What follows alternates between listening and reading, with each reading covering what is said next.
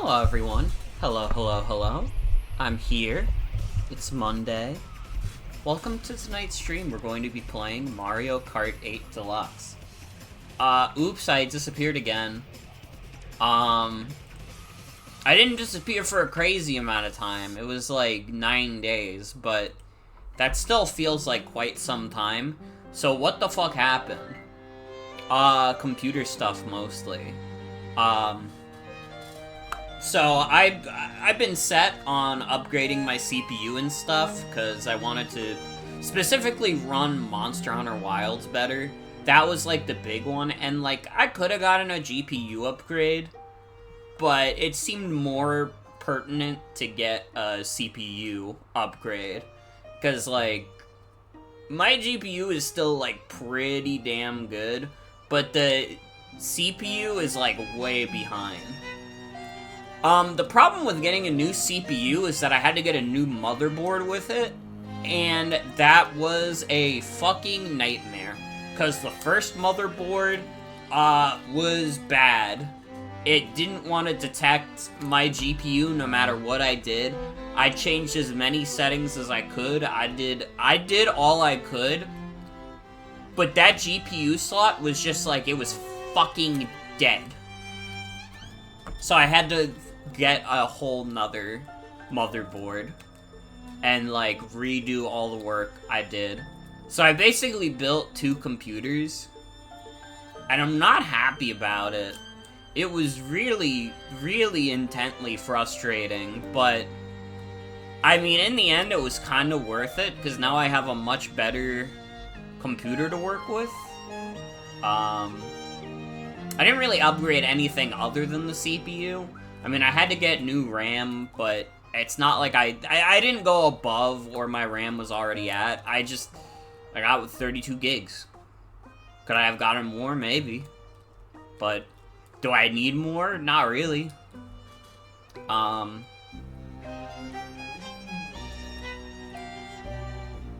don't think I really got anything else. It was just the CPU and the motherboard, and dude, the motherboard, too much. I hate motherboards. I think computers are the devil. Which is why I love playing games on my pewter. It's due to the fact that it's the evil. It's an evil device. But dude, I've been gone from streams so long, the fucking Pope died. Oi. Get a new computer. Hi, Vicwin, welcome. Dude, it's like so funny. I mean, it's not... It is funny. I was gonna say it's not that funny, but it is strictly funny. The Pope, like, met with JD Vance, and then, like, almost immediately after dropped dead. Which you have to admit is, like, really fucking funny. That's like, dude, I think we all wish that could happen when JD Vance speaks. And like, just, I don't know, if he was like dispensing the plague from his mouth, I don't know, we could like lock him in a cage and it wouldn't even be considered cruel. I'm not talking about like, you know, putting him in jail. I'm talking like a crate. Like when you're bringing your dog to the vet. We're just gonna keep him in there. Because he is very sick. He's a very sick man. It's also funny that my first game to come back to when I get a new PC is a game that I capture with my capture card. I don't know, Mario Kart is just like easy to slot in. I always want to play Mario Kart, so when I haven't streamed for a bit, I'm like, just throw it on. I could have done more Yakuza, but I kind of wanted to get back into the flow before I did that, which I'm really gonna have to get. I'm gonna have to start speeding those up. I'm gonna have to do them at least twice a week, because, dude, Mario Kart World is like a month and a half away. And if I don't have Yakuza done before then, it's never getting done. To be honest, because I'm going to spend all of my life playing Mario Kart World. I'm spending all my life playing Mario Kart 8 Deluxe. This game came out, like, 8 years ago. It's actually, like, really close to this game coming out 8 years ago, huh? Specifically this port, at least. I mean, Mario Kart 8 itself is 11 years, which is also fucking crazy. When was Mario Kart 8? Was it April 27th? Let's see. It was 28th! Fuck. Sorry, everybody.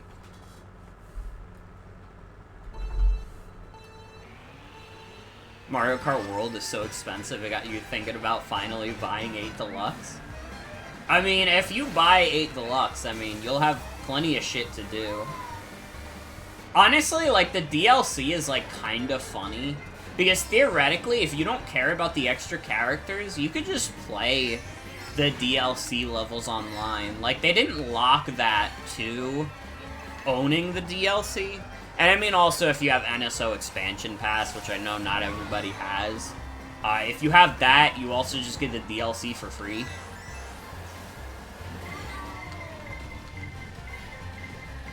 But I mean, Mario Kart 8 Deluxe is like a fucking huge game. So you'll get your time in it. And like, it's one of the best-selling video games ever. When Mario Kart World comes out, there's still gonna be 1 million people playing this game. Maybe even more than 1 million. Like, I don't think this game is gonna die anytime soon. Not even, like, once, like, World comes out, or even when it's more accessible, and it's not just, like, oh, it's, like, all the early Switch 2 owners get it, either with the bundle, or if you're like me, you're just fucking crazy.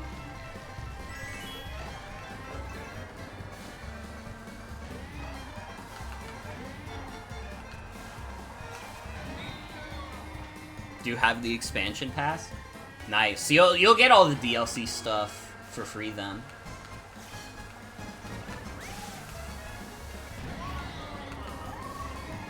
I, like, very recently just, like, said fuck it and got the expansion pass on, like, my main, like, Switch account, and not just, like, an account where I'm mooching off of other people's passes. That is true. There are still quite a few people who play Splatoon 2.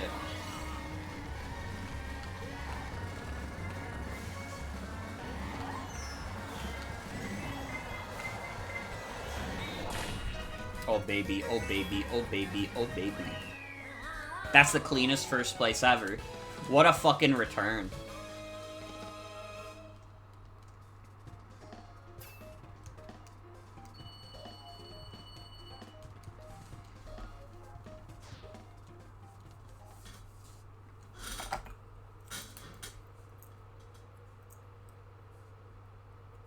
Splatoon 3 still feels like such a bizarre release.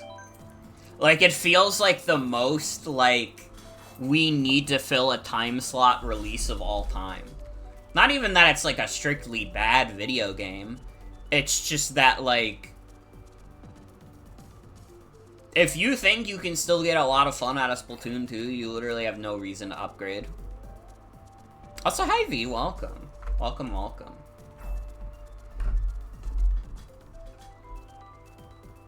I don't know. Like, I've gotten decent time out of Splatoon 3, but I feel like my Splatoon 2 hours, like, eclipse my hours in 3.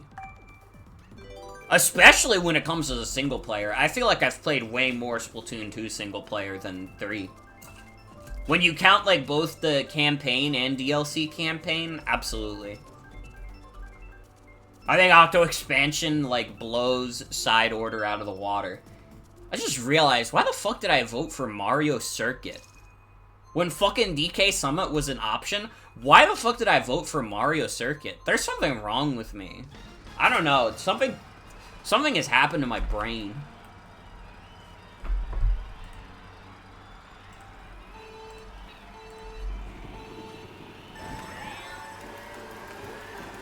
I don't know, it's all the psychic damage that I've taken from computer stuff. But again, hey, I wanna say that computer upgrade is really fucking solid. Because I went from never being, like, I went from, like, having, like, a mostly consistent 30 to, like, a pretty much fully consistent 60 with the CPU upgrade. Also, I appreciate that, V. I hope that the bog hasn't been too bad. Sometimes the bog can be okay. It's got your friends Shrek and Fiona there. Unless you're not friends with them, then I don't know why you would want to be in the bog ever. That's their home. Trudging through the blue.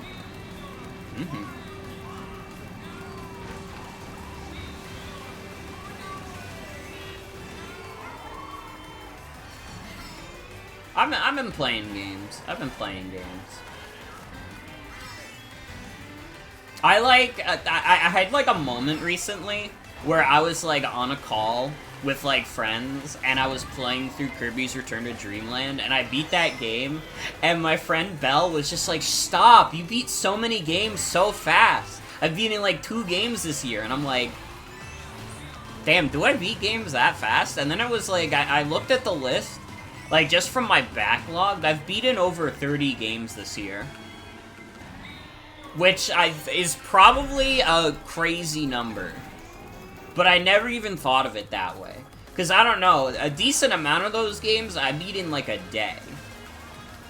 Just because, like, what else am I gonna do? That's nuts. I think. Yeah, I'm looking to beat Germa's record. I'm gonna beat all 700,000 games that exist.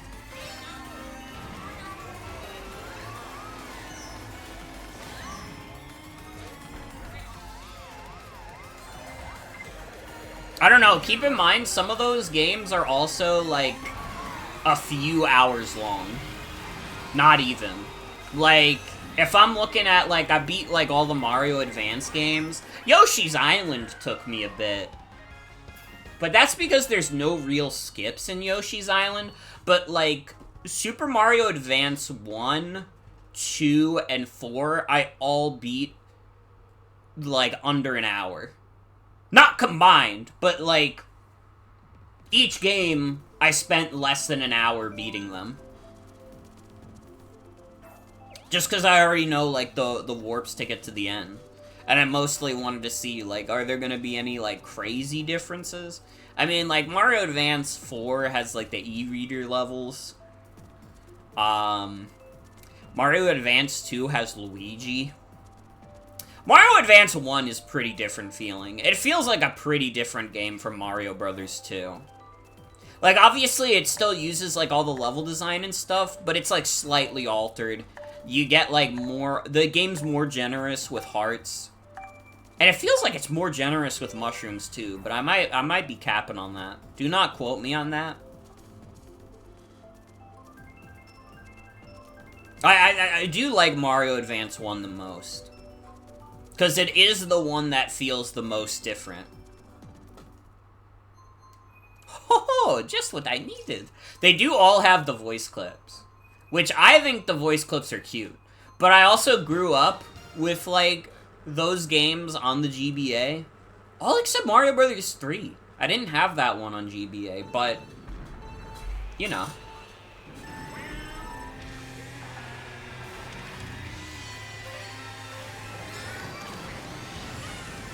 I could understand why other people might think the voice lines are annoying, but they charm me. I enjoy them. It's like my friend Luigi is really there. Yeah, I think that's true. And I mean, I think Mario Advance 4 has merit, but its merit does mostly come from the e-reader levels. Because otherwise, you're playing, like, a screen-crunched version of Mario Brothers 3. Which is, like, not the end of the world, but you would be fine playing the original or the All-Stars release. Probably the All-Stars release, since that's the one that has save files. And I guess Mario Advance 4 also has them, but again... All-Stars is a pretty good version of that game.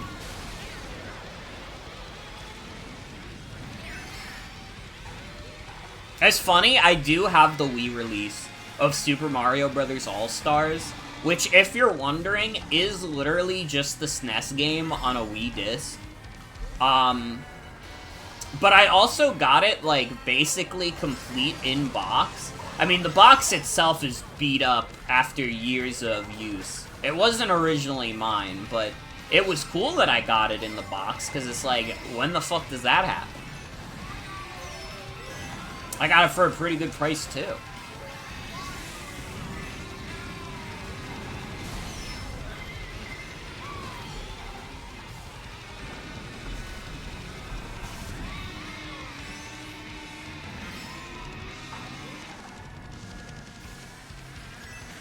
I enjoy the booklet it came with. That is cute.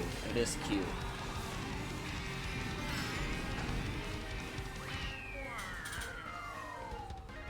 Can I get your sliced meat opinions? I can give a sliced meat opinion. I don't know when I appreciate you asking. I don't know if there's ever a bad time for a sliced meat opinion. I mean, that's my job. I should know something about it. Aw, fuck. Rippin' Road or Cheeseland?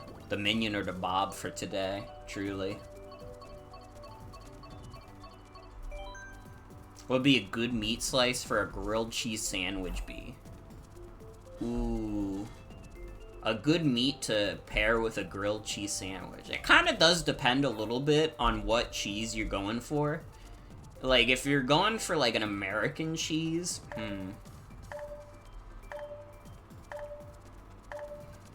I mean, a good old ham and cheese is never bad. Hard to fuck up a good ham and cheese. Cheddar? I feel like cheddar, you're also pretty safe with, like, a ham. I mean, ham is, like, kind of the quintessential, like, deli meat to begin with. I feel like ham typically pairs the best with most cheeses. Not that other meats can't pair well with them, but if you're, like, strictly going for that kind of thing, especially in, like, a grilled cheese sandwich, I would go with a ham.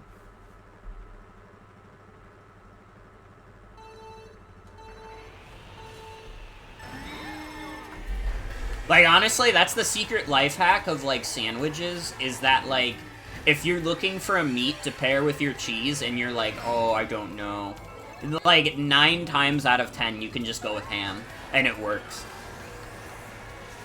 Now, there are situations where you'll want, like, a salami or a turkey, but I feel like for a grilled cheese, you want something that heats up decently nice. Also, that's fucking awesome. That's fucking awesome. Dude, I could go for a grilled cheese and tomato soup.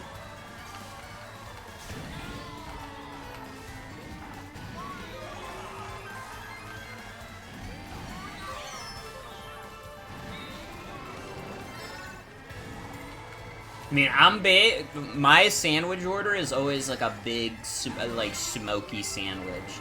I get a smoked Gouda, smoked turkey, smoked ham, and then I get like grilled chicken or honey barbecue chicken. Put a little salt and pepper on it. Bada bing, bada boom. It's good. Sometimes if I'm feeling crazy, I'll even put like barbecue sauce on it. Which isn't actually that crazy, but, you know, you can do it.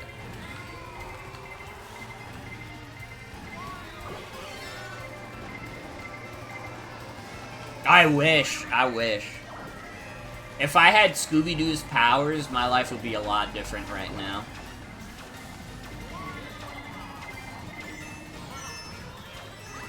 If I had Scooby-Doo's powers, I would probably be like 50 pounds lighter, too.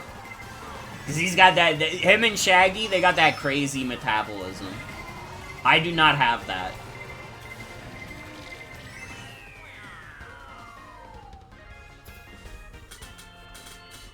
Fuck, my 1 point.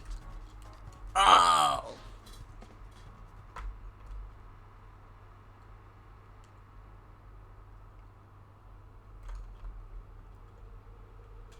Scooby-Doo did teach us that sandwiches are really yummy.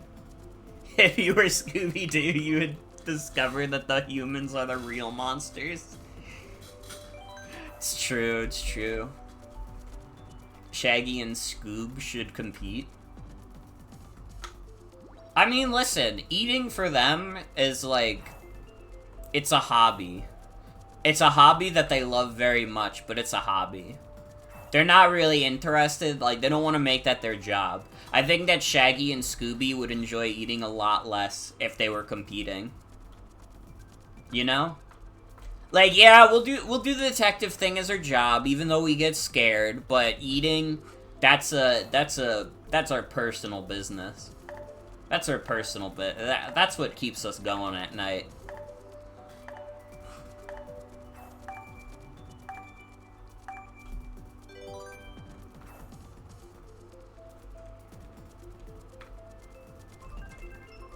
Although, who could out-eat who? Shaggy and Scooby with, like, a big sandwich? Or, like, SpongeBob and Patrick with all those sundaes at the Goofy Goobers? It's a tough call. It's a tough call. Scholars will be debating this for generations.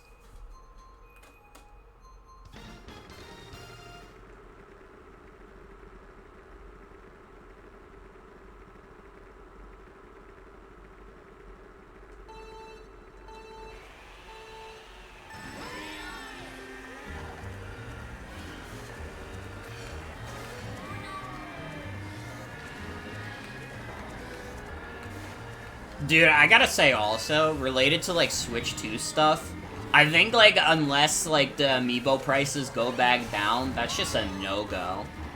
With, like, the tariffs raise the price of, like, a lot of, like, accessories. But it was, like, I don't know, like, $5 extra for the controllers. If we're being honest, the controllers were already overpriced enough where $5 additional isn't actually that big of a deal. Now, amiibos, on the other hand, were, like, low enough priced where, like, going from, like, $20 amiibos to, like, $30 amiibos is, like, insanity. That's fucking crazy. My ass is not buying a $30 amiibo.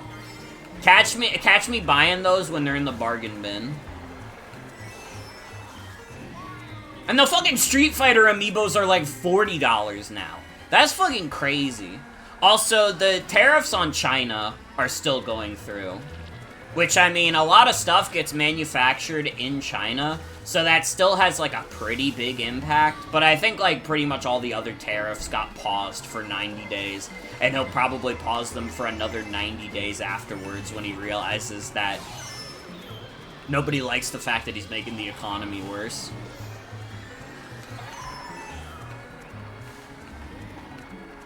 Yeah, amiibo prices are fucking stupid. Like, again, a $5 increase on, like, the controllers, that's just already, like, $80, $90, fucking whatever. I'm not happy about it, but strictly speaking, I don't have the energy to get mad about a price increase for something that really doesn't make that big of a difference. Do not understand the USA's beef with China. It's racism. If you need to understand the beef between the United States and China, it's that a lot of people in power are very racist. And that's pretty much it. Also, China is communist, and we don't like that here in our good old capitalist America. That's really what it boils down to. Catch our ass doing the Cold War Part 2.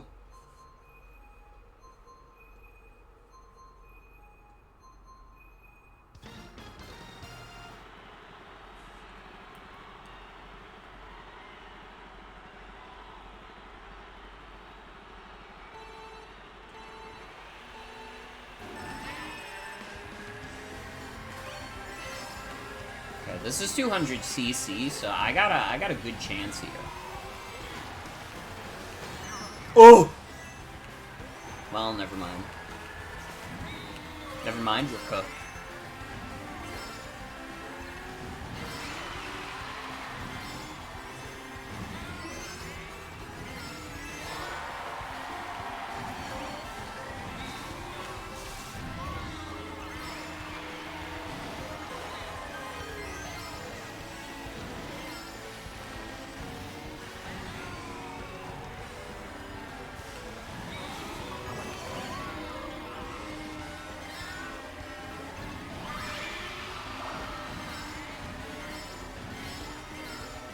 Called Excite Bike Arena because you get excited.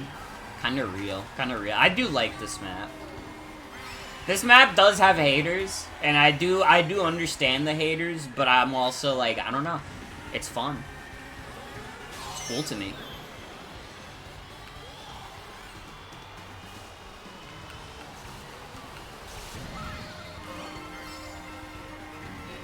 And I mean, hey, if you think Excite Bike Arena is mid, you gotta admit, that makes it true to life.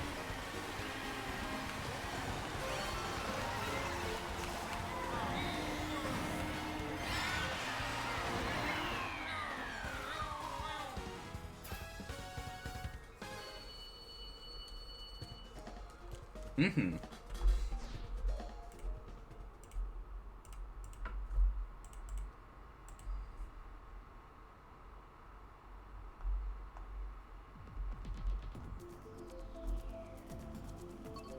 Dude, Dragon Driftway?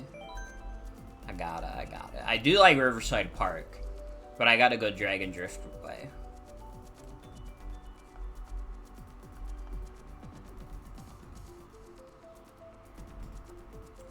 Did you guys see that they're adding verified accounts to Blue Sky? Which is, like, very funny, because I also saw a lot of people get really mad that they're adding verified accounts to Blue Sky. And it's like, man, I wish I could pretend like I had no problems. If the worst thing that was going on in my life is that they added verified accounts to Blue Sky, I would be a lot happier, to be honest. It's literally, like, the most, like, this is a non-issue ever. And I think the people freaking out about it are, like, being, like, dumb. Like, yeah, could they have added, like, private accounts and, like, circles and stuff? Yeah, but it's literally just, like, of course they were gonna add verification. Duh.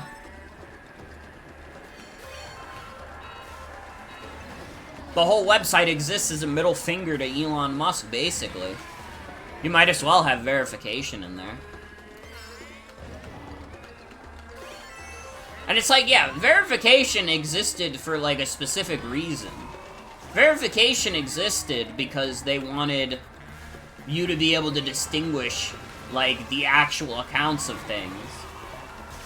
And not just be able to tell that, like, some guy paid $8.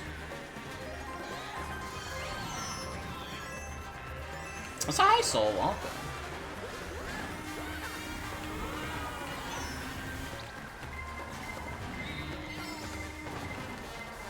Like, I don't know, you could not catch me getting, like, mad about, like, Blue Sky adding verification. Oh, but they could have added this, they could have added that. Yeah, they could have, I guess. I'm kind of fine if they don't, because it means I'll spend less time on social media. If we're being honest. It's probably a good thing they don't have private accounts yet, because you know what would happen? Everybody would immediately make a vent account and be like, guys, I dropped my cereal on the floor and I'm not sure how much more I got in me for the rest of my life.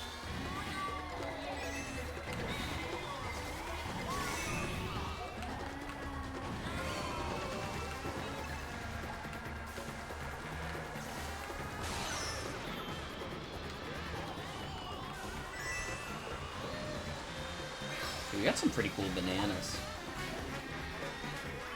Dude, I hope they have cool bananas in Donkey Kong Bonanza when that comes out.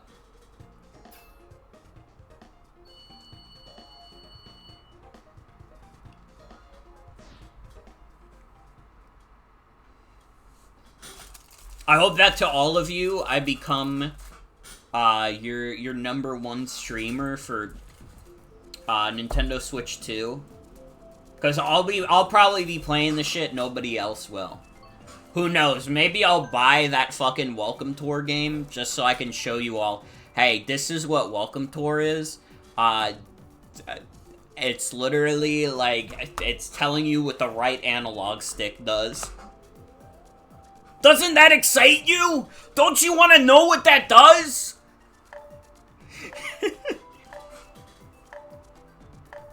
Nah, it'll probably be a bit before the weirdo games come in. They're getting all the obvious stuff out of the way first. You know. You get a Mario Kart. You get a Zelda. We're kind of getting a Kirby with the Air Riders.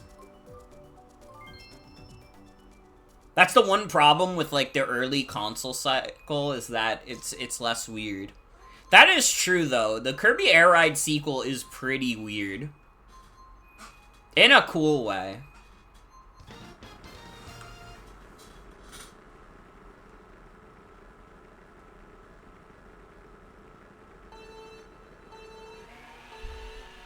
Yeah, it's a sequel. Kirby Air Riders is a sequel. What if they pull a Rainbow Curse and Switch 2 only has Kirby spin-offs? That'd be kind of crazy. Like, I don't know. A Nintendo console can survive without, like, a mainline Kirby game, but it also feels, like, weird if they don't have one. Because, like, basically every Nintendo console has had a mainline Kirby. When I think about it. Like, NES had Adventure, Game Boy had Dreamland, Game Boy Advance had Amazing Mirror, SNES had Dreamland 3, 64 had 64. Its favorite trick is having games called 64. The GameCube didn't have one. That's, like, fucked up. No wonder the game, but maybe there's some credence to, like, a Nintendo console kind of flopping without a Kirby. Because even though, like, nowadays, the GameCube's reputation is, like, pretty good, at the time, nobody really wanted a GameCube. I had a GameCube, but I was, like, the odd one out. Everybody else was like, dude, the PS2 already has, like, every video game ever on it. The GameCube was going to have one. I have seen the footage of the canceled GameCube Kirby game.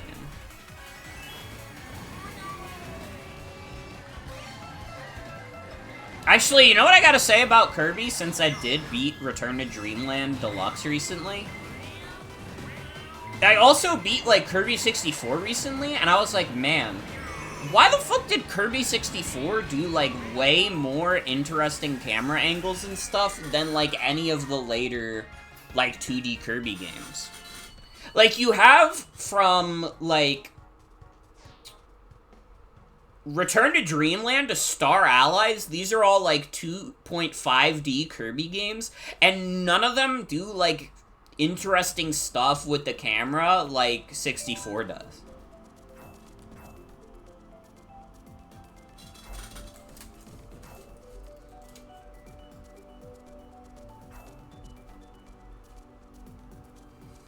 Feel like a total nerd when it comes to your family because your whole family were PC gamers by 2010. It do be like that sometimes.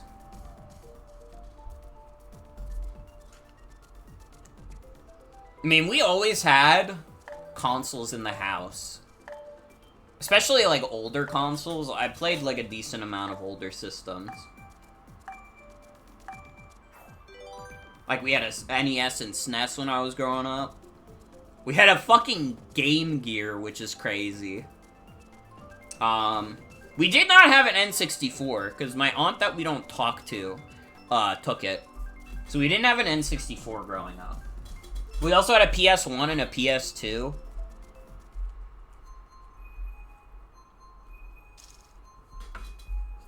Knew how to torrent before you ever played Minecraft? I think I learned how to torrent because of Minecraft. Like, I played like illegal copies of Minecraft before I ever bought it. Like, 2 years before I bought Minecraft, I was playing illegal Minecraft. Don't tell Microsoft, though, because I hate them.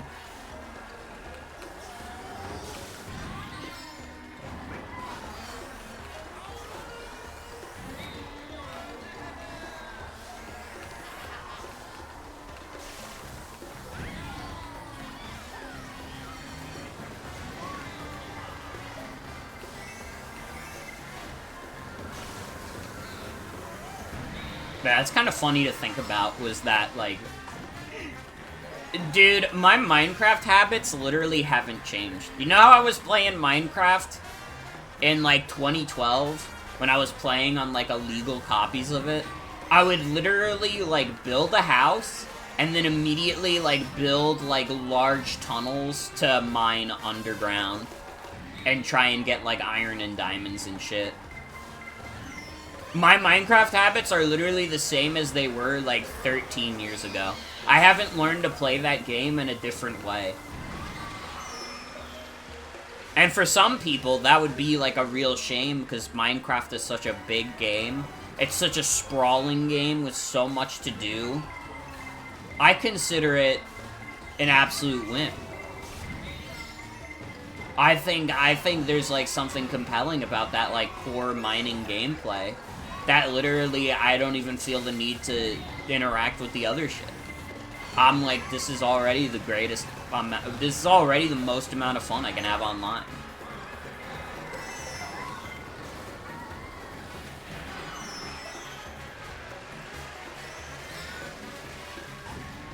It's true, it's true.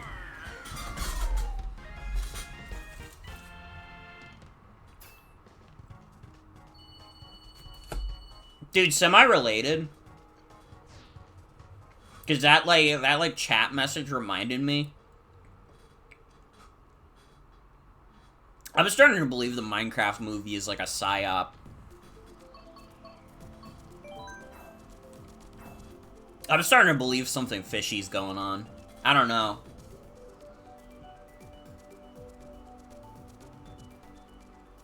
Like, the first time I hear, like, Chicken Jockey and, like, I Am Steve, I'm like, oh, haha, that's a little funny. The 100th time where I hear it and, like, people are going apeshit about it in a theater and get themselves kicked out, I'm like, something's going on here. I don't trust like this. I wish it was like Gangnam. I wish it was like Gangnam. I don't know, like, nothing in the Minecraft movie seems like this worth, like, causing this much of a stir about. And, like, pretending like it's the funniest thing we've ever heard.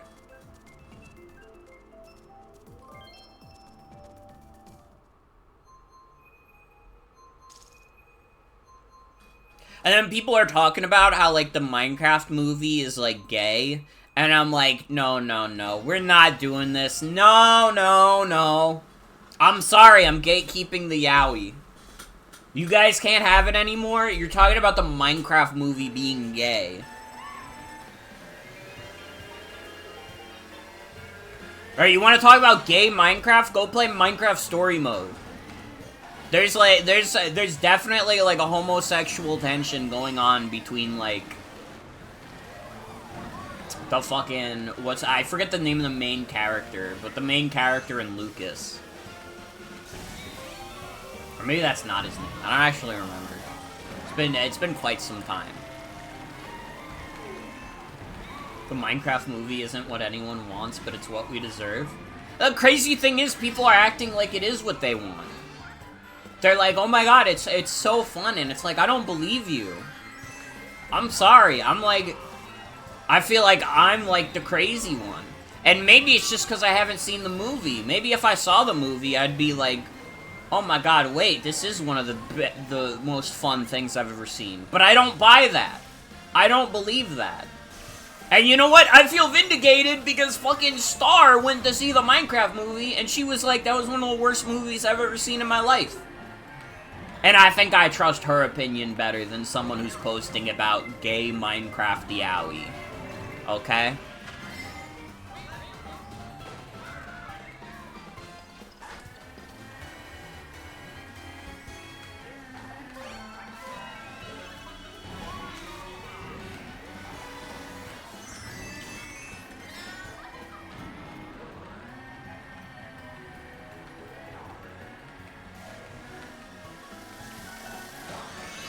I don't know, it drives me crazy.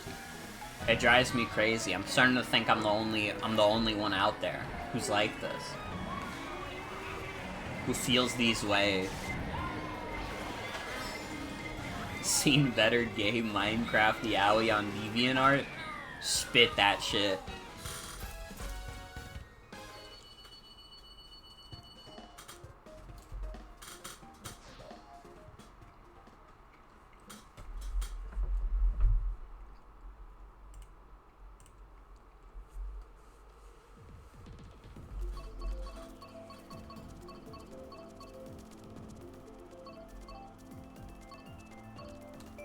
I don't play any of these.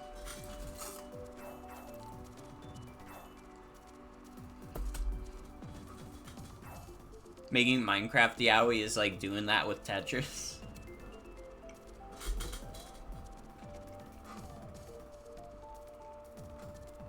For an enlightened Himijoshi, Tetris is like Yuri.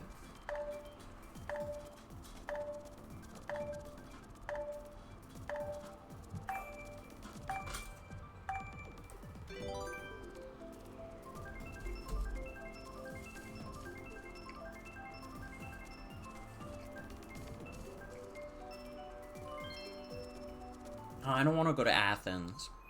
Why do I have to go?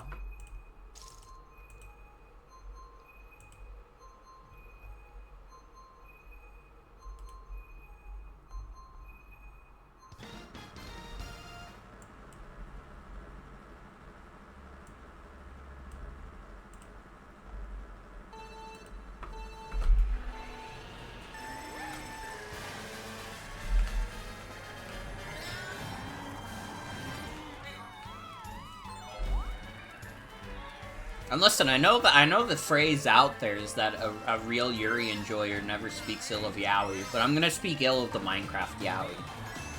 I have to put my foot in the sand, you know? I can't let this keep happening. I have to make a stand on like completely insane like online only discourse that nobody in real life would give a shit about. Like, if my ass went up to one of my coworkers and was like, dude, have you been seeing the Minecraft yaoi online? They would be like, what's yaoi? And I would know that they're in a better place than I am.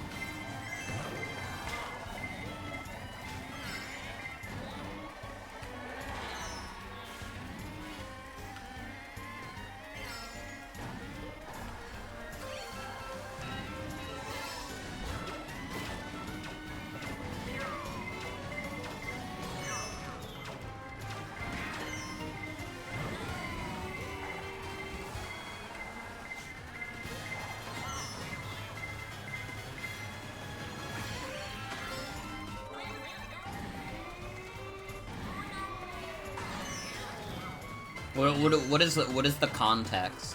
What is the context?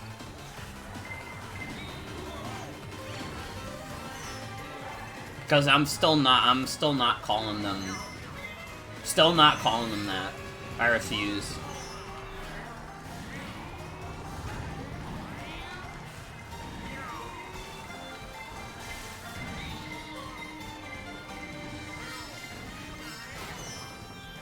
The Prada plant might be faster in Deluxe, TBH.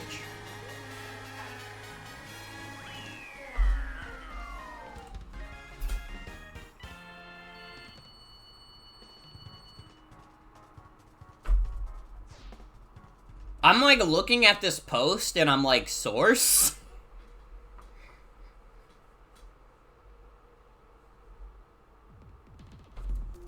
I feel like, I don't know, that seems like too petty of a reason to actually make Jack Dorsey leave the website. I'm gonna keep it 100, that seems like too petty.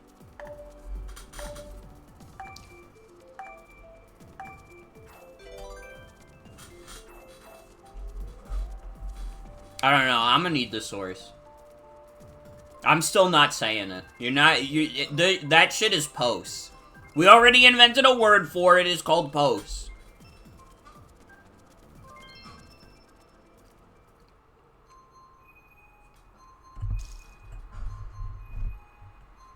Alright, I was a Tumblr kid anyways. So I'm more used to making posts than tweets anyways.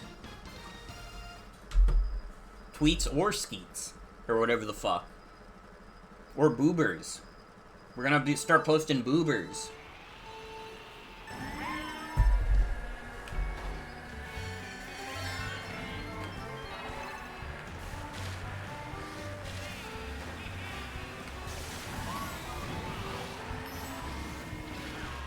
Not my skeets. Not my tweets.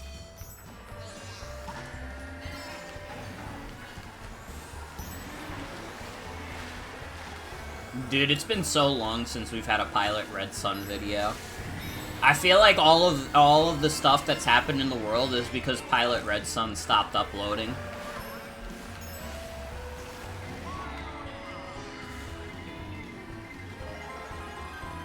I know he does, like, music now, but I haven't listened to his music as much. I listened to one of the albums he uploaded, but I don't remember which one.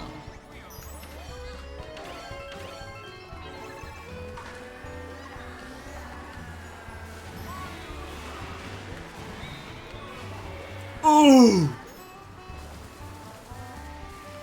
I fucked up.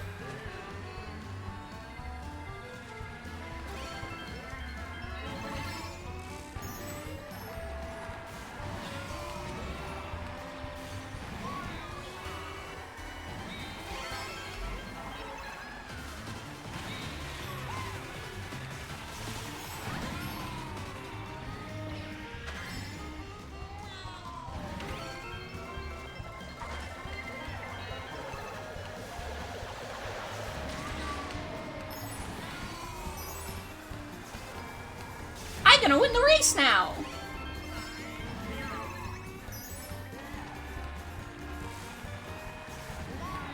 Oh baby, oh baby.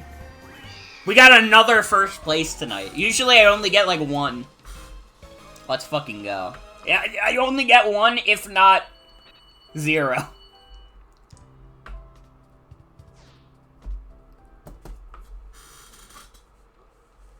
Give me that damn crown.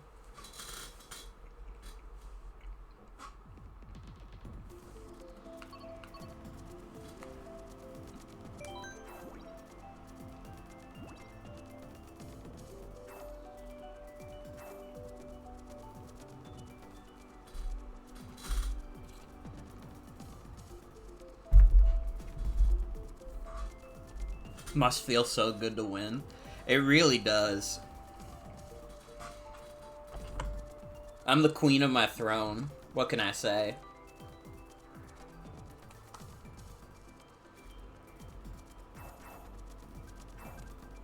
Just kidding, I hate competition.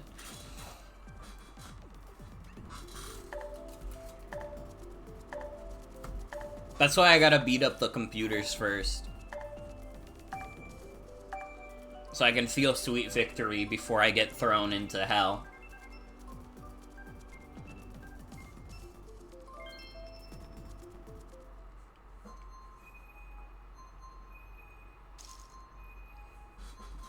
Dude, you know what I kind of want to stream at some point?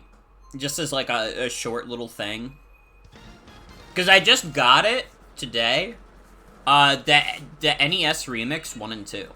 I think that would be fun, because during the Wii U days, I never really played those. But now I own the 2-pack that released as a fucking disc.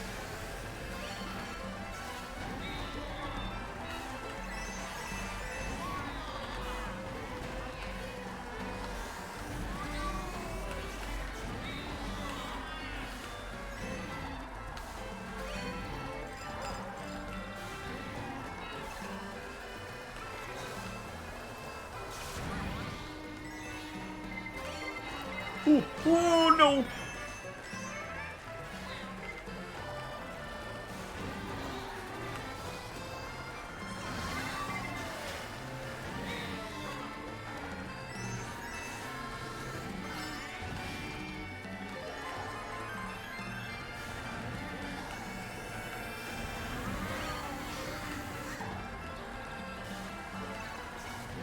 Dude, I want to play Mario Kart World now!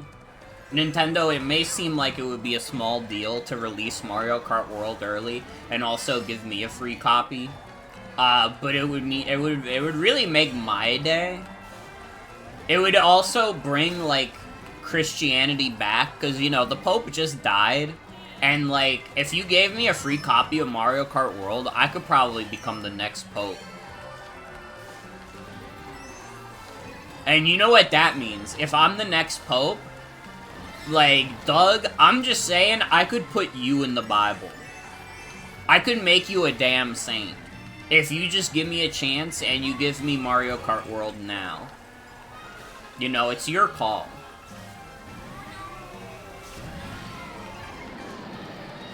Dude, I just realized, I didn't even tell you guys the craziest thing that happened while I was, like, on break.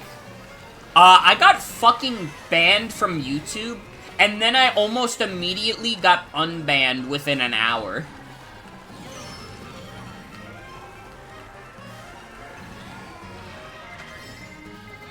So, like, randomly at night, I was, like, going through my subscriptions, and all of a sudden it refreshes to a page that says, your account has been suspended. We caught you doing scams. And I was like, huh? What? Scamming people? What the fuck could I have done that would have scammed people? And, like, I contact YouTube immediately. I even log into Twitter to go to YouTube's support page because I'm like, dude, it probably will still take a decent amount of time to get a response, but at least I'll get a response promptly. So I send in a report, and I'm like, hey, what the fuck? Why did I get banned? I don't take sponsorships. I don't do ad reads. I don't do any of that shit. I don't tell people to go out and buy, like, scammy shit. What the fuck did I do? And then they, like, within an hour, like, looked at my report and they were like, yeah, no, you're good. I was like, okay. I, like, went through the trouble of logging into Twitter so I could, like, contact your support, and then you just tell me, like, oh yeah, wait, you're chill. What the fuck happened? It wasn't even the only channel of mine that got banned! I had to unban Swagger2 and, some other account. It was a school account. I had to get my school account unbanned. I say school account. I really just used it to upload, like, my student film, and that was it. And you'll never find it because it's unlisted. So I'm not even gonna try.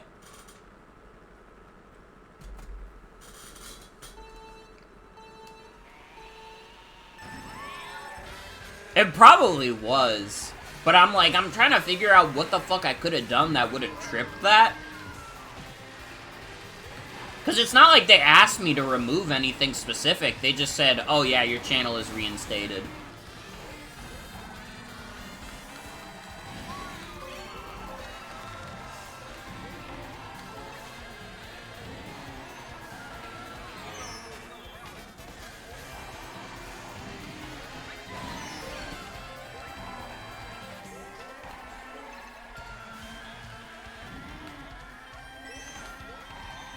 Like, I don't know, it was a fucking emotional roller coaster of, like, an hour, because I was literally like, what the fuck, I've been using YouTube to archive my shit for, like, 10 plus years. And now that shit is just in the toilet. And then it was, and then in, like, the blink of an eye, it was back. It was like it never even left.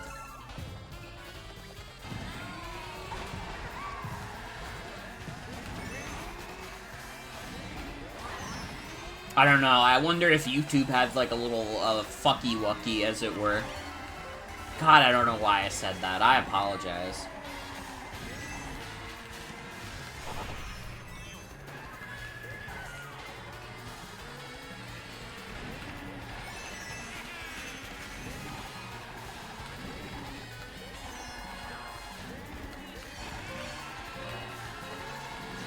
I gotta say, though, unironically, YouTube's customer support is, like, better than Twitter's ever was.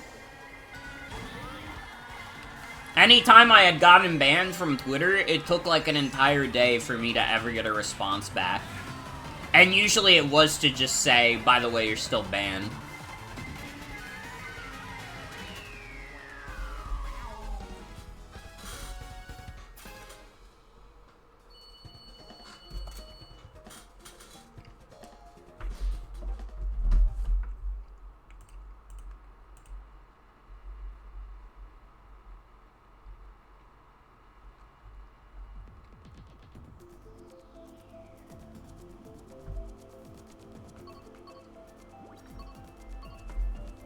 Hey, give me a ribbon road.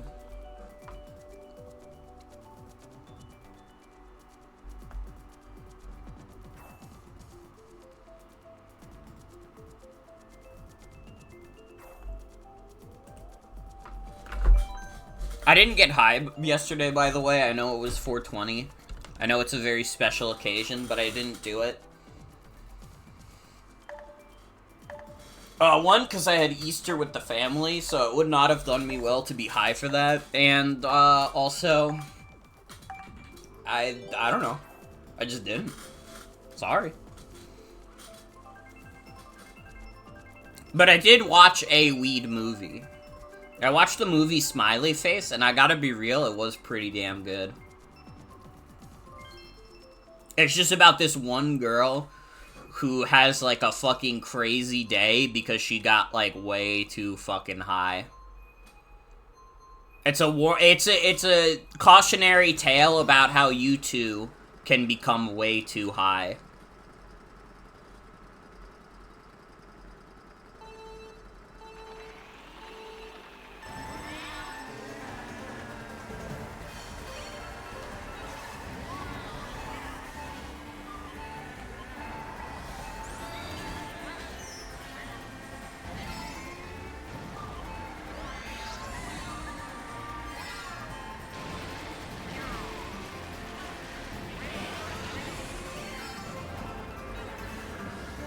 Honestly, it was probably good that I wasn't high watching that movie.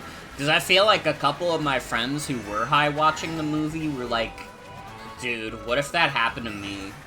I would be, like, really upset if that happened to me.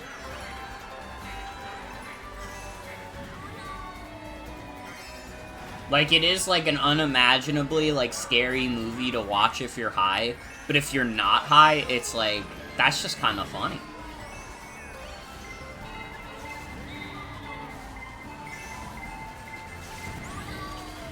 Nope. I see you doing that shit. Trying to play like you know me. Okay, that Shy Guy has been invincible for way too long. What the fuck?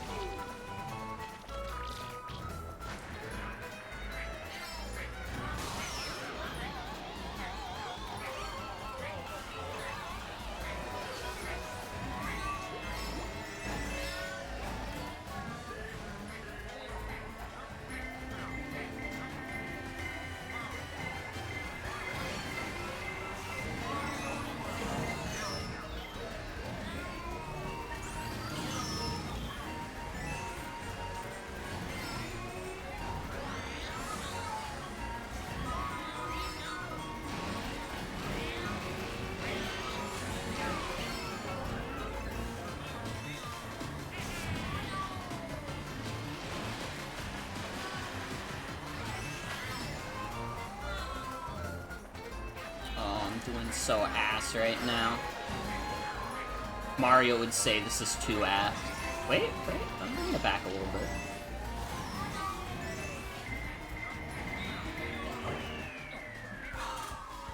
I could have done the boo into that guy and maybe gotten 4th. It's okay. It's okay. We got 14 points. You can't complain about 14 points. You know how hard it is to get points in Mario Kart when you're already at over 10,000? It's like a Herculean task.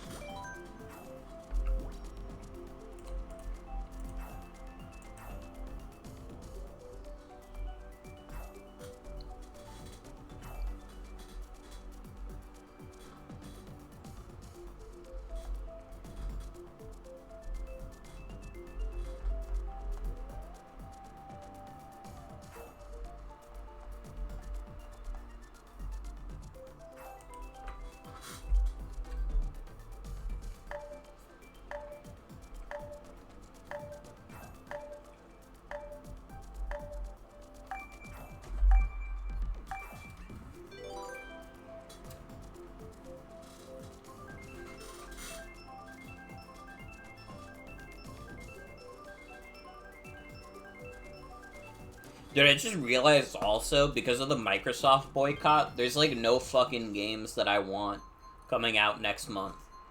Like, next month was gonna be Doom, but now that Microsoft is on, like, the BDS with all their gaming stuff, it's like, that's out the window. What the fuck comes out in May?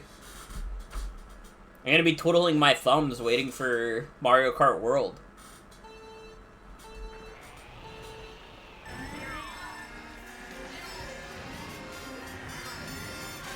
I need a surprise indie game release. We need Nubby's Number Factory too. Make a new version? I already got bored of the original.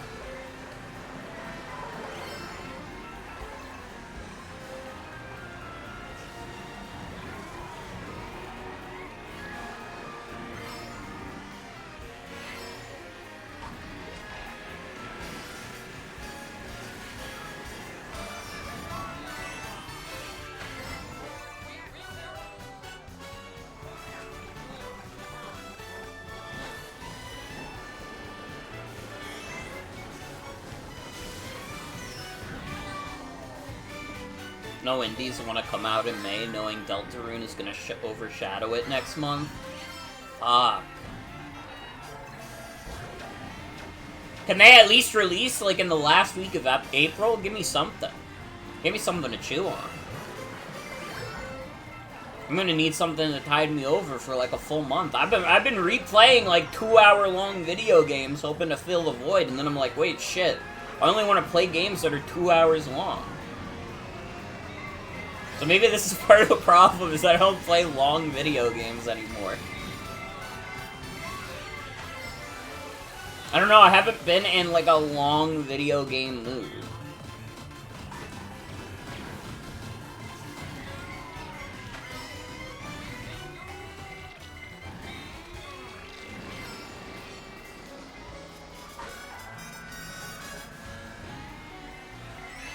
I mean, I replayed Miitopia recently, and that took me, like, 35 hours, and that was, like, that was crazy. That was, like, that was probably, like, my upper limit.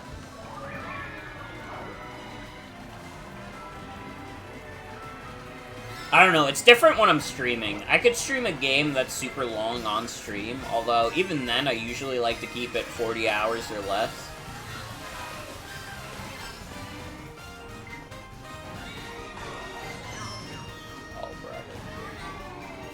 It's over for me.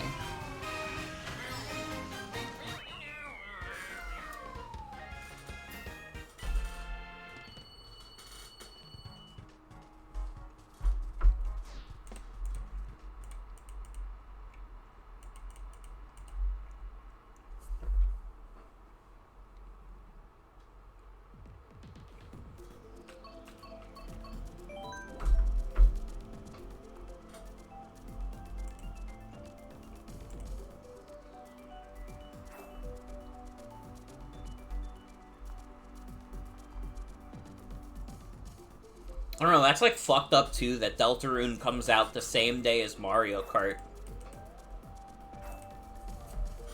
Like, that's targeted at me specifically, because I'm gonna want to stream both. But it's gonna be like, I don't know, it's like I'm definitely streaming Mario Kart day 1, which means I have to dodge Deltarune spoilers like I'm dodging the fucking draft, dude. And, like, I'm not even someone who gets, like, particularly mad about spoilers. I think I have become sympathetic to it, though. I think I, like, understand as I get older. It is like, you know what? It would be nice to get surprised on some things. Don't surprise me on a gift, though. I would still rather know what I'm getting than not.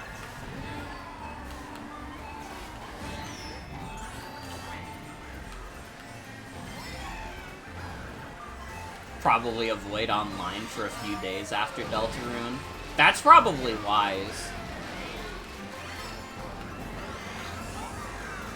Because, you know, like, within, like, 2 hours of Deltarune Chapter 3 coming out, people are gonna be like, dude, we just got to the secret boss, Pluie Omega. What the fuck? Dude, he's got 3 eyes? What lore implications does this have? And then, like, there's gonna be, like, 3 replies that are all just variations of KYS.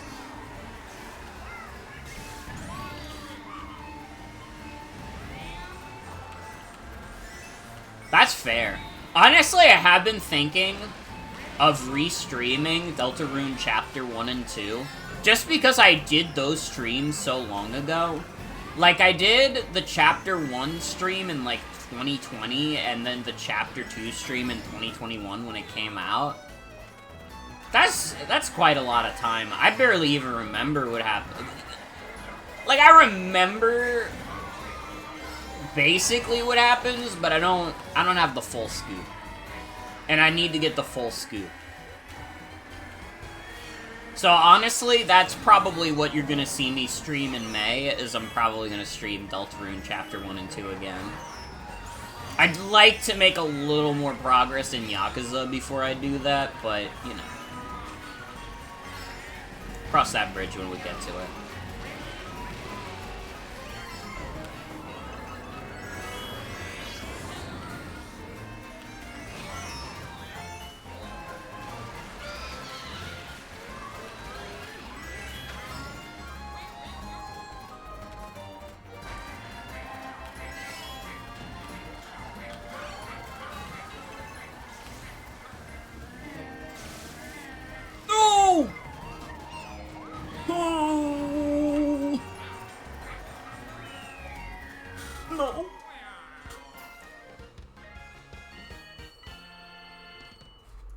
I fucked up.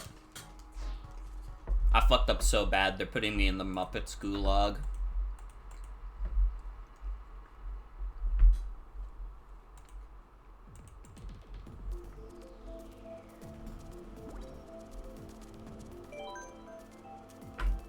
Give me TikTok clock, dude.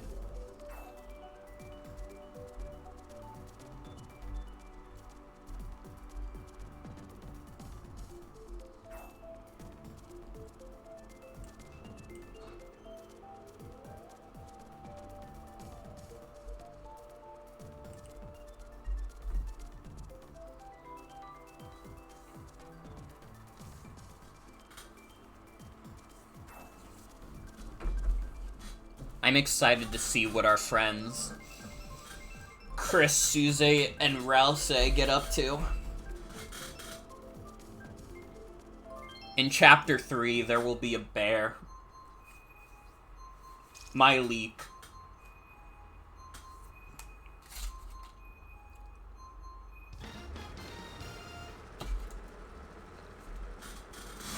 And maybe he even has an opinion on politics.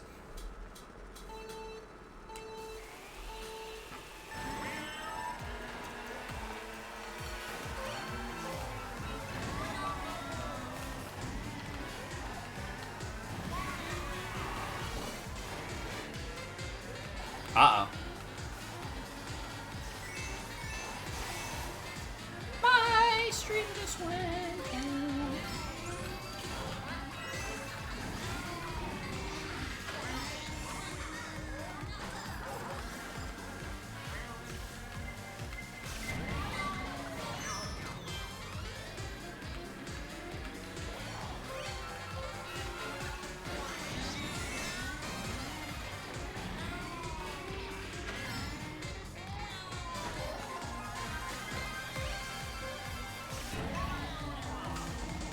Gangster, get out of my face.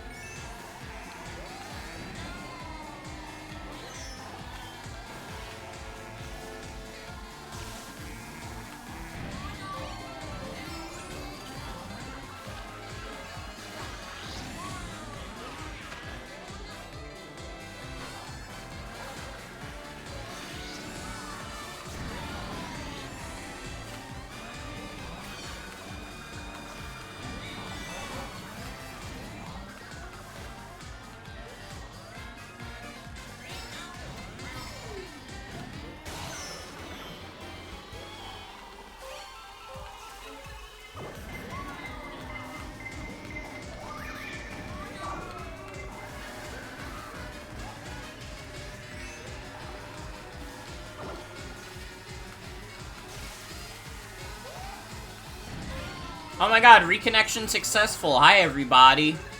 Yeah, my stream did die for me spoiling the politics there.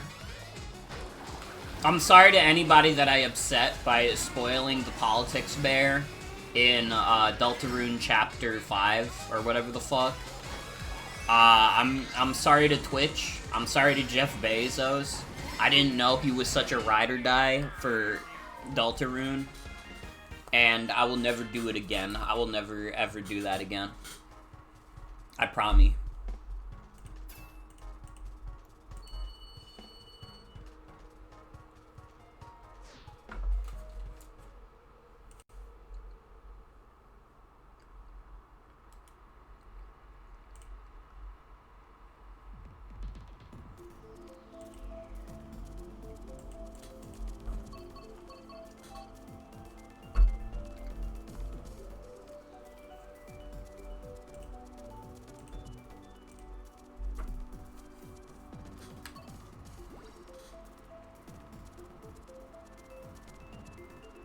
I guess we could do Moonview Highway. We already did it, now that I'm thinking about it.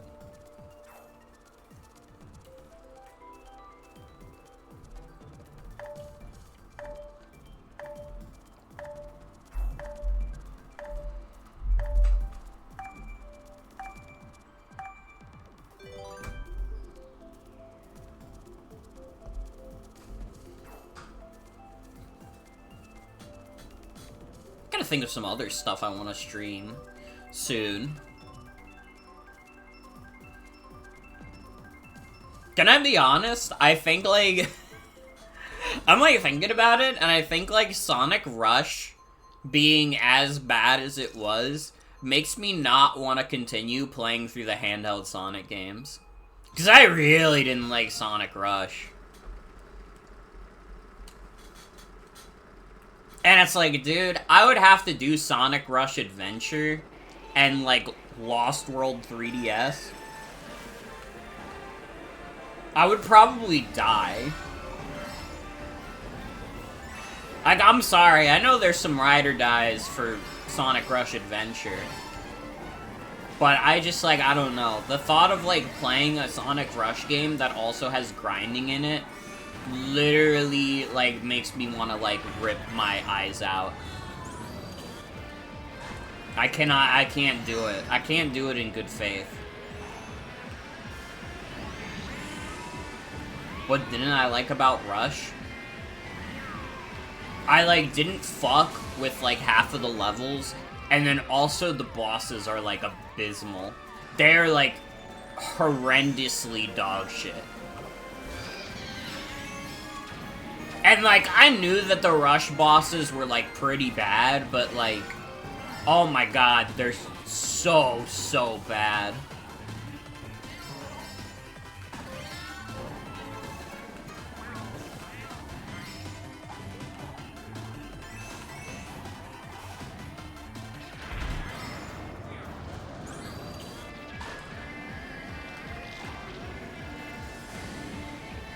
Yeah, I don't know. It was just a frustrating video game to me. I did not have fun playing Sonic Rush.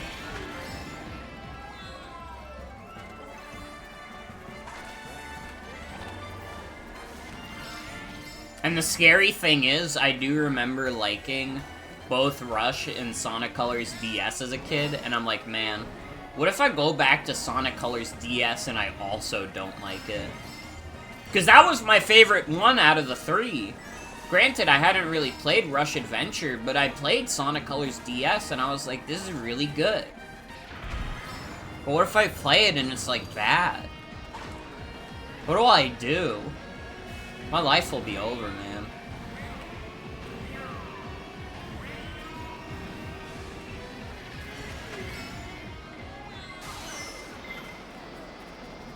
See, that's the thing, is that, like, it had been a long time since I played it, too, and I was like, oh man, I remember Sonic Rush being really cool. And then I played it again, and I was like, this game is, like, really fucking annoying.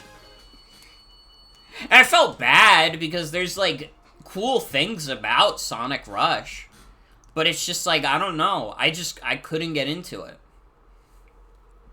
It was kind of the same problem I was having with a lot of the Advance stuff, is, like, I liked Sonic Advance 1. I think Sonic Advance 1 is, like, a genuinely really good game. Sonic Advance 2 is, like, really not my speed. I really don't like Sonic Advance 2. And then Sonic Advance 3 is, like, somewhere in the middle. It's like, there's things I admire about it, things I think are really cool, and then there's also things about it that really frustrate me. And then Sonic Rush is, like, leaning towards the Advance, too. Like, you can see why I'm not, like, big on, like, going back to more, like, handheld Sonic games. Because, like, I don't know, the idea of playing through them all at this point is, like, dude, I don't know if I got it in me.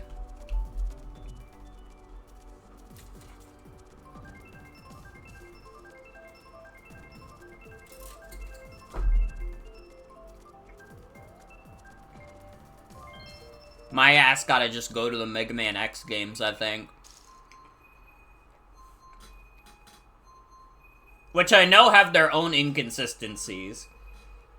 But I feel like Mega Man X is, like, more understandable to me. Which is crazy, because I'm a way bigger Sonic fan than I am a Mega Man fan.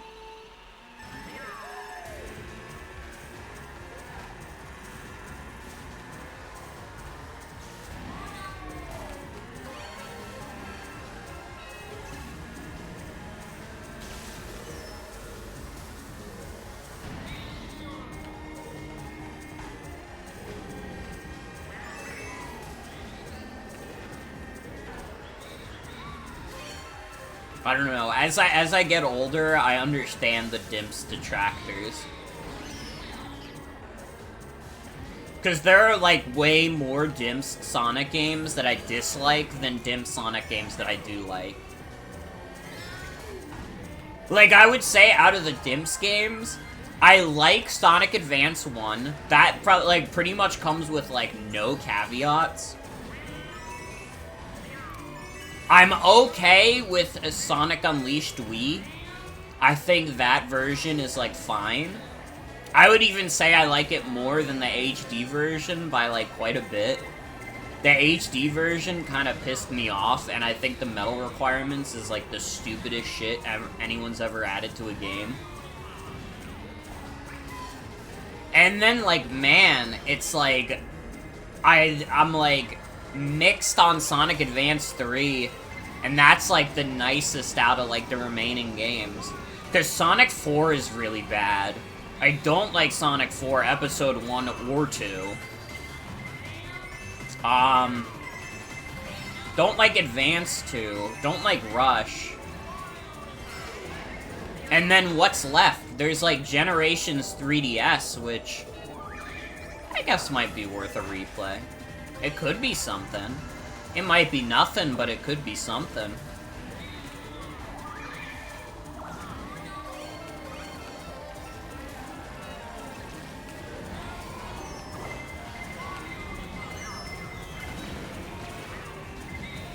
Ooh! Fuck.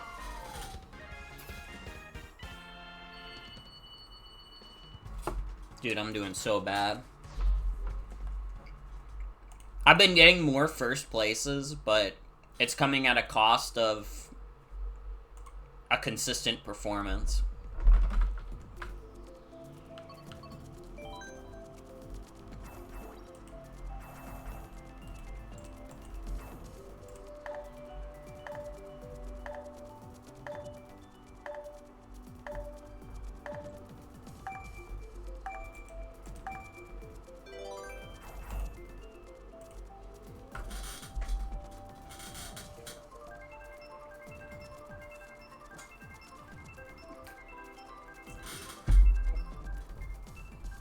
Dude, that's Boo from Mario.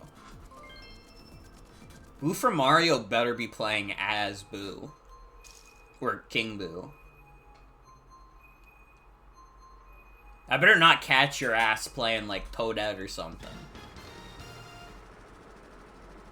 I do see a King Boo.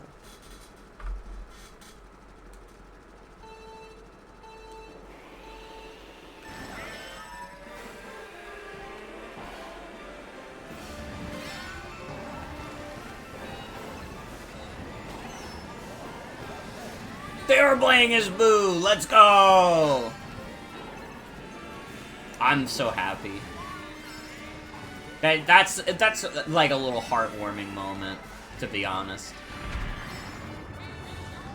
Did we just play this map? Was this not literally like the last map that I played? Why the fuck are we at Cloud Top Cruise again?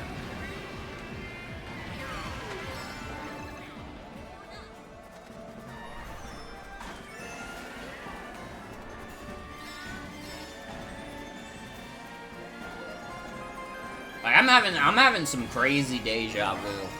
I'ma be real.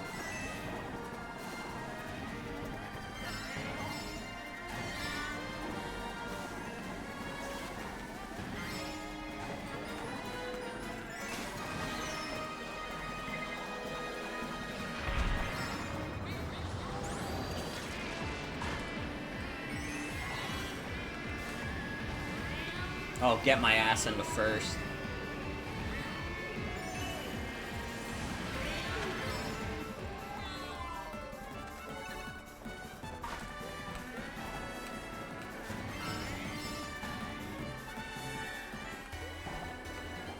Get this Diddy Kong off my tail.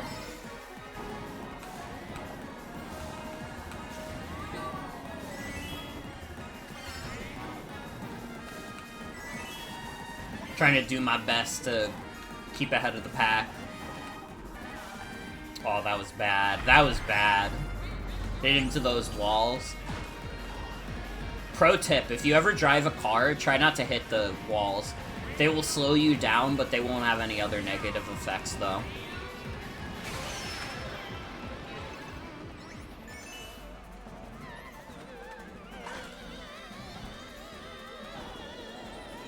Playing Cloud Top Cruise online constantly for the Mario Kart 8 launch window experience. That's kind of real. Dude, I'm telling you, my performance has been all over the damn place. I got first again. This is like my third or fourth first place performance tonight.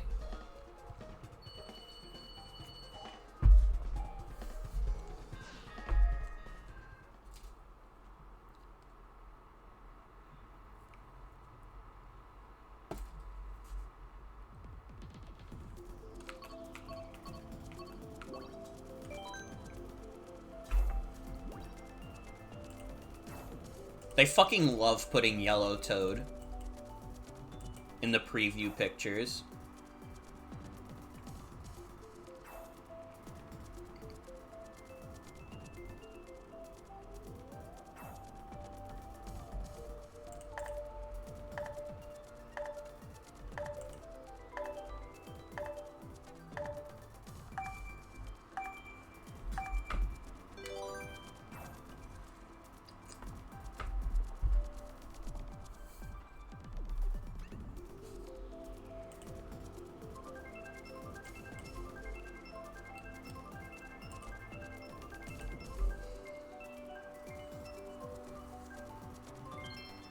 Who the fuck are these people picking Toad Circuit?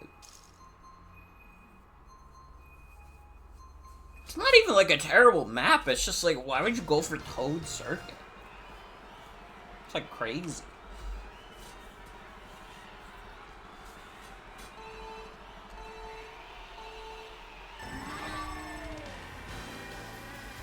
Just to shake things up?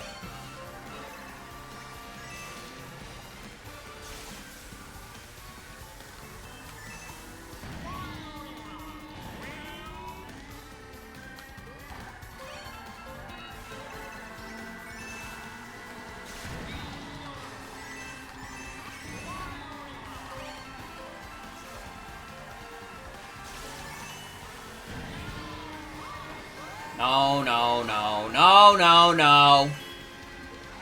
Get off my damn back. No! Do not. Nope.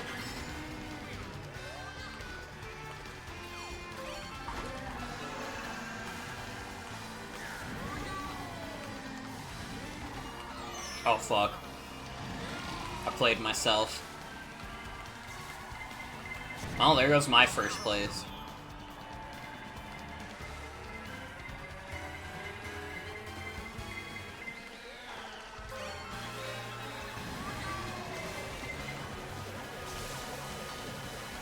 Well, it's okay. Who's ever in first place now, they're gonna be very miserable.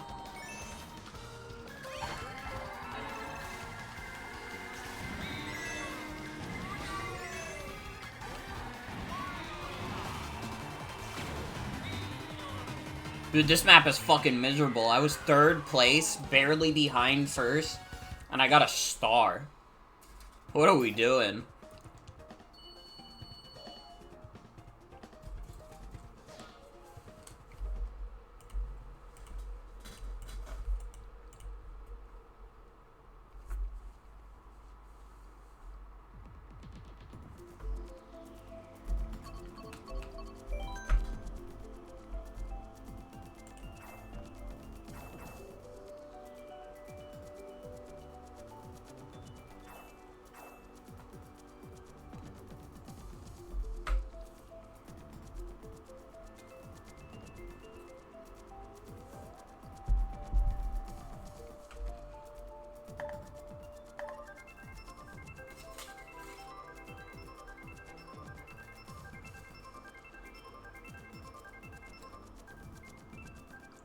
I guess Electrodrome is pretty good.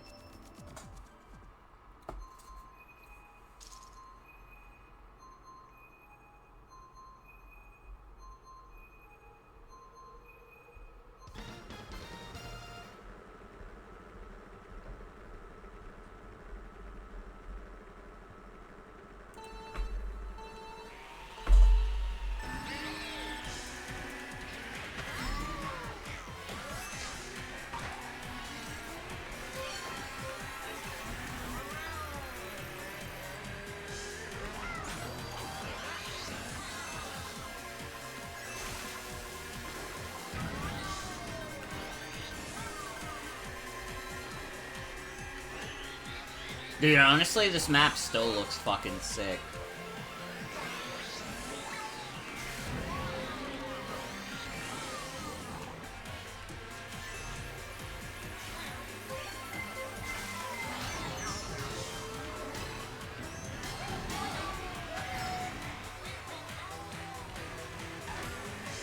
Can I tell you guys, I'll get, like, recommended, like, YouTube shorts about, like, Mario Kart.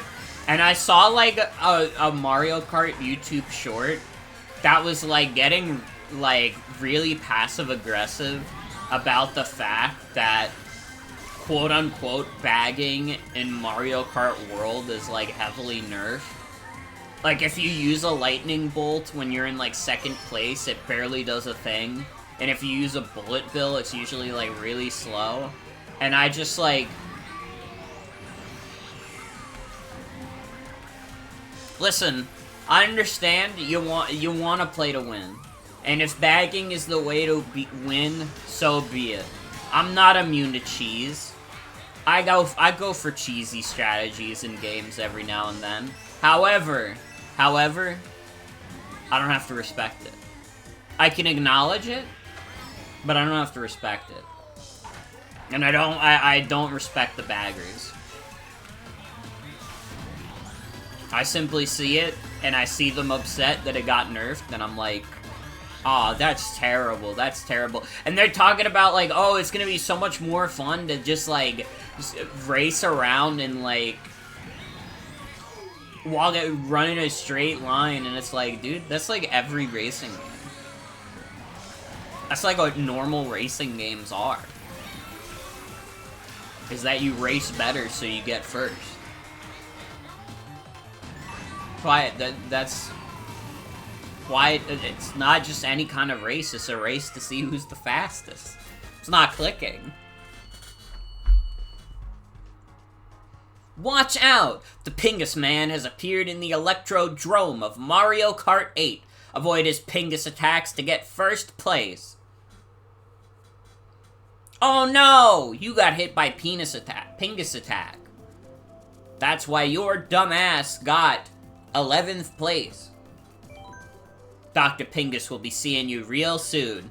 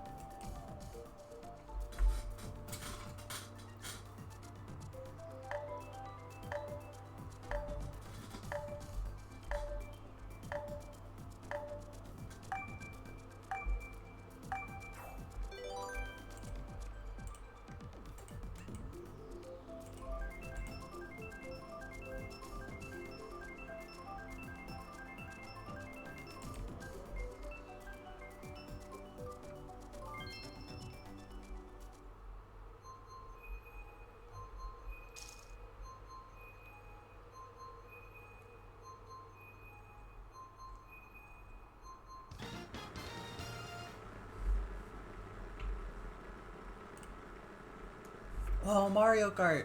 Hi, Toshi. Welcome. Welcome, welcome. I am playing Mario Kart.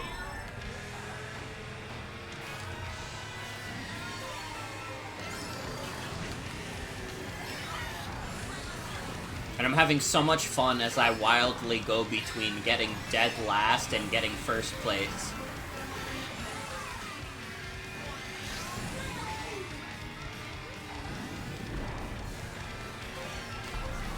So you understand, you understand.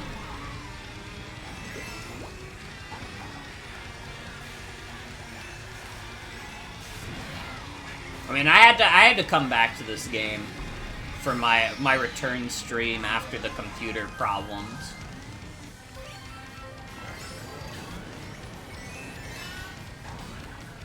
For anybody who missed it when I talked about it at the beginning of the stream, part of the reason I was gone for like 9 days is that all my new computer stuff came in, which was like cool. I tried to build the machine. The problem was the GPU slot on the motherboard was dead. And I can't exactly stream like new games if I don't have like a GPU. So I had to buy another motherboard. I had to wait another few days for that to come in. But when all was said and done, thank fuck, it works like a charm. So 3 years after like the initial Buxathon where I like had to like build a computer and I fucking failed that time, Morgan has finally successfully built a computer. And I mean, granted, it wasn't like I was like building a whole new computer, but there's not as many recycled parts as you would think. Dude, could you imagine if I got that hit before they crossed the finish line? That would have been crazy. It is funny, there actually is one thing broken on this motherboard, but it was inconsequential enough where I literally did not give a fuck. And it was that the fucking, like, slot for, like, the front panels was, like, fucked up. Like, the front panel USBs, and I was, like, literally like, dude, I don't give a shit. I'm just gonna be real. Because when I got this computer, when I bought it off my coworker, one of the USB slots was already broken. So I already only had one working USB slot. So to lose the other one as well is literally like, I don't even care. I just put my Wi-Fi adapter in the back. And it works fine because this motherboard has more USB slots than my old one did. So it's like, literally, it's a net 0 gain.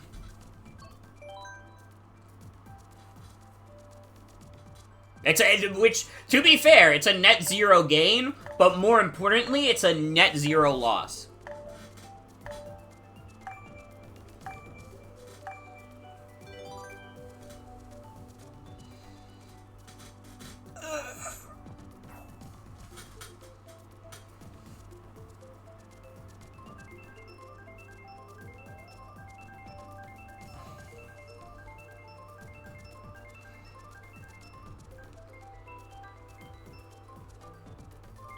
They're denying me baby park. They don't want to see me at my baby park. The world's not ready for it yet.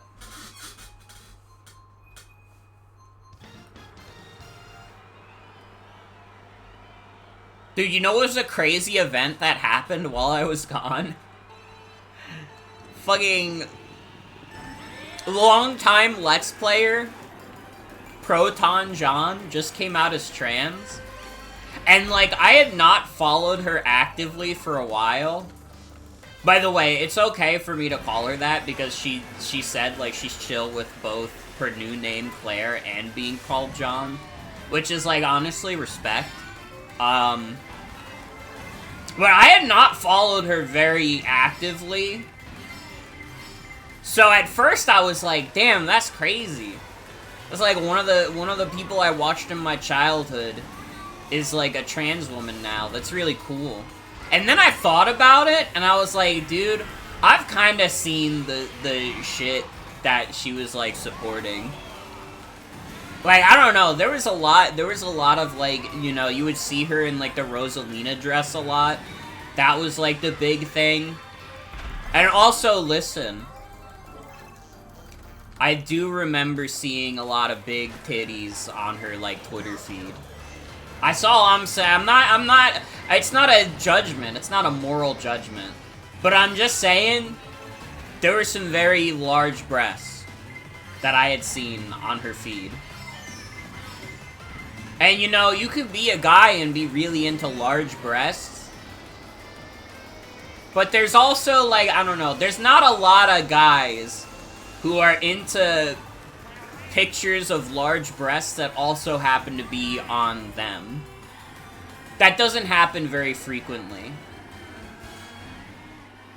Yeah, it is one of those things where, like, you hear it at first and you're like, oh, fuck, that's crazy. And then you think about it a little bit and you're like, you know what, actually, that explains a few things.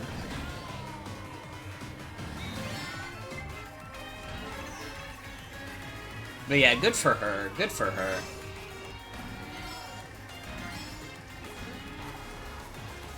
Let it be known, though, I wasn't one of the people who blew up her spot. She was talking about people, like, basically blowing up her spot. It wasn't me.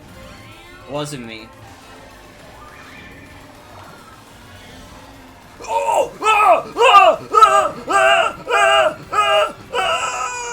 That was the greatest first of my life.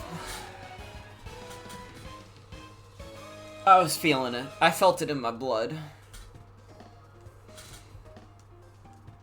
I didn't even realize. I didn't see Peachette, so I didn't even realize I passed her at first. Dude, 10,300? It'd be crazy if I got to 11,000 before Mario Kart World came out. Also, I gotta say, unlike going from Splatoon 2 to, like, Splatoon 3, I will say, like, after, like, Mario Kart World is officially out into the world, I could see myself coming back to Mario Kart 8 Deluxe. Mario Kart World seems like it's far enough removed where I would probably still want to play 8 Deluxe every now and then.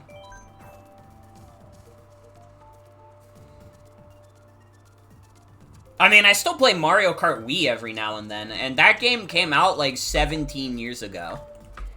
That game's old as fuck.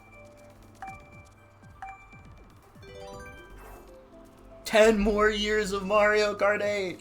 But, like, actually, dude, if they ever, like, add, like, a custom track GP equivalent to, like, Wii U Mario Kart 8, I would go back and play that.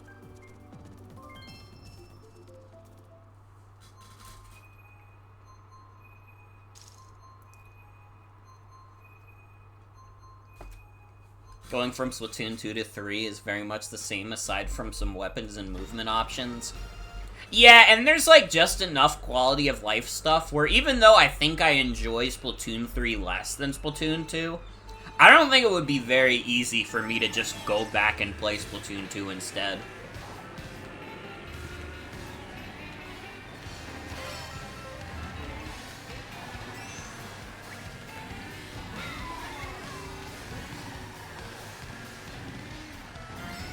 I do want to do a restream of Splatoon 2 single player at some point, though. Mainly Octo Expansion, because Octo Expansion is dope, but if I'm doing Octo Expansion, I might as well do the regular single player as well.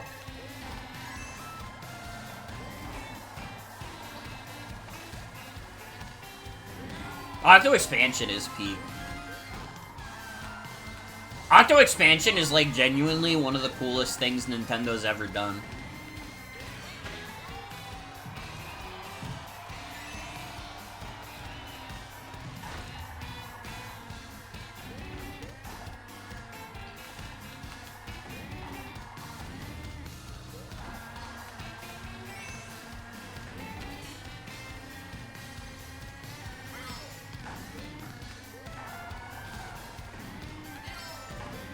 Nothing hits just right, like beating Octo Expansion's final boss at the last second. You're fucking spitting. That's so true.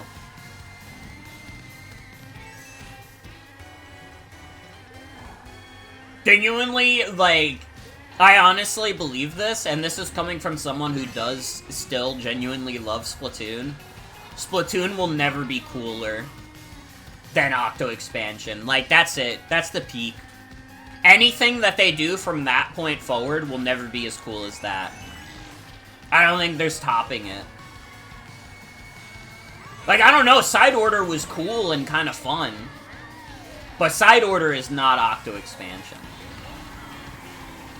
It ain't even really close. Ugh!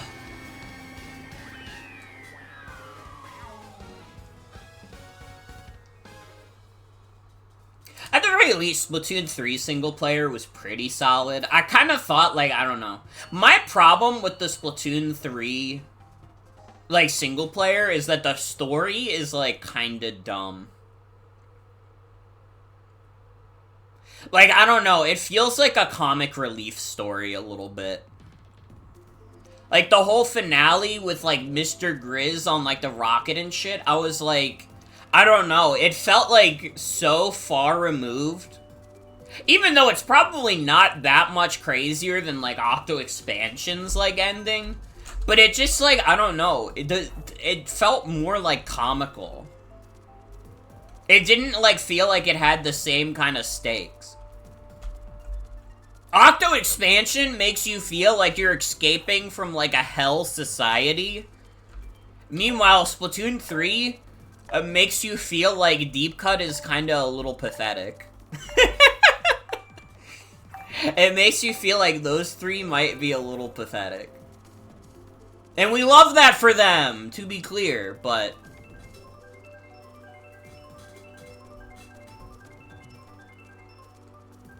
at least enjoy the lore we got with the solo mode of 3. Mm-hmm. I know some people were mad that Mr. Grizz is like a real giant bear. There were people who wanted Mr. Grizz to also be, like, a fucked up robot. Or, like, at the very least, like, he was, like, a voice from the past, like, telling you to do this shit. But I'm like... I don't know, my problem is more that it's a little goofy. But I guess Splatoon has always been a little goofy. Maybe it's one of those things where when I think about it in hindsight, I'm like, you know, it's probably not as bad as I remember it being. It's probably, like, literally fine.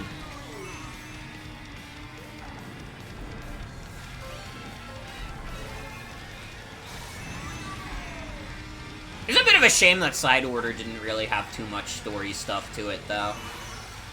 I mean, you had, how do you say her name? Oct?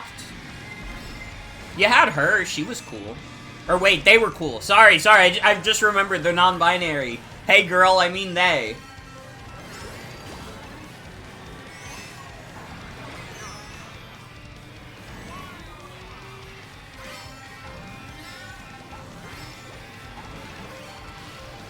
Yeah, it is very much a one and done.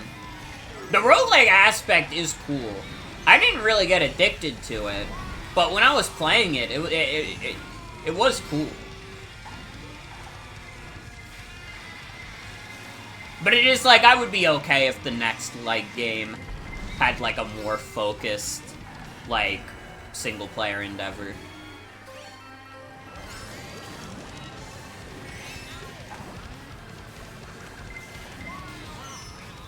I guess it was one of those things where, like, it was probably, like, easy to justify the existence of Side Order, because they were like, well, the regular single player is already, like, Octo Expansion, so we can't really just do that again.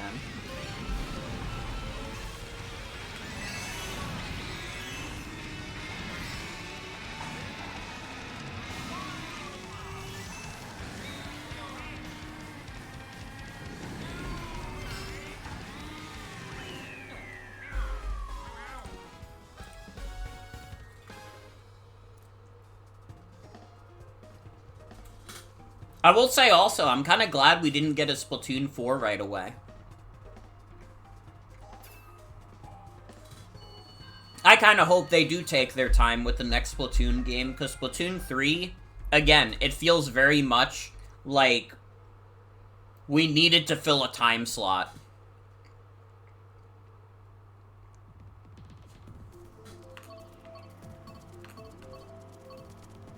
When they do the SNES and GBA maps right, they're really fun. Like, Riverside Park, that's pretty good. Although, why did I pick it over DS TikTok Clock? I don't know.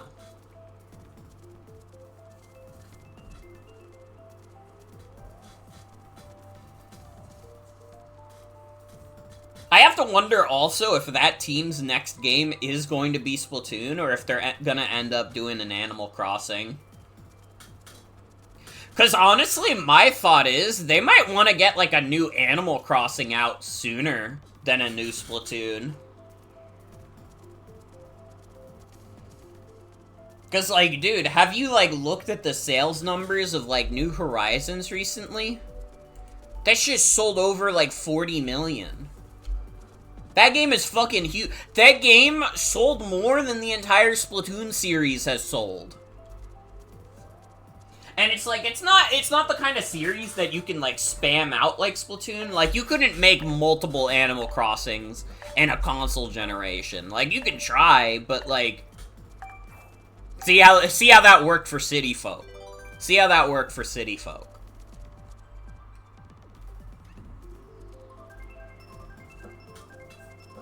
Yeah, that's a big gripe that a lot of people have with New Horizons.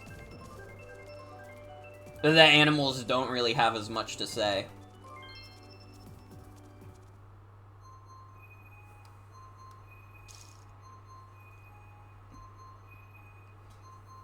I don't know. I'm more excited by Tamagotchi 2 being real, more than I am excited for the prospect of a new Animal Crossing.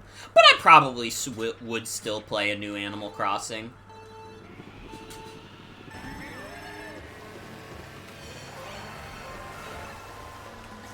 Tamagotchi 2 is like, oh my bugs. I need that shit like I need air.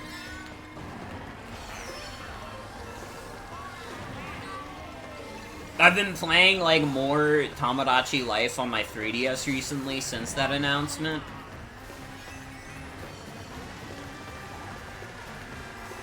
It's so fun, it's so fun. I'm also praying that they have that customization.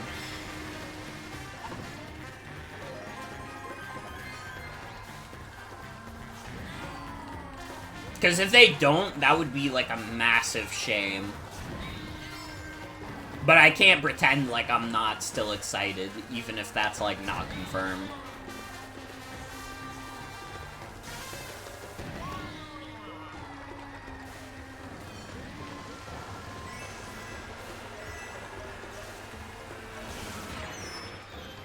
Fuck you!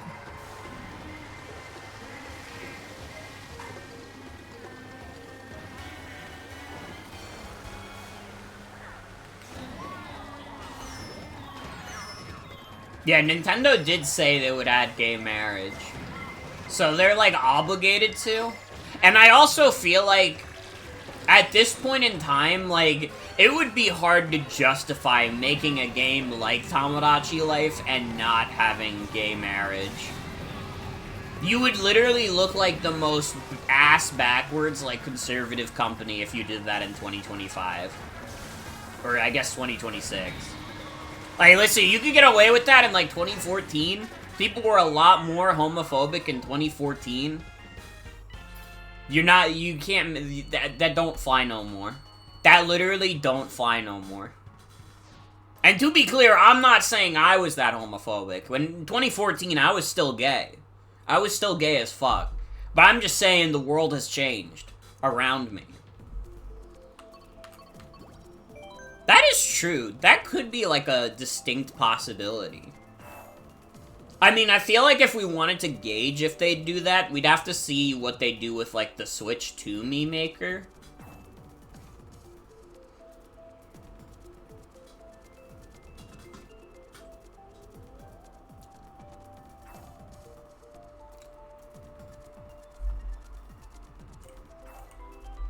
Because if they just do forms in that, then that's probably going to be in Tomodachi 2 as well.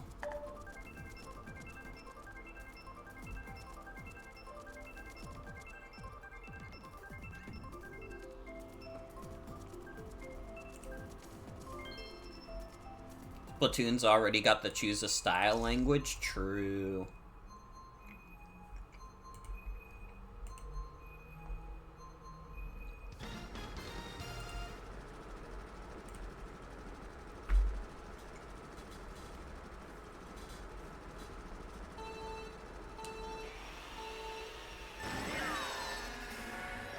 Nintendo will never announce Mii's being gay. Everyone will have to figure it out through speculation of trailers and screenshots.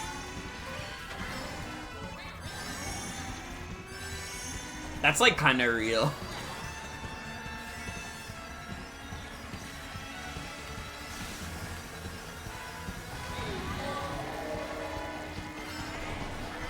One-hour gay marriage game theory video. Do people still watch Game Theory now that MatPat doesn't do it anymore? Like, do Game Theory videos still get views? Or is it like when the Lucas Cruikshank sold off the Fred channel and then it became like a bunch of kids, like, doing, like, annoying voices and nobody watched it anymore?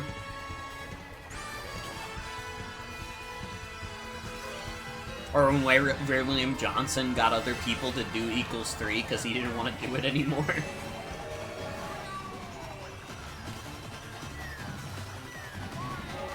A pronoun option in Tomodachi Life would be dope.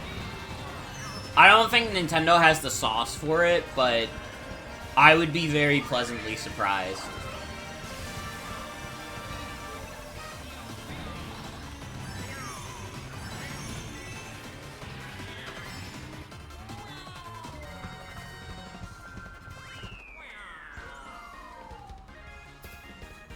That is true. It would be something that would be, like, very easy for them to do.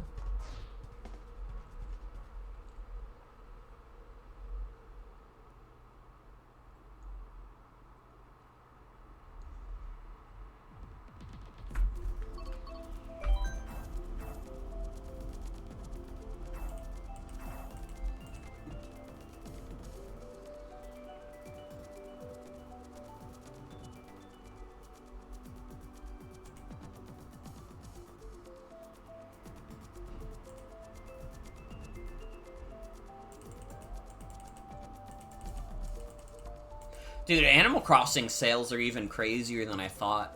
That shit sold 47 million. That's absurd. I know it's because it got, like, partially boosted by the pandemic, but still, holy shit, dude. 47 million copies of New Horizons. And then you talk about it with people who consider themselves big Animal Crossing fans, and they're like, mid. Mid.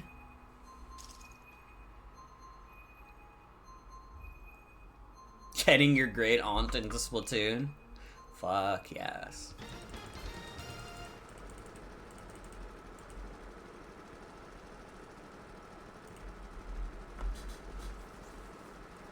Yeah, Animal Crossing New Horizons selling 47 million is crazy. I wonder if they'll try and do like a Switch 2 upgrade with that. Or if they'll just let the system loading faster be its new feature.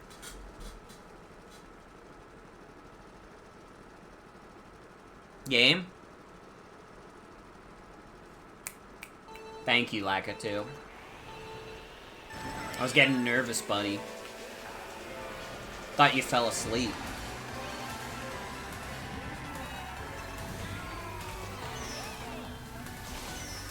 Yeah, I mean, no matter what, money talks, so the next Animal Crossing game will be more like New Horizons.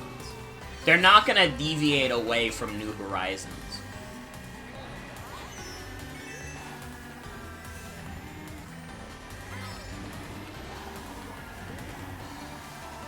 So any of the old heads that are like, damn, I miss when my villagers would tell me to die and go play in traffic. It's not gonna happen, I'm sorry to say. The villagers are gonna be like, hey, I want to invite you over for tea, is that okay? And then you say yes, and they're like, yay.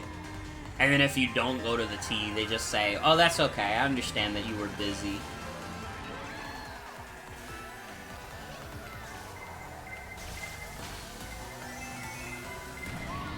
Want real crankies again?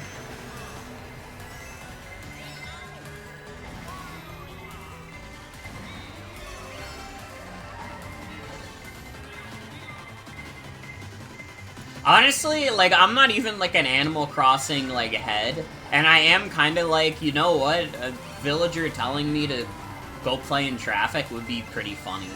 I can't even lie, that would be, like, funny to me. I can understand why it would be, like, upsetting to children, but I'm 25 years old. I have spent, like, 7 years now being an adult, so, like, I don't have to worry about that kind of thing. My brain is not attuned to being upset if an Animal Crossing villager tells me to die. Donkey Kong Bonanza will have real cranky. That's true as fuck. That's true. Next Animal Crossing is rated M. Okay, that would be like the most jump the shark moment ever. Out of all the Nintendo franchises that could go rated M, Animal Crossing would be the most, like, what the fuck are you doing if they did that?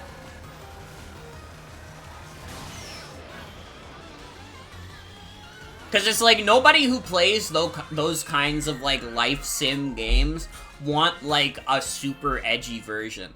Even the people who want, like, meaner villagers don't want villagers that say, fuck you! I'm gonna do cocaine and drugs!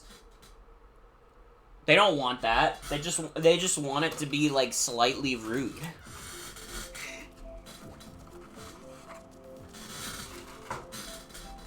Like, rated M Mario would not be great. But I feel like you would get less people mad about rated M Mario as opposed to rated M Animal Crossing.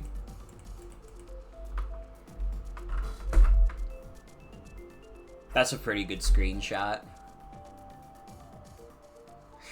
It's a pretty good screenshot.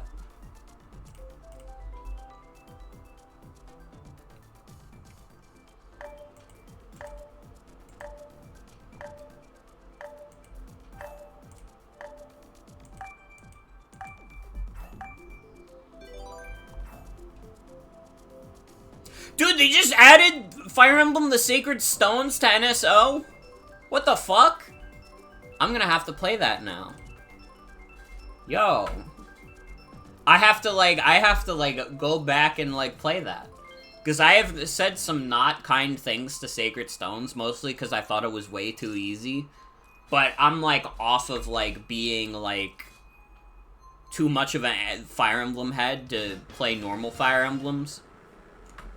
I feel like now I'm, like, casual enough where I can enjoy some Sacred Stones.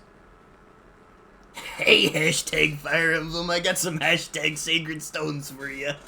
Hi, dear. Hi, dear. You have 2 Fire Emblems to play now? Not necessarily a bad thing.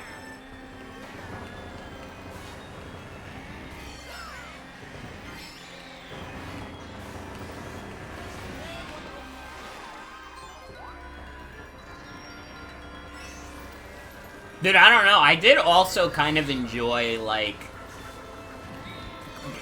breaking Fire Emblem 7 a little bit.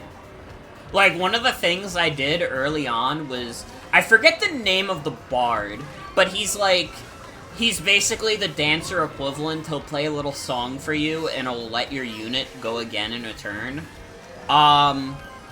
What I did was, I beat most of a map, except for, beating the boss, but the boss never moves. So I was like, wait, I can just, like, yeah, Nils. I can just level up Nils to, like, max level before I even beat this map.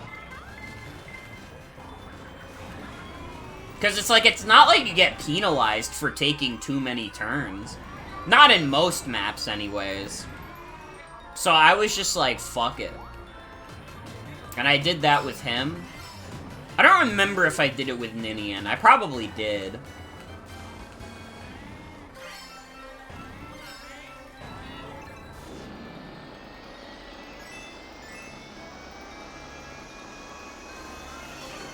But yeah, that was fucking awesome, because it meant I could play a lot more aggressively.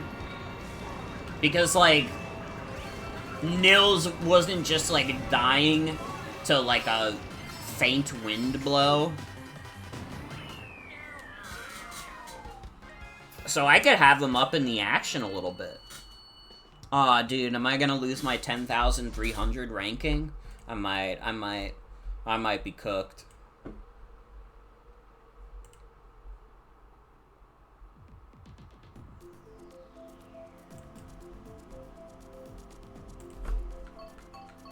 I don't want to play any of these maps.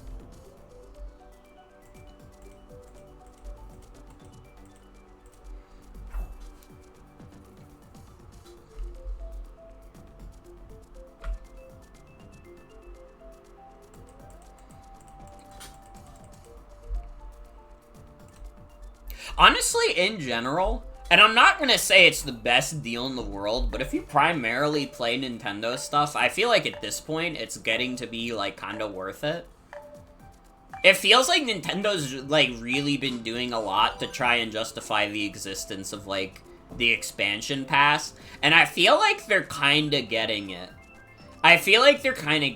Like, you get Sega Genesis, N64, GBA, and now you're gonna get GameCube. You get, like, upgraded versions of the Zelda games with your subscription, which means you don't have to spend the extra money on that. You get some DLC for free. They're listening to the younger board members more often. True shit. True shit. Like, I don't know, they're starting to get it. And I feel like if you're someone like me who primarily just plays, like, Nintendo stuff anyways, the expansion pass is, like, not that bad now. Especially if you're, like, splitting it with other people. Like, dude, that's, like, $10 per person. You're getting a crazy amount for, like, $10 per person.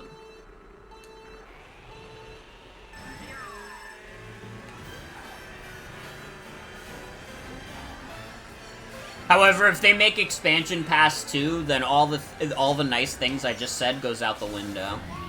Because it's like, now they have to justify upcharging you even more, and it's like, that shit's not gonna fly. Or honestly, even if they just increase the cost of the expansion pass in general. Like, that shit won't fly. Expansion pass 2!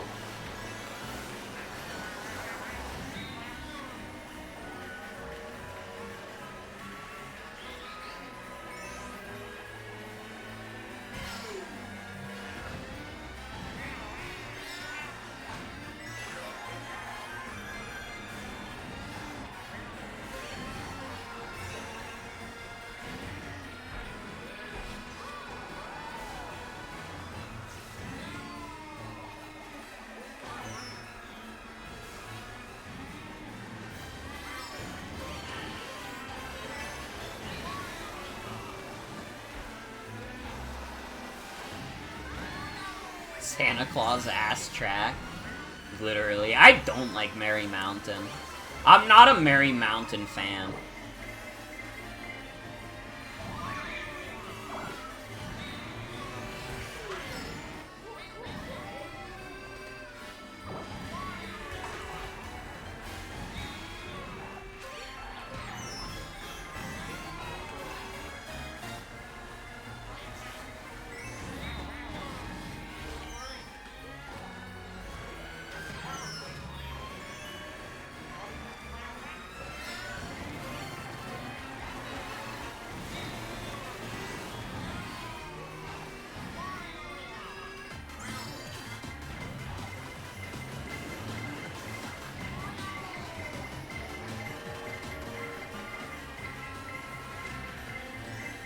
You ruin this guy's day more so I can get 5th. You guys didn't listen to me at all. You're all fucked.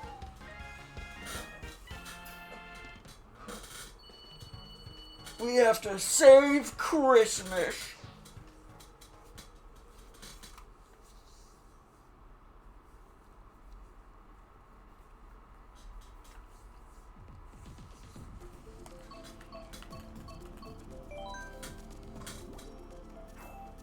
Dude, I don't know. I think, like, ice levels in games are, like, very pretty to me. But for some reason, when you turn it to be, like, Christmas-themed, even though I literally like Christmas, I'm like, this shit is lame as fuck.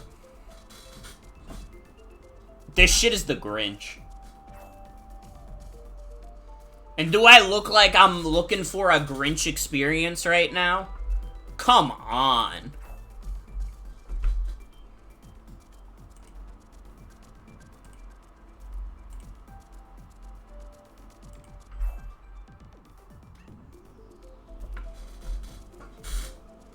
Needs to be non-denominational. Mm-hmm. You Grinched. That's a pretty long word. It's a pretty long word.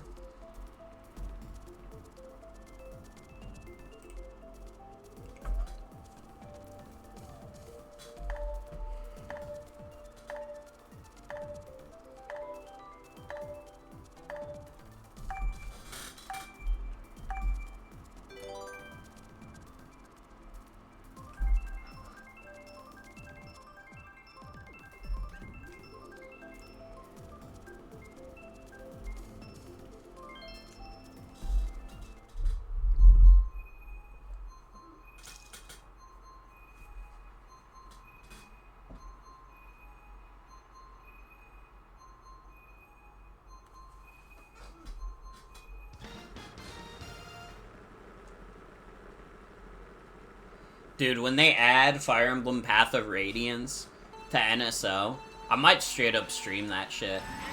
Because that's, like, the Fire Emblem game that I would want to stream the most. And now that I know it's just going to be on, like, NSO, I'm like, I can just wait until it's, like, fresh in everybody's mind. Like, theoretically, I could stream it at any time, but listen, when you're streaming retro stuff, it's best to do it when it's fresh in people's minds.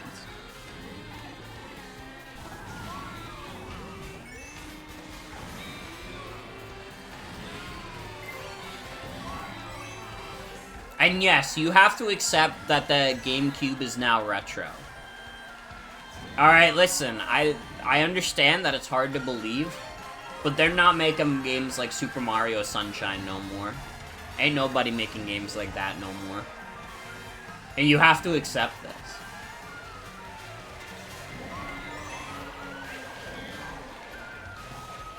But the Nintendo DS isn't, and the Nintendo Wii isn't.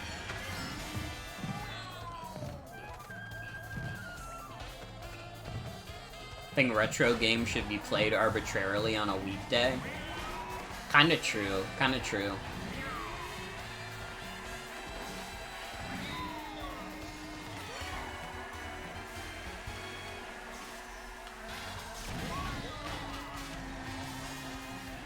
If you guys will let me talk about Fire Emblem real quick also. Sorry that I'm bringing up Fire Emblem again. Where the fuck did the rumor for, like, the Fire Emblem 4 remake come from? I feel like that's been such a pervasive rumor in the fandom for years, and every time a Nintendo Direct happens, it doesn't happen. And people are like, what the fuck? I thought this was gonna be the one! And I'm like, where did this come from? Why are you guys all so sure about this? Ooh. It's okay, I still got 3rd.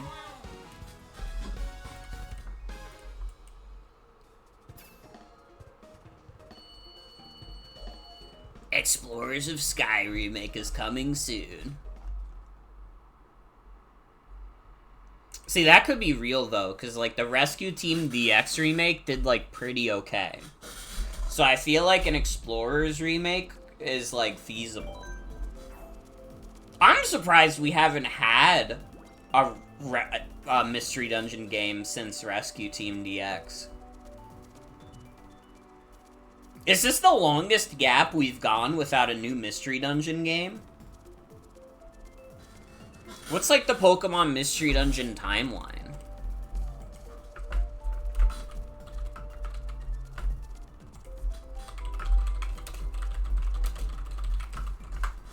Hopefully they're cooking. Hopefully.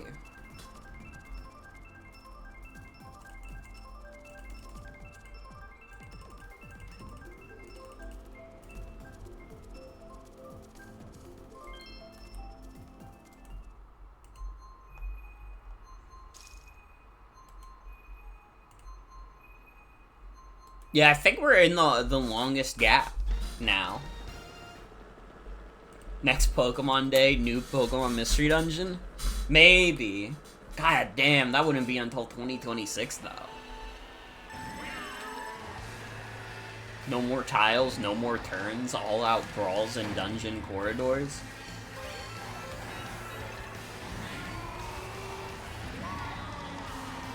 Pikachu will be punching the shit out of people in this new experience.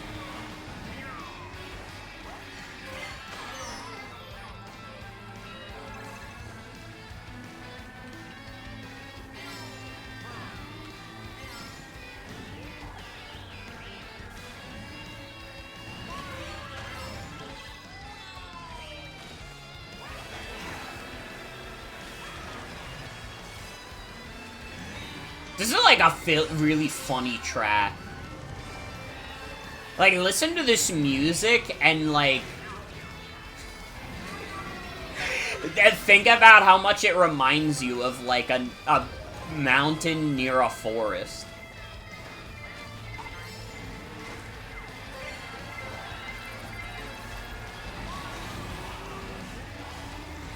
Imagine if Snow White and the Seven Dwarfs was cooking this kind of shit.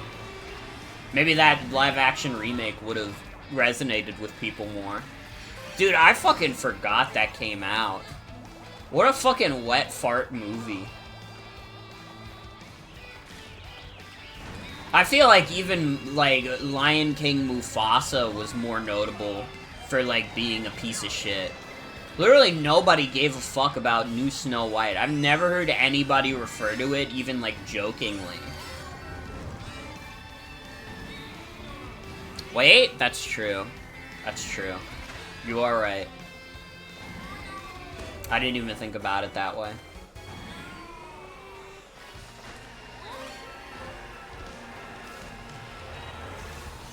Even worse when they got Gal Gadot for the Evil Queen. I mean, to be fair, she's half of that. And I'm not talking about the Queen half.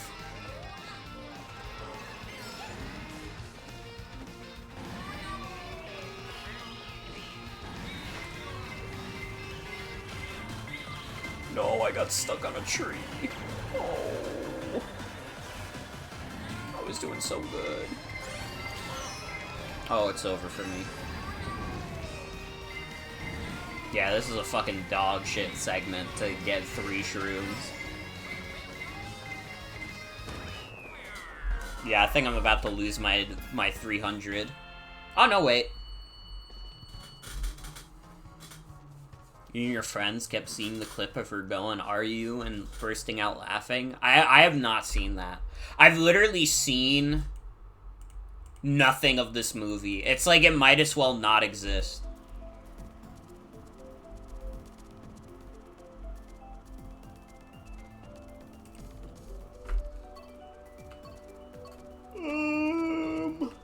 It's tough, but I gotta go with my man Bowser. I'm sorry, Waluigi. You're still chill, but I mean, come on.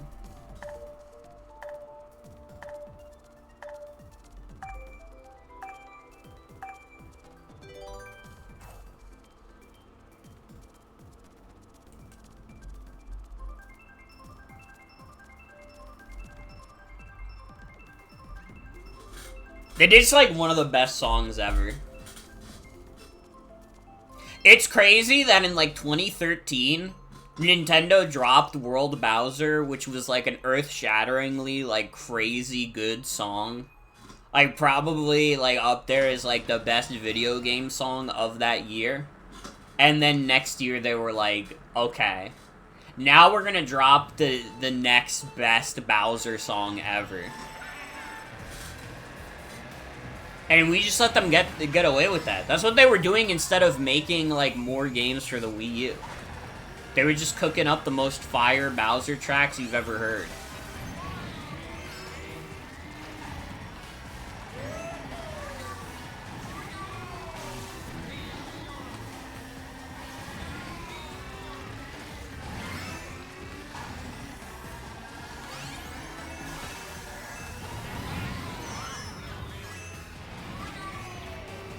Luigi made those for his year. That's the power of love. Nothing but the best for my King of Koopas. When are they gonna get Ignorance is Bliss in a Mario game, though? Even like the Mario movie. They should have that play in the next one.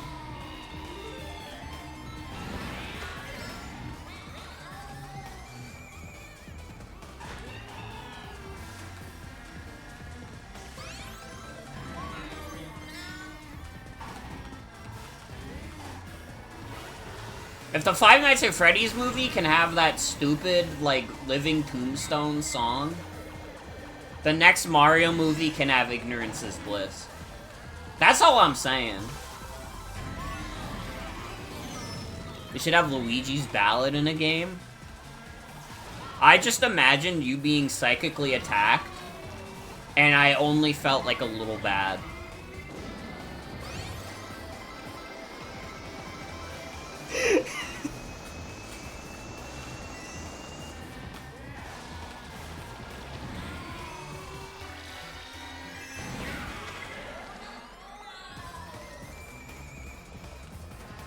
Bowser's Oil Sands track.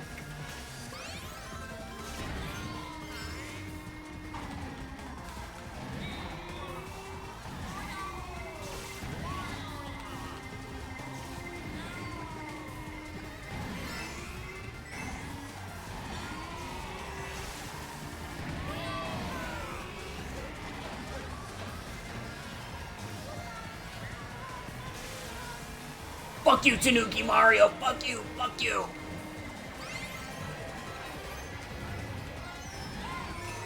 Wonder how Mario Kart World would handle DLC if it got any. Yeah, it'd probably have to be like a separate island, right? Because if the whole game's gonna be one interconnected world, you can't really just add... You can't just, like, make the island bigger reasonably. That would just look, like, weird.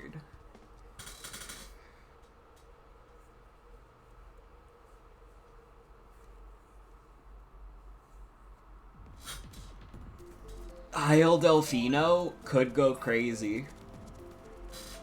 Although people were also saying they were gonna add Isle Delfino to Super Mario Odyssey, so at this point it might just be like Nintendo fan like thing that everybody says is gonna happen and then it never actually happens.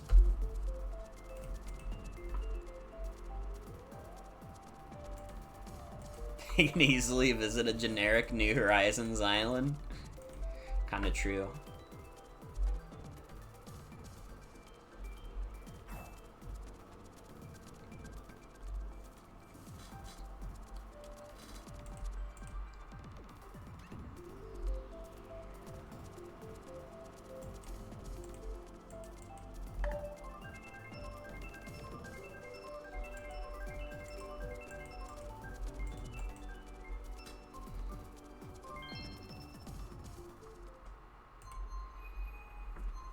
Still wish they'd get a better character select UI where costumes are bunched together with the character instead of everything having a slot. Do they not have that as an option? I thought it was like the costumes are bunched with the characters. Are they really just like all in separate slots? That's absurd. That would be insane. Like, I would understand having that as an option if you're like a sicko. But having that be the only way would be, like, pure insanity. That'd be like if fucking Super Smash Bros. Ultimate had, like, the character select, and also it had, like, all 8 variations of each character on the character select. It'd be like, well, why? You can easily just have it be in its own sub-menu. We solved this years ago.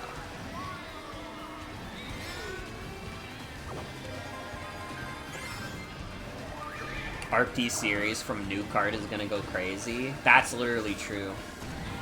You're spitting with that.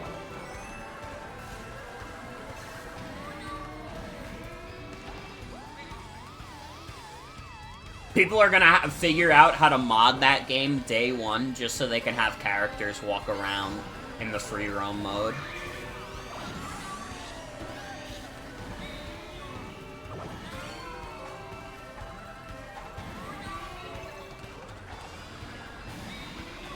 Yeah, it's like already a solved system. They don't have to fuck with the system.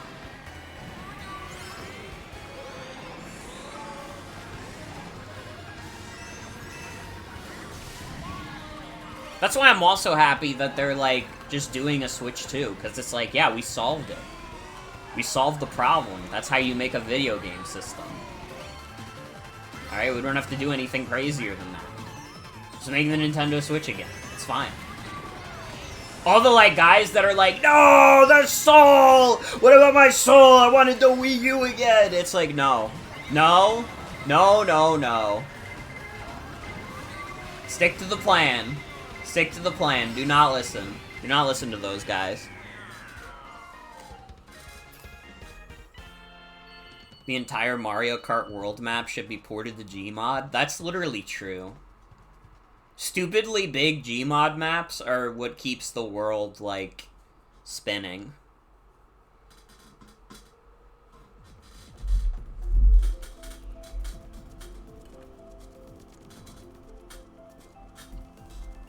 Your siblings didn't really have dolls or action figures. We had to make do with toy cars and a toy road map.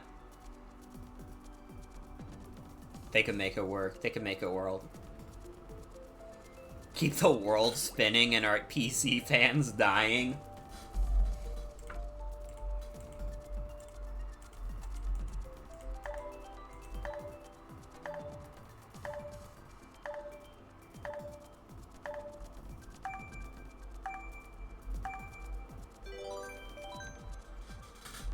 Oh, I didn't pick a level. That's my bad. That's my bad.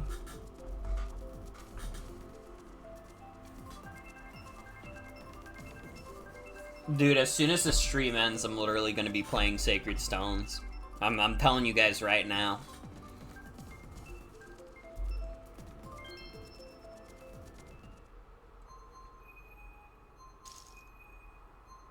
Yeah, I mean, with how many people picked it, I guess it was inevitable.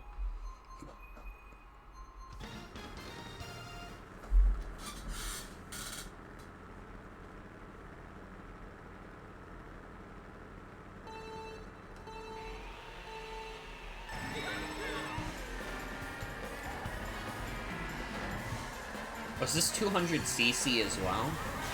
Or am I not remembering how fast this course is?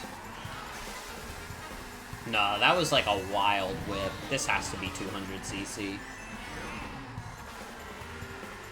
There's no way this is 150. It feels too fast. Maybe it is, though.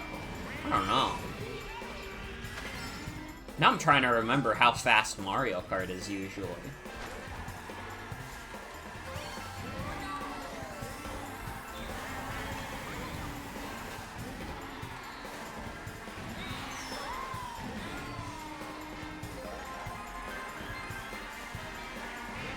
Oh!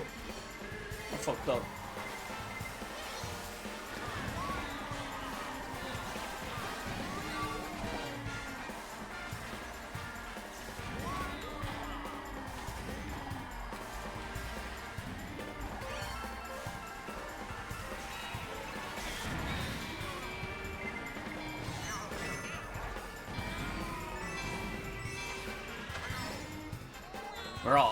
We're all getting confused right now.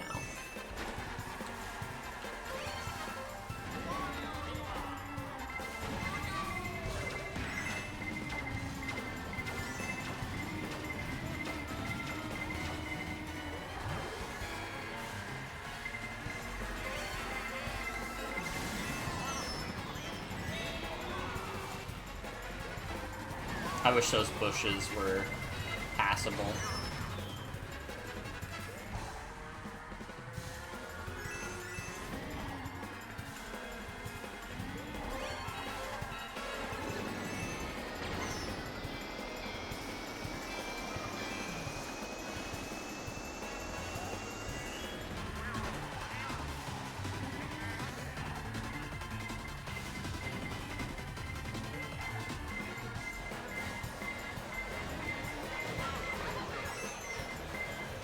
Oh.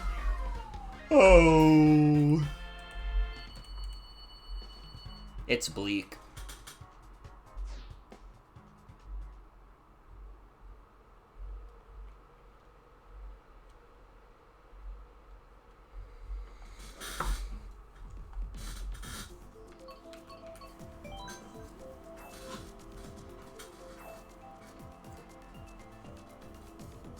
Ugh.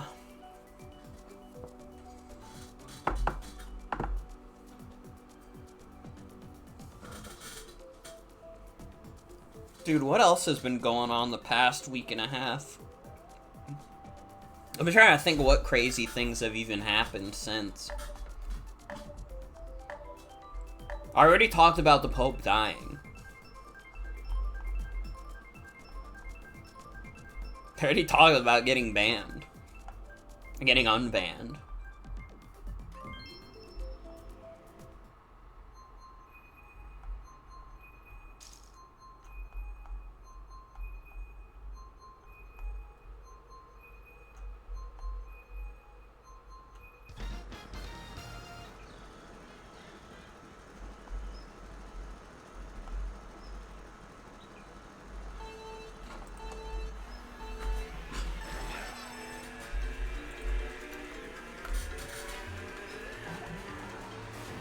I don't know, I think I've already talked about all the big news of the week.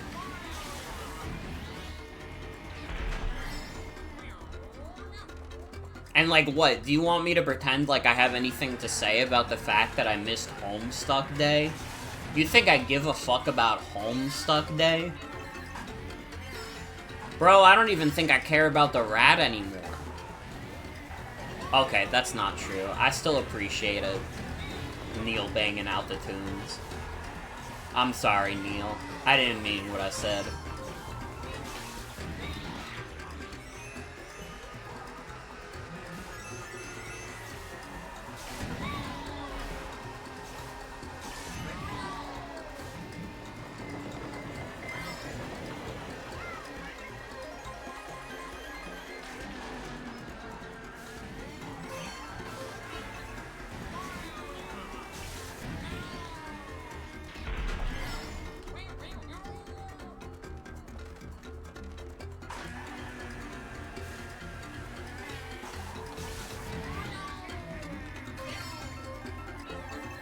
I don't know. It really just, it's just a waiting game for Mario Kart World now.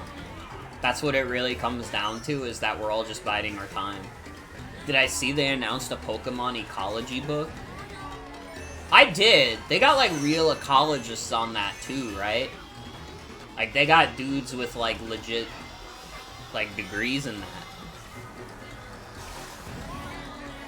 PhDs and shit. Only confirmed in Japanese so far. Damn, that would be cool to have in English, too. Oh, dude. Could you imagine if that was the last lap? I would have just had the funniest first place ever.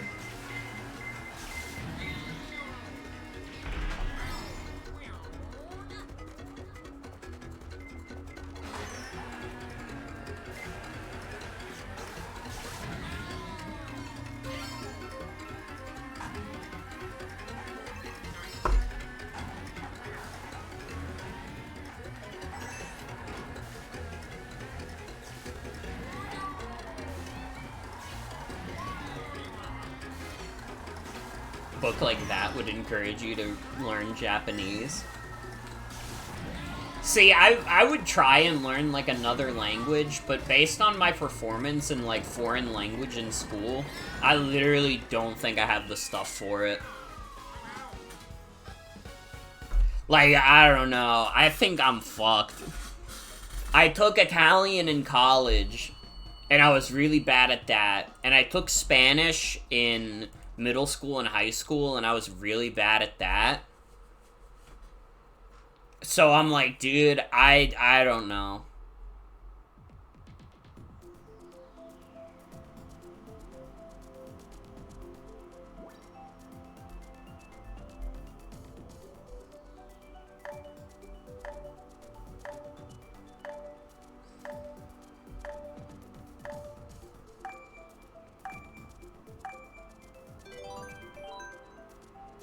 Oh, I didn't look at the map again. Sorry.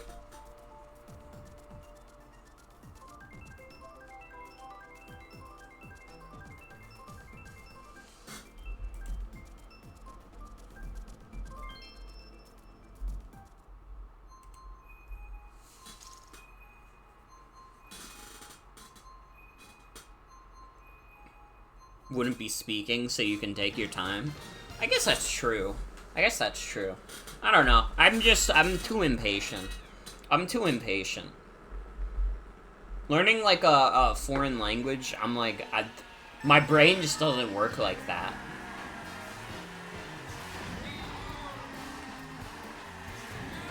I'm lucky I'm as fluent in my main language as I am. And even then, I still say things in a bizarre fashion a lot of the time.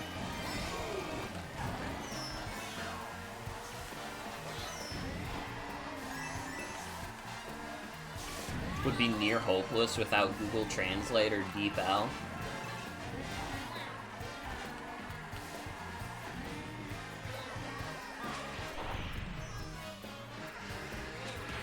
Fuck you guys! Fuck you!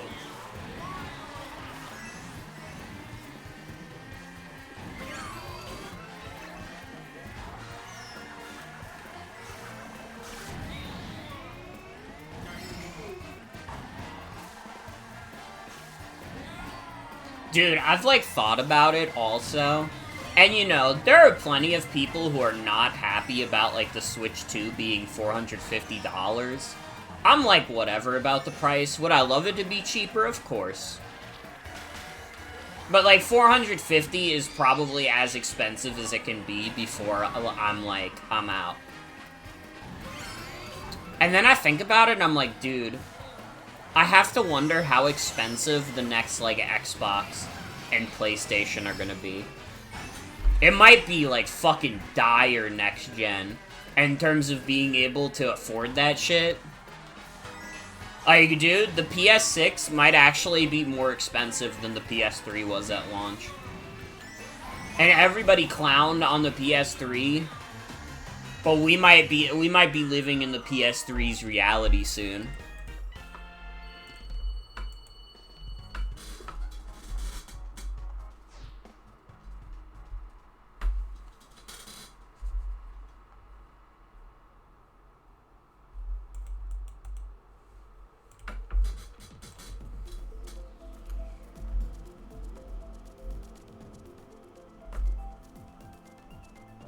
People were pretty scrutinous about the Wii U and even Switch prices, so this is nothing new.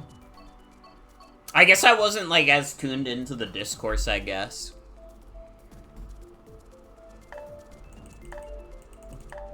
Because I feel like, I don't know. I guess for the Wii U, that made sense. The Wii U, I remember a lot of people being upset about. The Switch, I don't remember as many people being upset about. But maybe that's also because we're, like, far enough removed from the launch of the system. And also, they've, like, literally put out a cheaper model since. Which the Wii U never really got. The Wii U stayed $300 throughout its entire life. Theoretically, if you wanted a cheaper Switch, you could have gotten a Switch Lite. But the Wii U, it was like, you were riding and dying with that tablet. Alright? You were not getting rid of nothing to lower the price in the Wii U.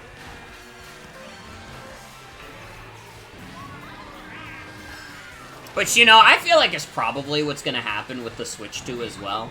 I feel like they'll end up making, like, a Switch 2 Lite or something later down the line. Probably not even that late. Like, when did the Switch Lite come out? It was, like, what, 2019? And that'll probably be, like, the cheaper option that people are looking for. Probably not nearly as cheap as a Switch Lite, but, you know, cheaper than a base Switch 2.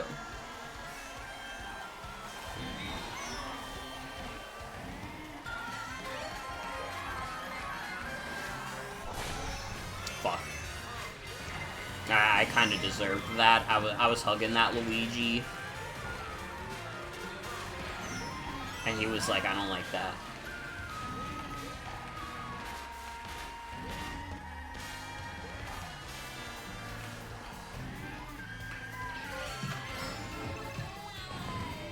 It was, like, crazy, though, like, seeing on my timeline someone posted, like, the 2DS price being, like, $80 at some point. Dude, we're never gonna get a game system that cheap ever again.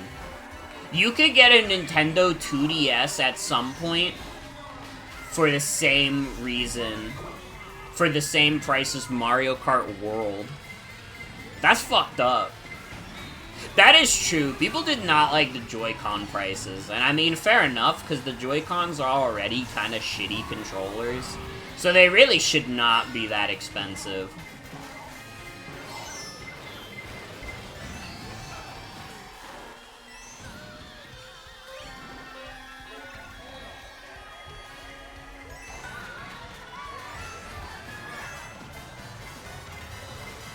No. Oh.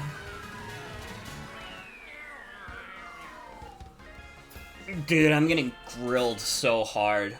I'm like a fucking hamburger right now.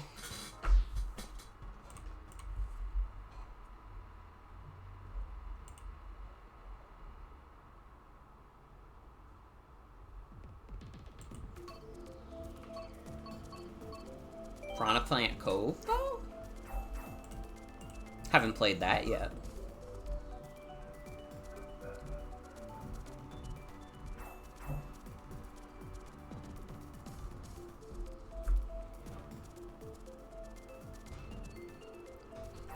Gamers!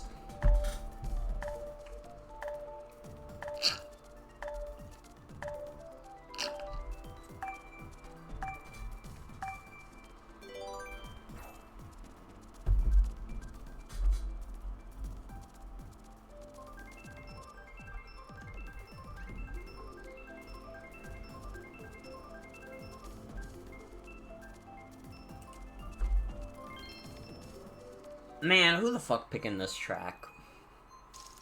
You pick Sunset Wilds over Piranha Plant Cove? What fucking universe are you from? This is like the best map in the game if you live in a parallel universe where what's good is bad.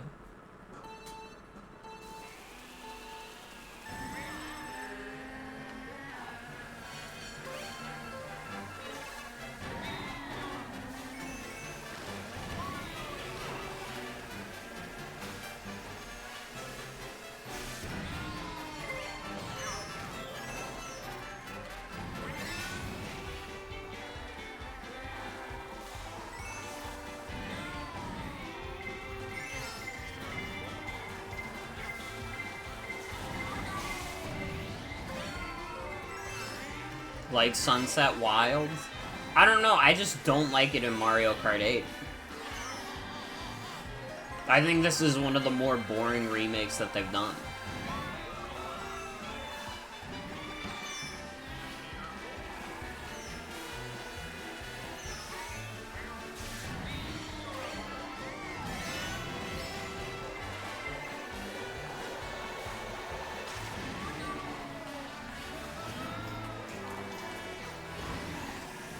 I'm also like a known, like, Super Circuit is my least favorite Mario Kart game opinion haver. Man, I could have worded that way more eloquently, and I chose, like, the only way that would require me to over-explain.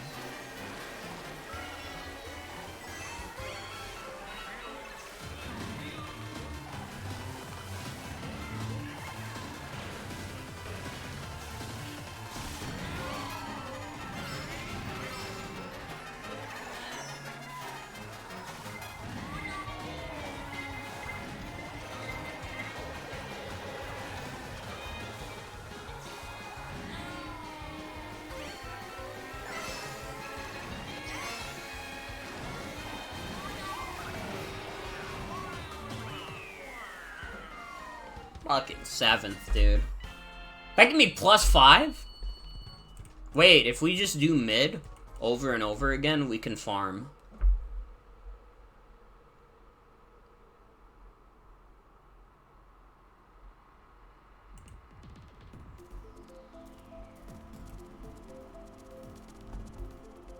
Dude, Snoop Dogg released a song called Last Dance with Mary Jane.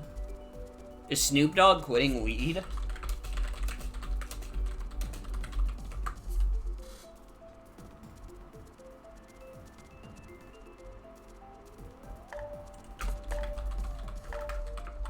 Wait, this song came out last year? I guess he's not quitting weed then.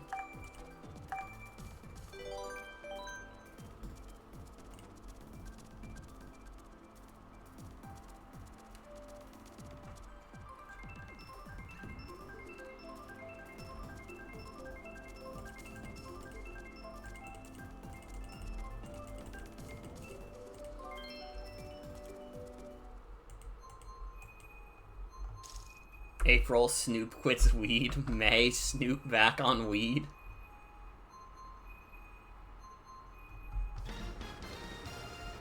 I don't know, if it wasn't for the fact that this song actually released last year, I would have been like, dude, wait, Snoop's quitting weed.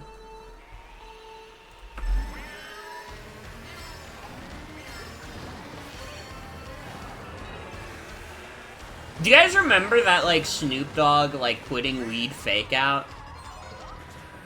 When he, like, posted some shit, like, I'm quitting smoking, and then he later elaborated that it was like, I'm quitting, smoke pits.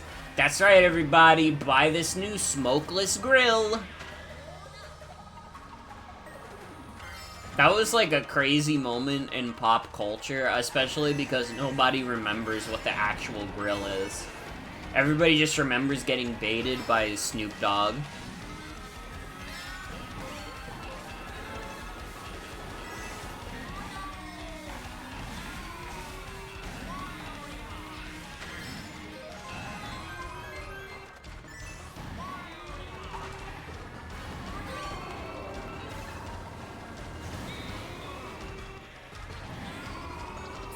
Oh, I hate being on the bottom floor.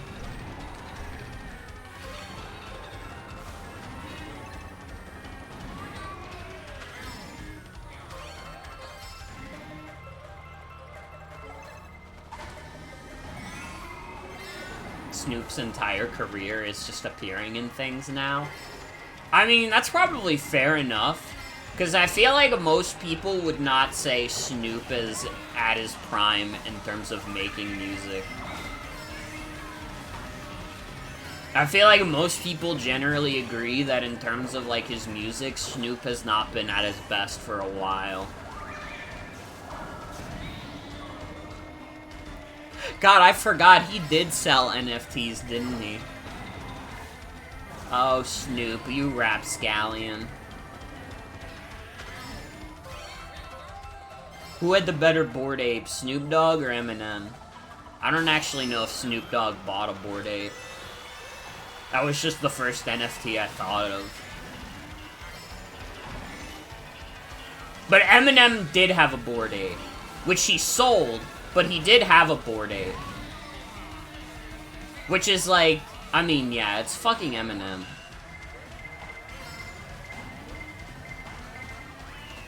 Eminem loves to make songs that are like, and they try to cancel me, and I won't listen to them, and they try to cancel me, I'm just gonna forget about them.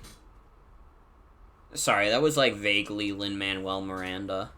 It fucking sucks that every time I try and, like, impersonate or, like, do any, like, hip-hop rap type thing, I always end up sounding like Lin-Manuel Miranda. It really pisses me off. That guy put a fucking curse on me at birth.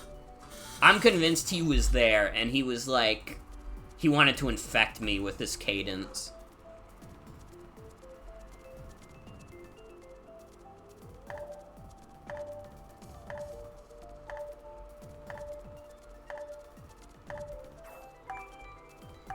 This big curse was Hamilton. And I don't even like Hamilton. I have not listened to that much Hamilton.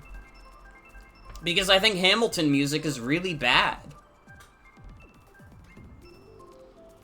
But somehow, some way, it's still infected my mind.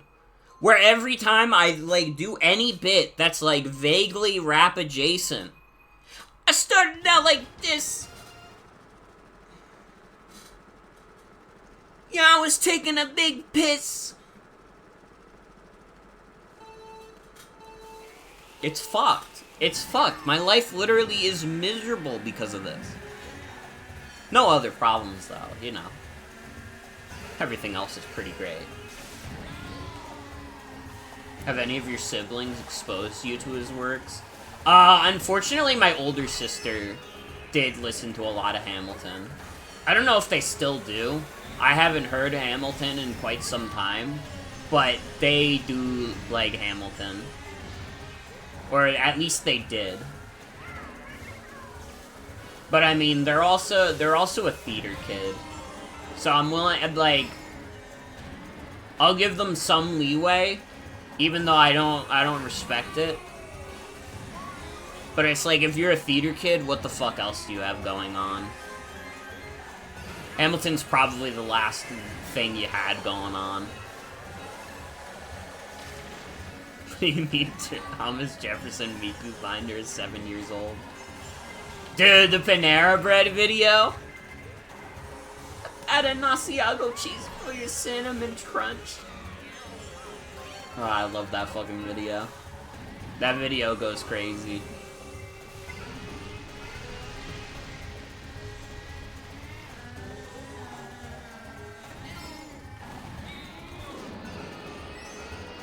Yeah, I think I just have to pop it. I was trying to do it at a more opportune time, but it's like, there is no such thing at this point. I just gotta go, go, go. Dude, look at Goomba in the front. Someone's role-playing, playing Mario Kart World in the front.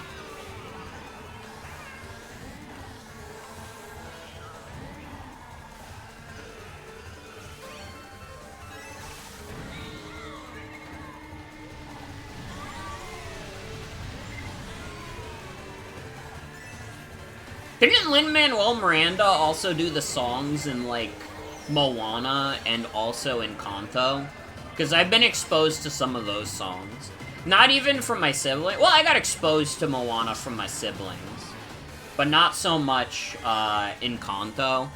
That was just, like, online. You could not fucking escape the Bruno song for, like, a week. Everybody was obsessed with that fucking song. I saw, like, TF2 parodies of that song. It was like the fucking song of the day. And I'm pretty sure Lin-Manuel Miranda did that song.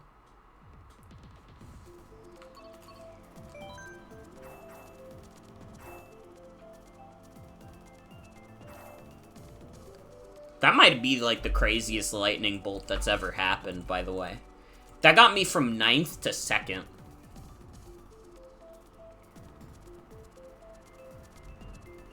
Lin-Manuel Miranda also wrote a song for Big Mouth.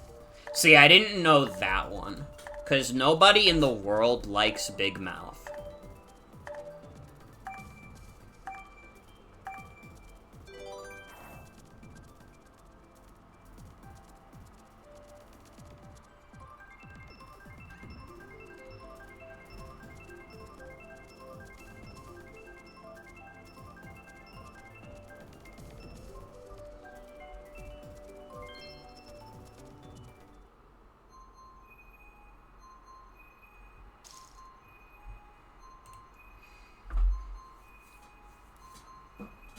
Big Mouth is just like a fake TV show. I don't believe that Big Mouth exists.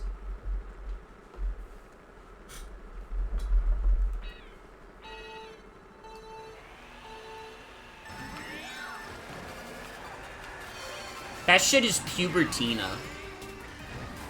Did anybody remember Shut Up Cartoons, Pubertina? And if any of you say yes, I know you're lying. Okay? Don't try and bullshit me.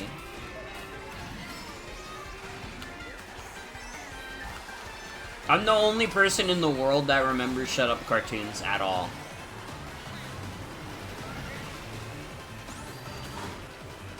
Alright, you guys don't even know that there are 50 plus episodes of Smosh Babies. You guys don't even know that they had PewDiePie on an episode of Smosh Babies, alright?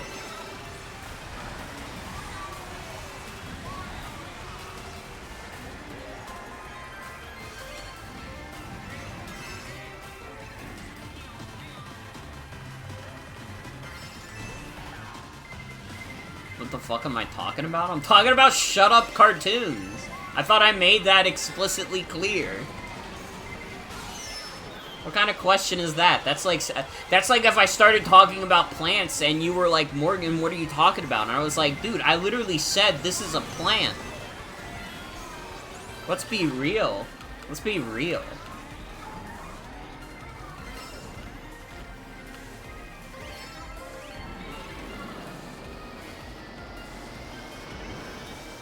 The thing about Smosh Babies? Yeah, there were 50 plus episodes of Smosh Babies on Shut Up Cartoons.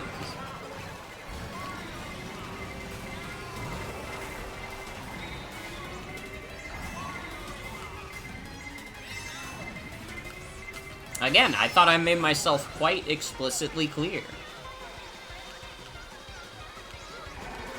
Don't envy the kind of knowledge I'm burdened with. Well, now you're burdened with it, so don't get too comfortable. It's not like I watch Smosh Babies. To be clear, I haven't seen, like, half of the, like, pretty much anything that was on Shut Up Cartoons, except for, like, the first episodes of things. Like, dude, there was, like, an anime parody series called Oishi High School Battle. I tried to watch, like, the first episode of it years later, and it was, like, maybe one of the worst things I'd ever watched in my life. It was actually, like, terrible. We're not gonna watch Smosh Babies. There's nothing you could do to convince me to watch Smosh Babies. I don't want to get to the episode of Smosh Babies where PewDiePie is there and he's also a baby.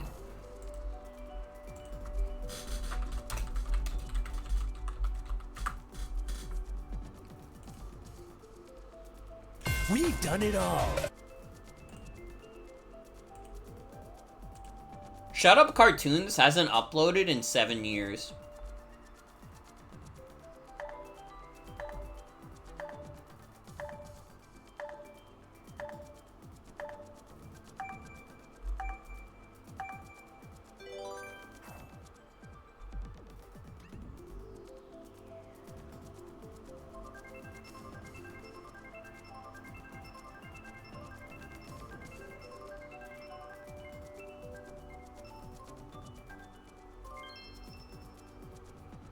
There were 5 seasons of Smosh Babies. What are we doing?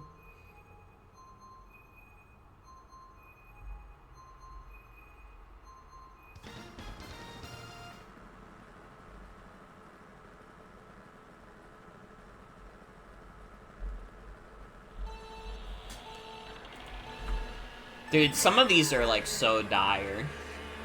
I'm, like, looking at it. I forgot there was a show called ABC with the Mob, which is supposed to be, like, if mobsters were teaching you the alphabet. Like, what are we doing? What are we doing? Are we this desperate for ideas for our Shut Up Cartoons? Like, listen, I could say whatever the fuck about, like, Super Mario Glitchy 4 and, like, his, like, own cartoon shit, like Amazing Digital Circus and, like, Gaslight District or whatever. At least those are, like, real shows. What the fuck? Smosh Babies is, like, fake. Smosh Babies is, like, some fake shit. Like, we're not living in the true reality where Smosh Babies should exist. And have 5 seasons. Nobody's watching this shit. The, like, glitchy production stuff, people are watching that. Nobody was watching Shut Up Cartoons. It's crazy.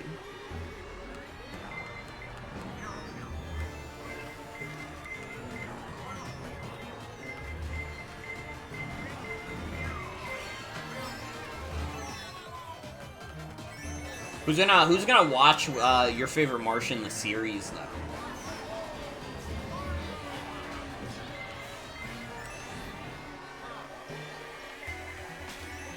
I think I've probably told this story before, but it's like both funny and terrible. Did you guys know that like Ray William Johnson is inadvertently what introduced me to the concept of a BBW? Cause like when I was a kid, I was like really into like Your Favorite Martian because I was like 10 and stupid. And like at some point they put out like Your Favorite Martian the series on this YouTube channel called Anna Monster, which is also like a cartoon channel that definitely doesn't exist anymore. That shit's definitely like dead as fuck. And like one of the shows that they had on there, I forget exactly what it's called. And I remember it being really bad too. I remember like I tried to watch the first episode of this show recently and I was like, dude, this is fucking terrible. We got abysmal dog shit. But like the first episode, the plot of the first episode is that, like, one of them is like, yo, I just hired a stripper. Yo, what kind? And he was like, oh, it's a BBW. And he was like, oh, what's that? Big, beautiful woman. And then the joke of the episode is that the BBW is actually a giantess. Because she's big and beautiful. And that's the joke. You know, it's low-hanging fruit.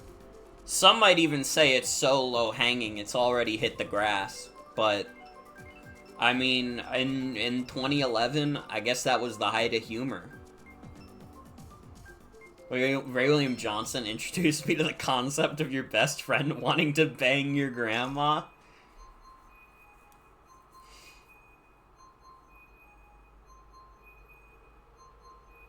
William Johnson was so off the mark with that song, too. Grandma got a Facebook is, like, inaccurate as fuck. When your grandma gets a Facebook, she starts believing that the government is putting microchips into vaccines. Your grandma doesn't start flirting with, like, your 20-year-old friends.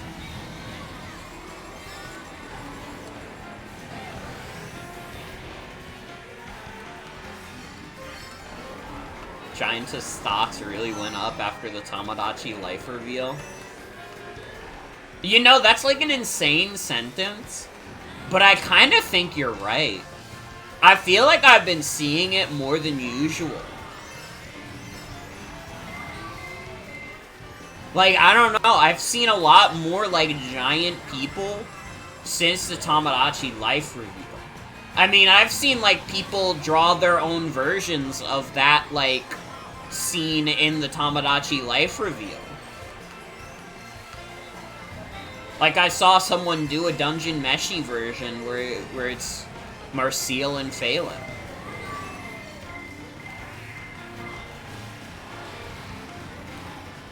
Like, in real life? I don't think we have the technology in real life yet to make giantesses real. We haven't figured that one out yet.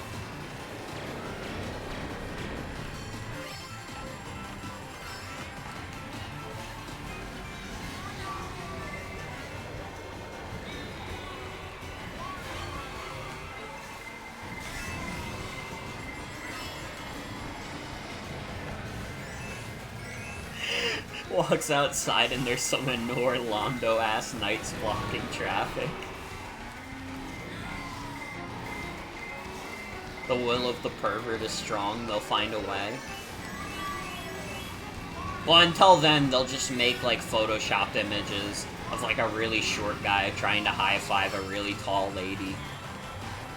And she, like, teases him and is like, oh, you'll get it next time, champ.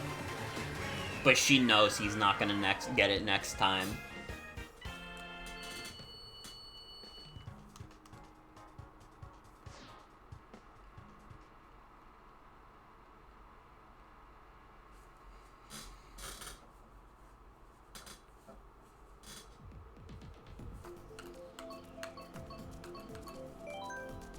I don't know. I feel like the older I get, the more perverted my timeline becomes. I feel like people who I've followed for years have also just like started like posting pervert shit.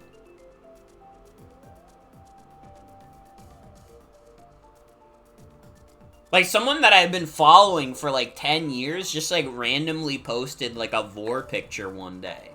And it was like very soft core in terms of the content, but it was still like, damn, I didn't know you rolled like that. I've been following you forever. That's crazy. If giants became real, we'd have to grapple with whether it's uncomfortable to be into that or not. That's true. That's true. Dude, what if they are real and they're in the beanstalk and they're in the clouds? What if that story wasn't a story, it was an anecdote? They're gonna have to change the Wikipedia article for Jack and the Beanstalk, and they're gonna have to say this story is based on true events.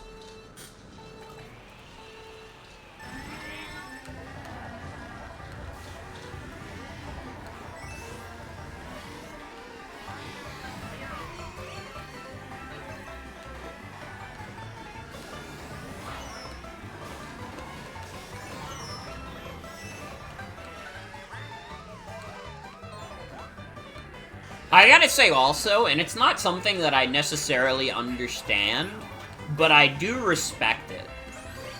I have noticed that there's some very perverted asexuals out there. Like, sometimes I'll see, like, one of the craziest fetish images I've ever seen in my life, and I go to the profile, and they say they're, like, asexual, aromantic, and I'm like, you're just doing it for the love of the game at that point. You're not into it because you wish that would happen. You're just into it because you think it's like, I don't know.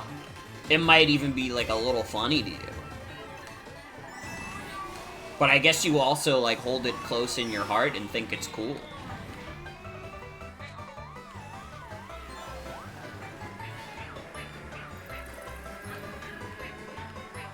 Like, I don't know. It's not like you can't be, it's not like, I guess it's one of those things where it's like, you can be, like, asexual and still, like, jerk off. Like, theoretically, you could, like, be horny, but not want to have sex with anyone. That's, like, perfectly reasonable, even. But it is also, like, wild to me. Because, again, it's like, I'll see some of the most perverted things I've ever seen, and I'm like, damn, you don't even want to do this with anyone.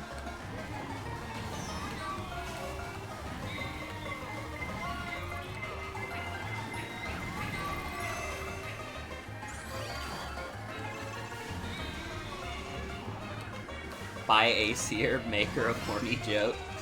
Or dirty jokes, sorry. I guess a dirty joke is a horny joke, but still, shouldn't put words in your mouth.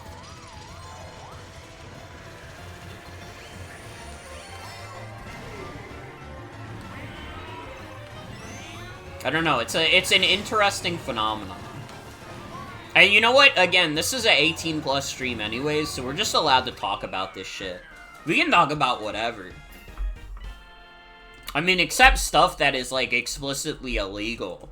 That we can't talk about. Because I would get arrested.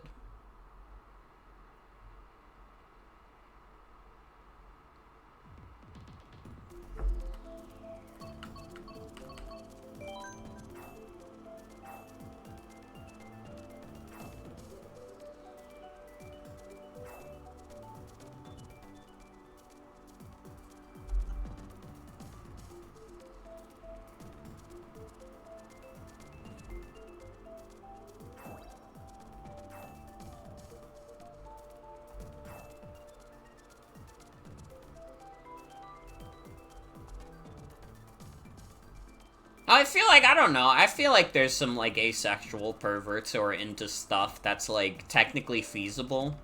Just not feasible for them.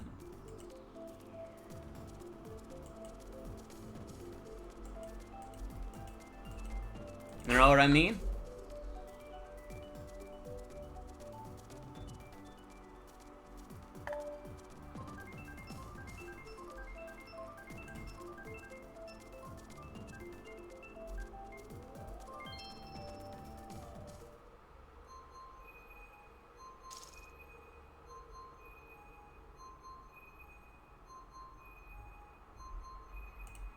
talk about pegging Laios, but have no interest in doing it IRL.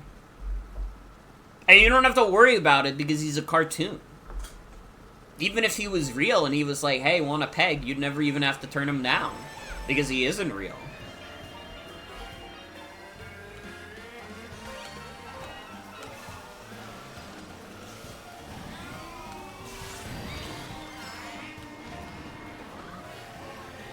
Now, for the most part, I kind of get it, because I also make sex jokes about stuff that I wouldn't do. Because when it comes to sex stuff I would do, I'm deadly fucking serious, man. I'm more locked in than anybody else has ever been.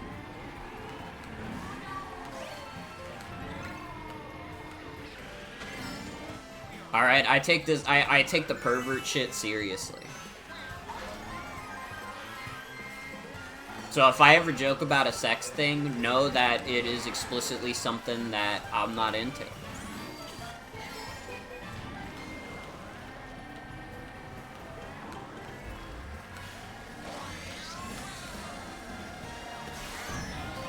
So you know what? I guess in a way I do feel a little solidarity with the perverted asexuals.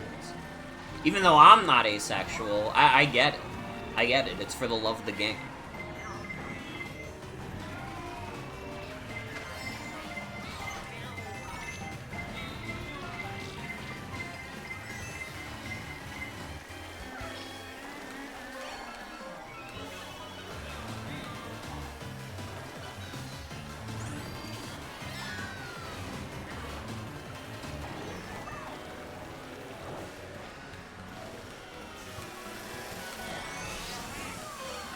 A great conversation to have while playing a game made for like 5-year-olds.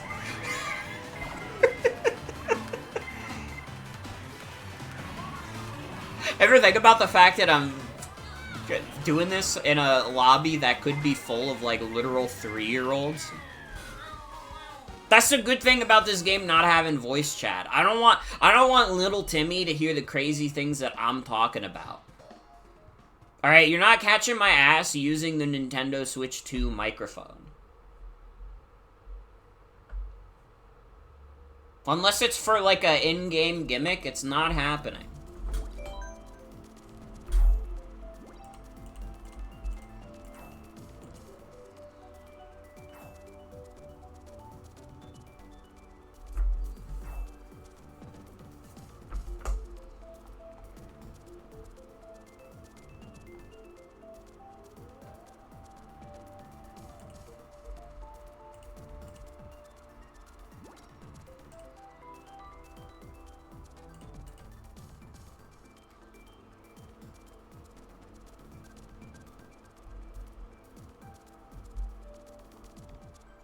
Dude, Ryan on my timeline pointed out that they really are pushing the new, like, DK design hard. Because, like, they just, like, put Fire Emblem Engage music on NSO. Or Nintendo Music, sorry. And, like, in the Nintendo Music, like, logo, they're using, like, the new DK render. And Ryan was literally like, isn't it funny that, like, they're pushing this so hard after they made, like, a theme park based around the old design for this guy, like, 3 months ago? That is pretty funny.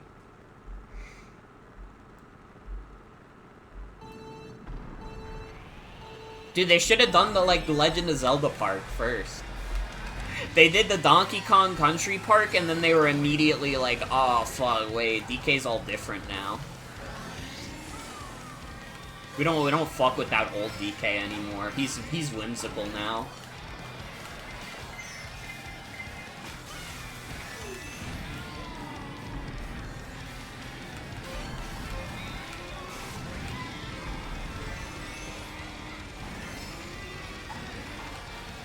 I do like the new DK design, I won't lie. I'm a big fan of it. Donkey Kong is still Kong? This is true. This is very true.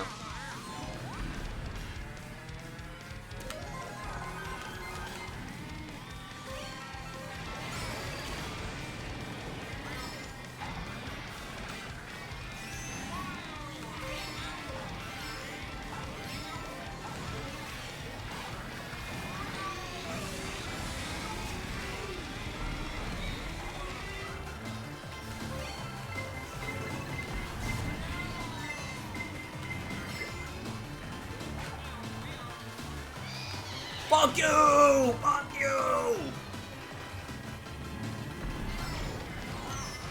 Ugh!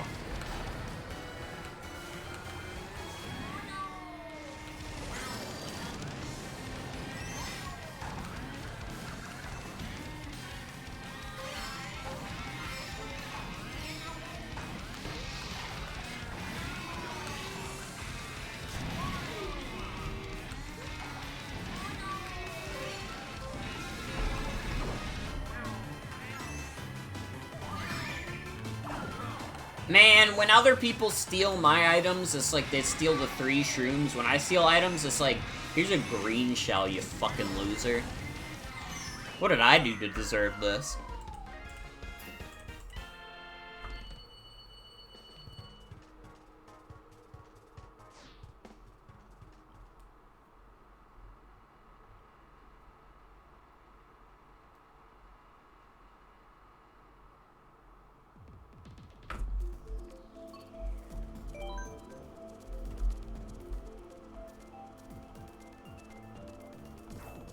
I've been playing this for so long that I'm just starting to get repeat track after repeat track.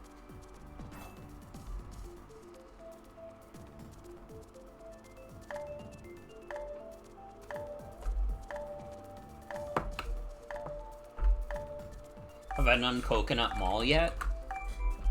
You know what's crazy? I think we haven't. I don't think it's come up at all. The only way we wouldn't have got the only way we would have got it is if it was just randomly picked from the question marks. Like, Ninja Hideaway is a fantastic map, but we have played it before.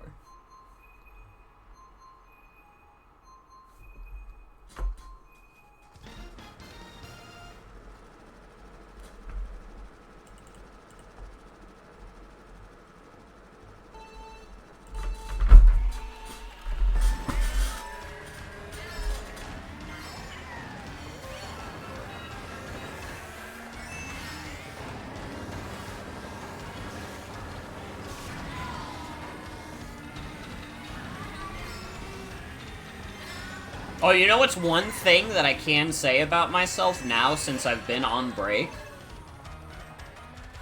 I am officially a Windows 11 user. And it was by complete accident. I don't even know how the fuck I got Windows 11 on my computer, I'm gonna be real.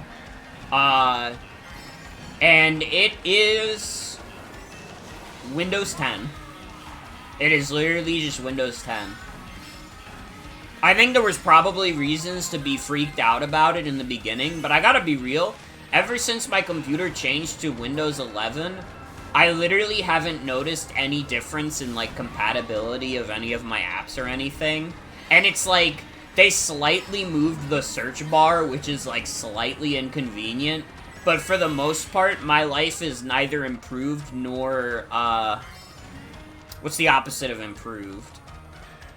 Worsened by the presence of Windows 11. And I mean, you guys are gonna have to upgrade at some point. It's unfortunate that we're all gonna have to move to Windows 11 at some point, but honestly, it's probably not the biggest deal in the world. At least it hasn't been for me.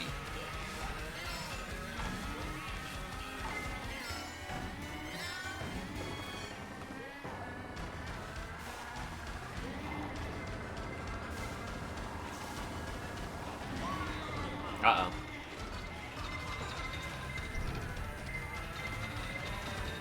Another internet disconnect. I wonder why that is.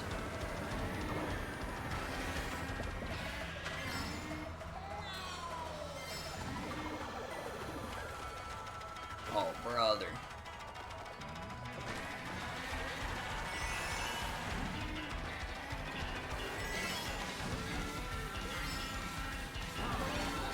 I just realized I'm 12. I need a bullet pill.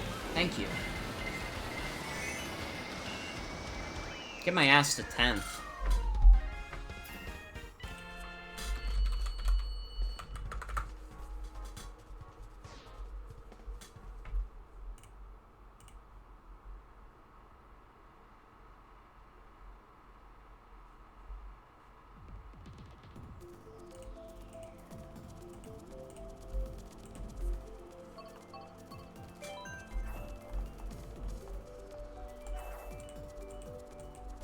Windows 11 killed Morgan.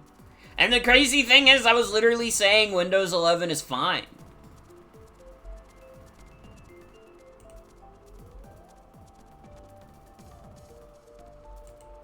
I literally didn't even say anything particularly mean about it.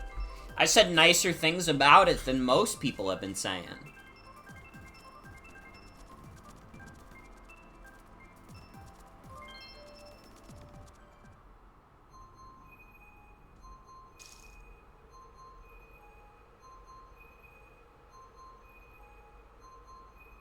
Reconnection successful. Hi, everyone.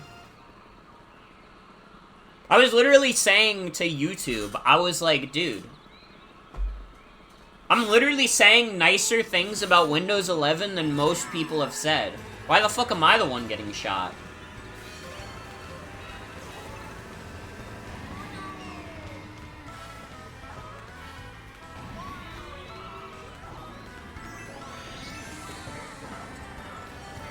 Oh, fuck. It happened again.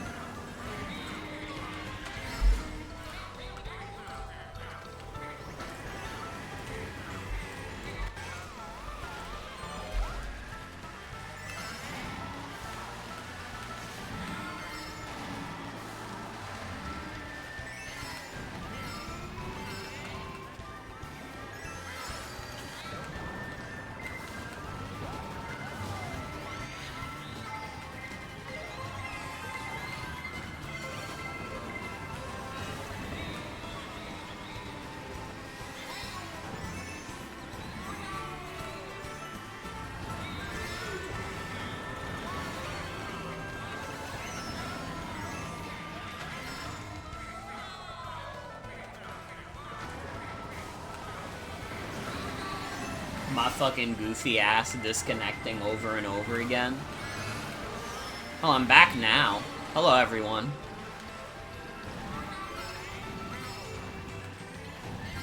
They hate girls who are goofy. They might even hate goobers.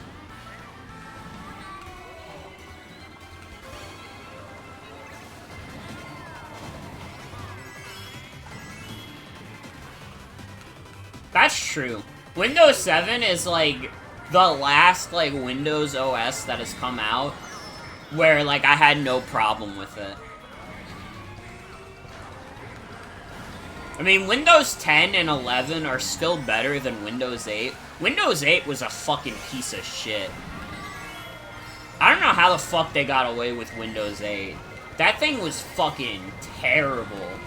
We had, like, one computer that had Windows 8 on it, and it was, like, literally just worse off for it. Windows 8 is a piece of shit.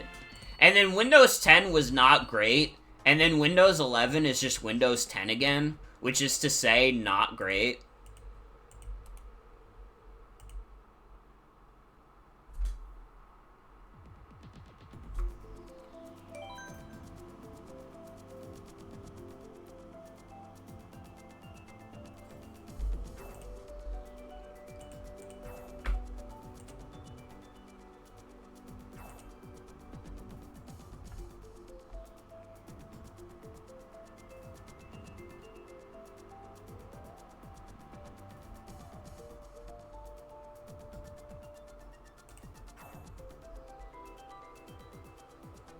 Yeah, Windows 7 was great.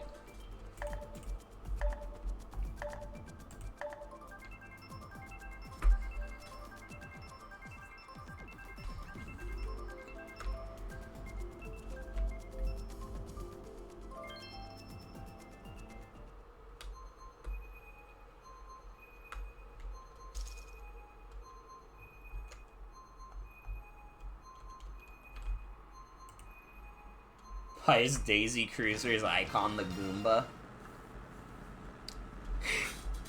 Isn't that the first thing you think of when you think of Daisy Cruiser?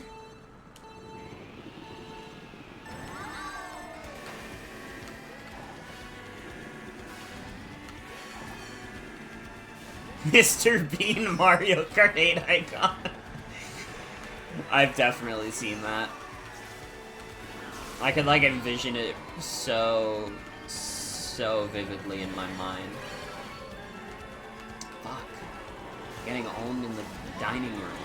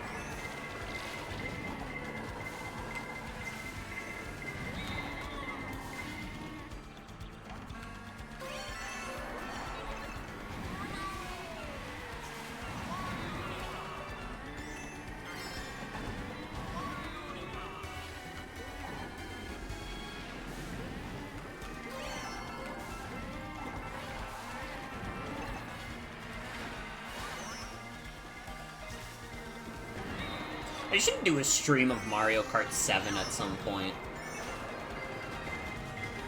Dude, the Mario Kart 7 has its own custom track GP equivalent. I don't know if you can do that in emulator, though. I don't know if the emulation of 3DS has gotten that advanced. Especially because, like, the original fork of Citra ended up getting fucked because Epic Nintendo lawsuit, we hate emulation, boo, boo.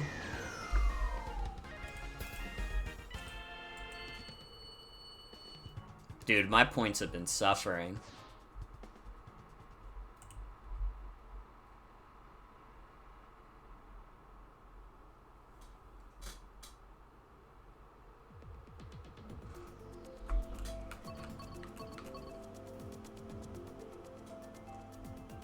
It's Goomba again. That's freaking Goomba.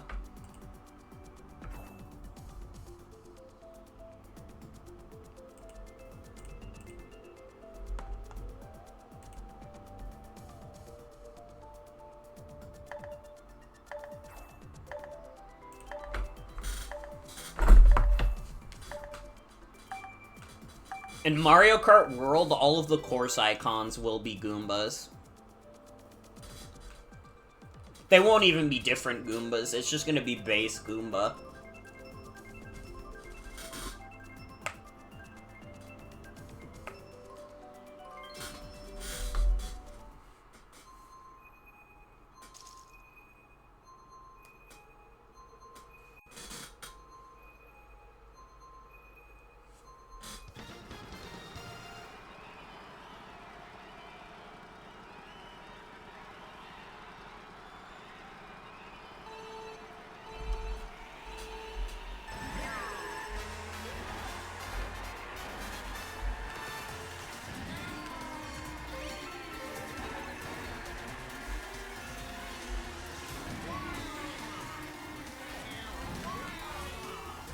Dude, I'm literally, like, I'm thinking about Mario Kart World again. Ah, why does it have to be a month and a half away? It feels like I've waited an eternity. Which technically I have, because Mario Kart 8 came out 11 years ago.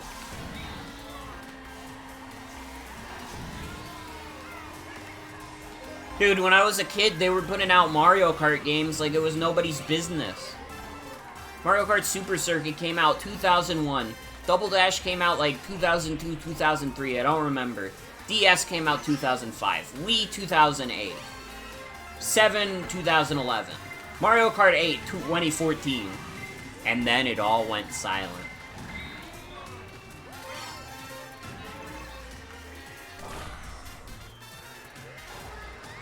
I wonder how, like, in-depth that rewind feature is gonna be. Is that rewind feature gonna be allowed in, like, online races online? Or is it just gonna be, like, in single-player? Because the kind of impression I got was that it was a single-player thing. Because, like, man, imagining the netcode trying to handle that seems like a little crazy to me. But maybe they got the stuff for it. I don't know.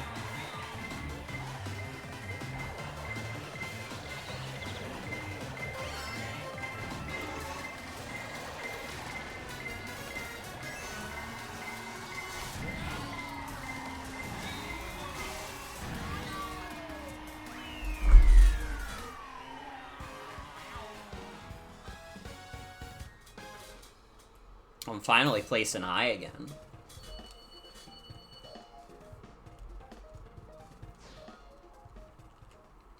I was kind of doing ass for a bit, but we're bringing it back.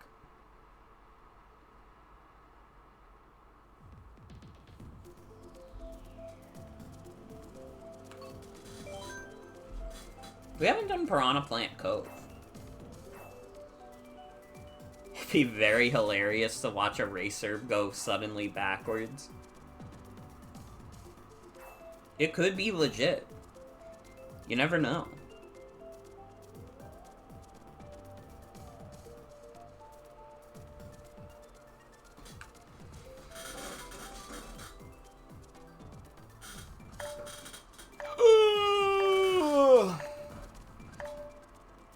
Oh, I am sleepy. I woke up at like 9 a.m. today because I had a 10 a.m. shift. I have less early shifts now, but I still have them every now and then. Ah, 200cc? Damn. Damn! I mean, that's for me. How did I find out about the Pope today? I'm gonna be honest, I don't think I found out in a particularly interesting way. I think I literally just saw someone post, like, what the hell, the Pope died. And that was it. It wasn't, like, anything crazy. I think I just, like, saw it in, like, basically the most normal way you could find out the Pope died.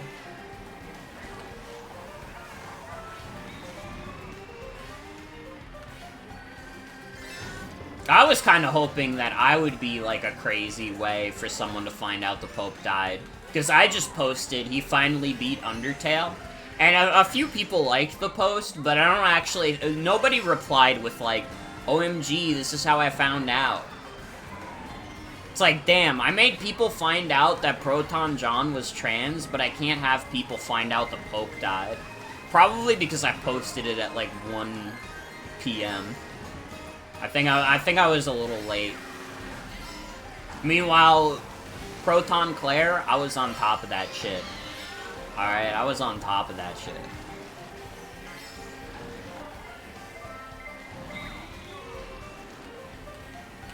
When it comes to logged in shit, I'm on it. But when it comes to the fucking Pope dying, nah. Did find out about her from that post. Quite a few people did.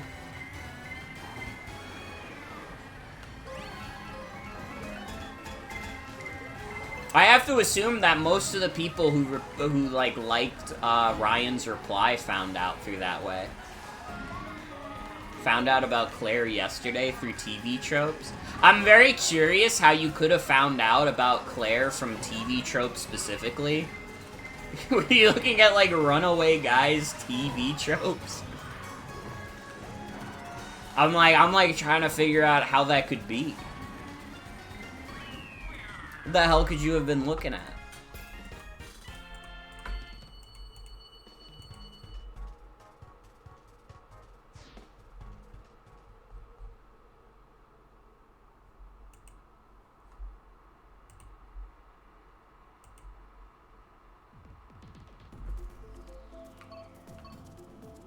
Brother, Sky Garden?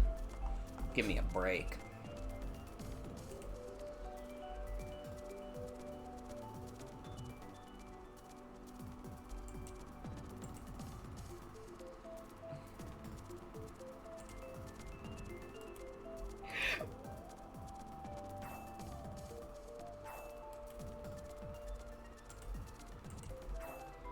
So you, like, went to the Murder Water TV tropes page, clicked on Proton John, and that's how you found out.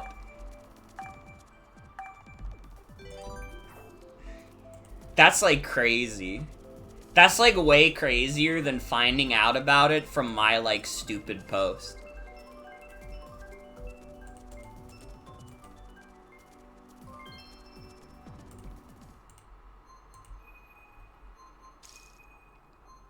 I'm surprised that post got, like, almost 200 likes also.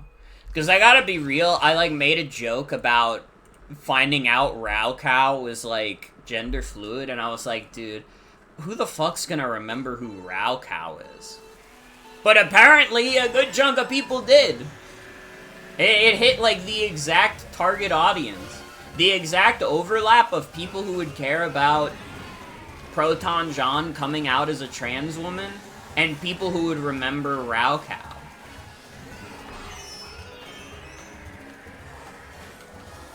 Have watched her Kaizo playthroughs as well as Knit Stories. Still sub to Raocow even though you don't watch him much anymore. I haven't watched Raocow in years. I mean, he was one of the many, like, guys I followed who, like, did, like, Super Mario World hacks and stuff. Like, it was him, it was, like, Claire, the real Ninja Boy. I feel like not a lot of people remember the real Ninja Boy. Who the fuck is the guy who did Super Bobito World? Was that Ninja Boy? Maybe. I feel like it was a different guy, though. Can someone look up Super Bobito World on YouTube and, like, tell me what's the first, like, result? And if someone says my stream is the first result, I'll be very flattered, because that means that your algorithm is telling you to watch more Morgan.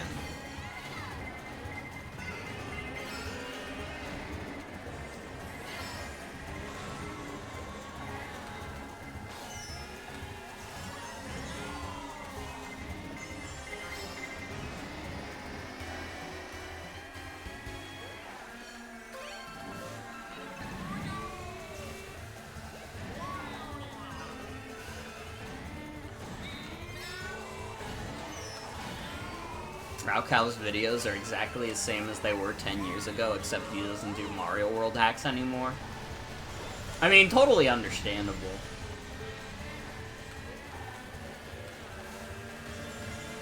Dude, you know who else I watched that did, like, a lot of Super Mario World hacks? That's the one guy from, like, Creatures, who has, like, a username that is just, like, a bunch of letters that I cannot pronounce.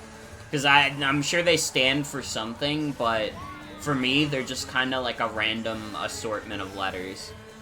Which is not a very great description of a guy. But he had, like, the Super Mario World Mario icon.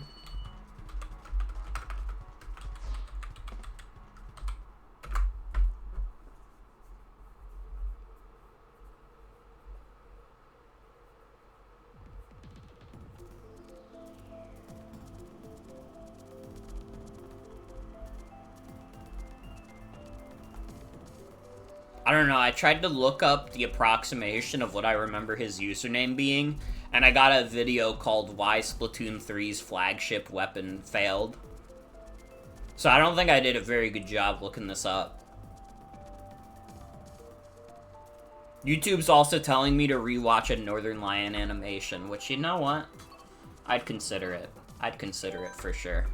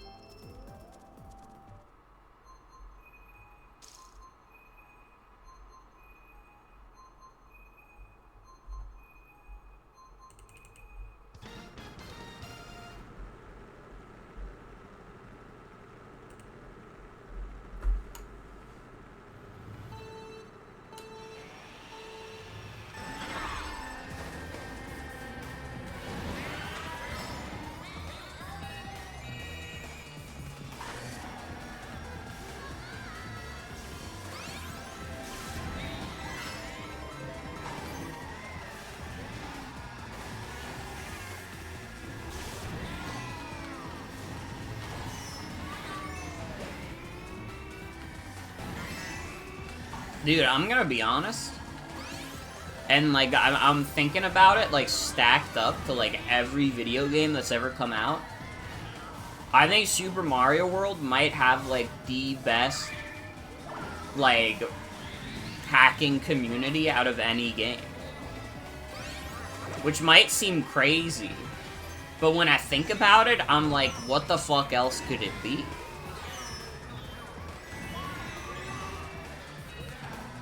People have gotten so much out of, like, the Super Mario World engine. You could spend your entire life just playing Super Mario World hacks and you would be happy.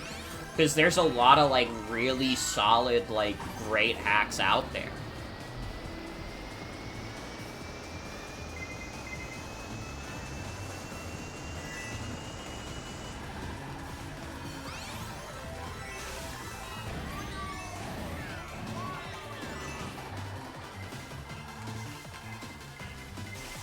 And I feel like, I don't know, it's also a community where usually, like, the best does rise to the top. It doesn't feel like it's very easy to just get an easy in and make, like, a crappy hack and have it be, like, super popular.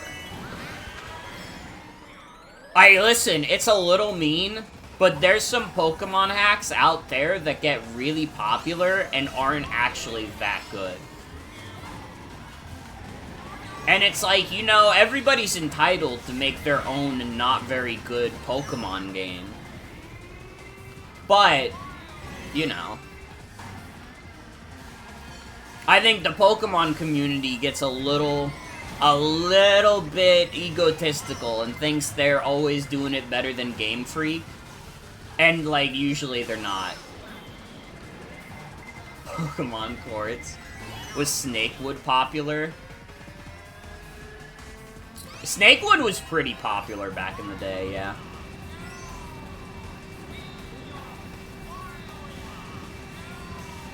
Think modding for some PC games would outdo Mario World? Probably. I mean, yeah, if I, like, put it against, like, Skyrim, it's not beating Skyrim. But, I mean, also the reason that mods are so good for Skyrim is that people have to fix that fucking game. You can't just have a vanilla experience of Skyrim, otherwise you will see your desktop a lot.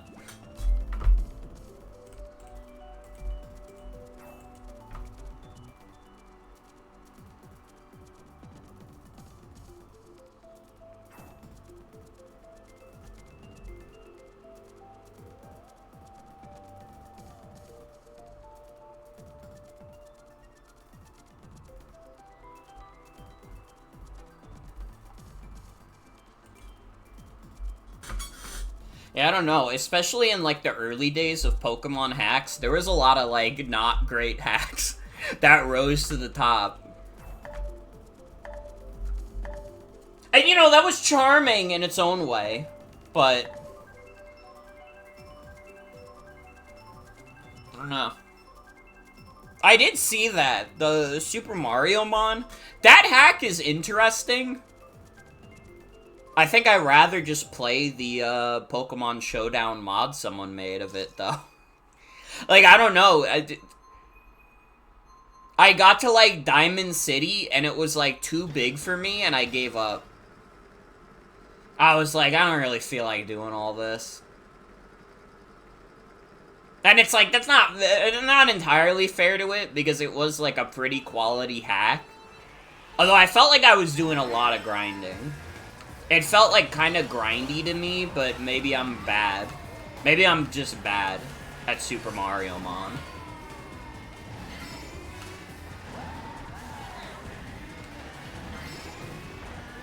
Either that or my team was bad. That could be true. I could have had an ass team.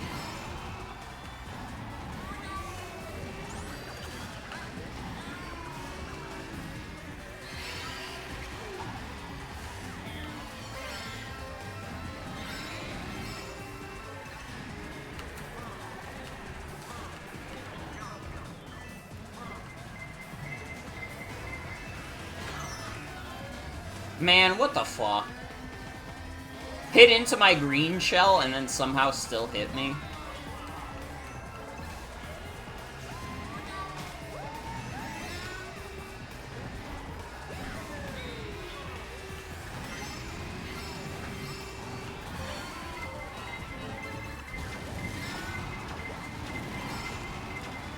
I would still say that, like, Super Mario Mon is probably one of the better Pokemon hacks that's come out.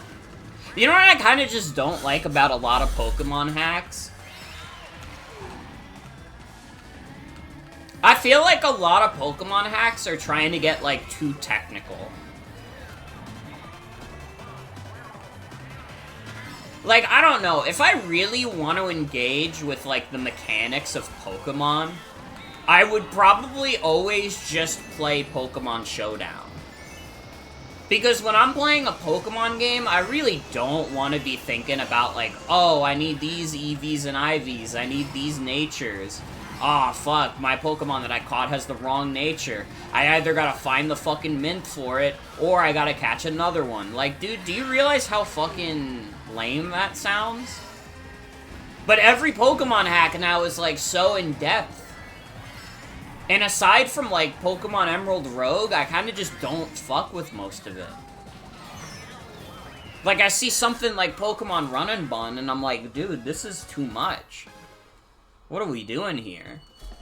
I'm sure it's, like, a well-made, like, competent hack. It's just, it's so not my style. Oh, that's actually a hack I want to play. I want to play Too Many Types. That seems like the kind of stupid shit I would be into.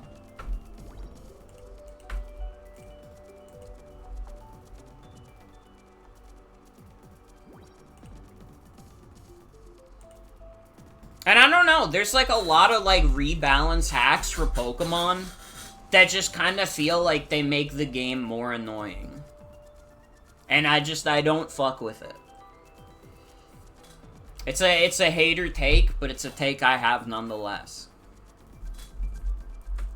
There's too many guys out there that think they know what to do to fix Pokemon, and what they do to fix Pokemon is that they make it more annoying. Like, oh, the first gym leader? Yeah, you know what? They should have Rampardos with Head Smash and Rock Head. Like, what are we doing? What are we doing?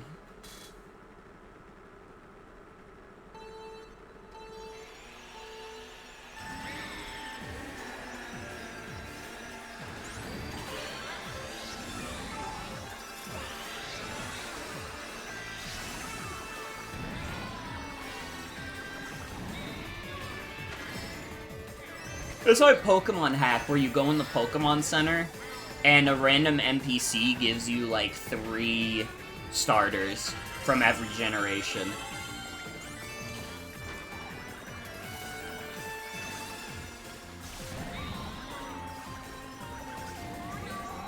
Like, I don't know, I don't fuck with it. I don't know why I used the horn there. I guess I really wanted to get rid of King Boo. He was pissing me off.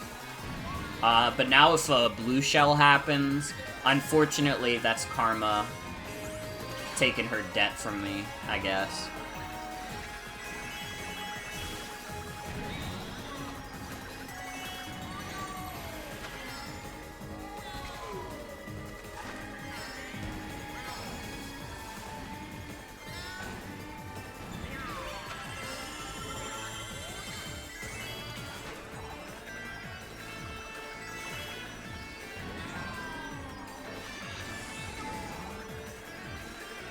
Like, I think that's my hater take. I need, like, goofy Pokemon hacks. I don't really fuck with a lot of the rebalance hacks.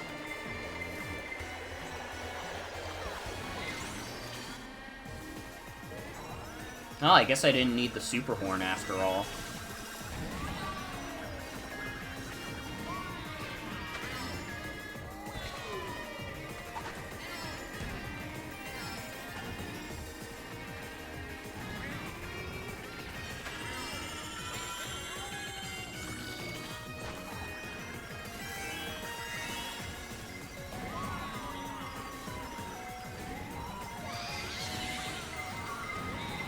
No, no, no.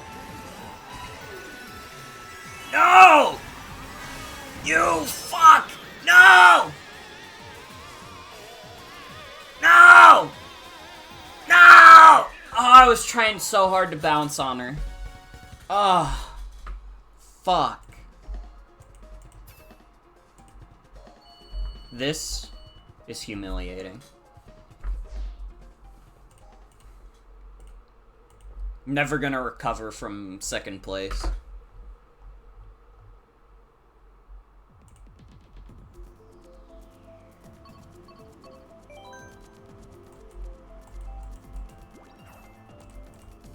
I don't know, me saying that about Pokemon hacks is also me having burnout from the general state of the Nuzlocke community.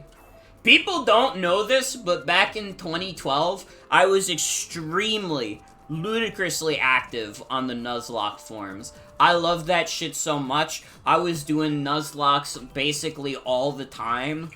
I was, like, fully into it. The Petty Nuzlocke, the fucking Freddy Nuzlocke, fucking, Munchin' Orange's Nuzlocks, fucking Kylie Nim's Nuzlocke. Dude, I was reading so many of them, and watching so many of them, and doing so many of my own. I was tuned in, man. But then, just like, I don't know.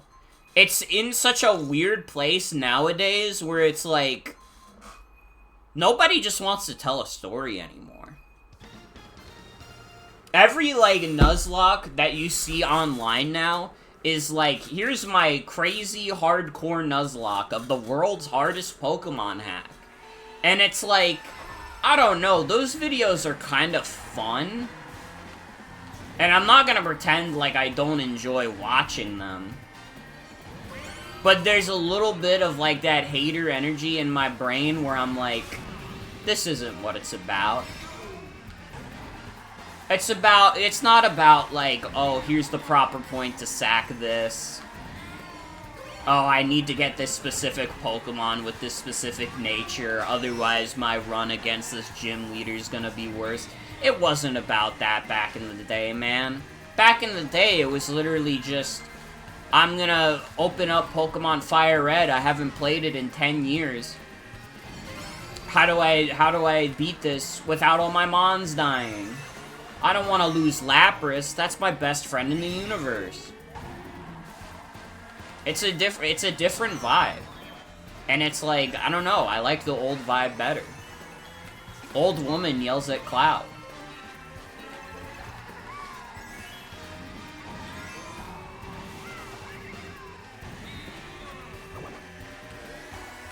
Doing a Nuzlocke in Pokemon X, Pokeballs only.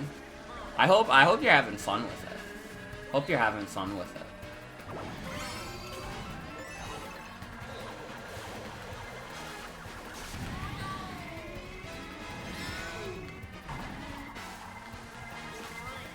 I don't know, I've also held this grudge since this video was uploaded.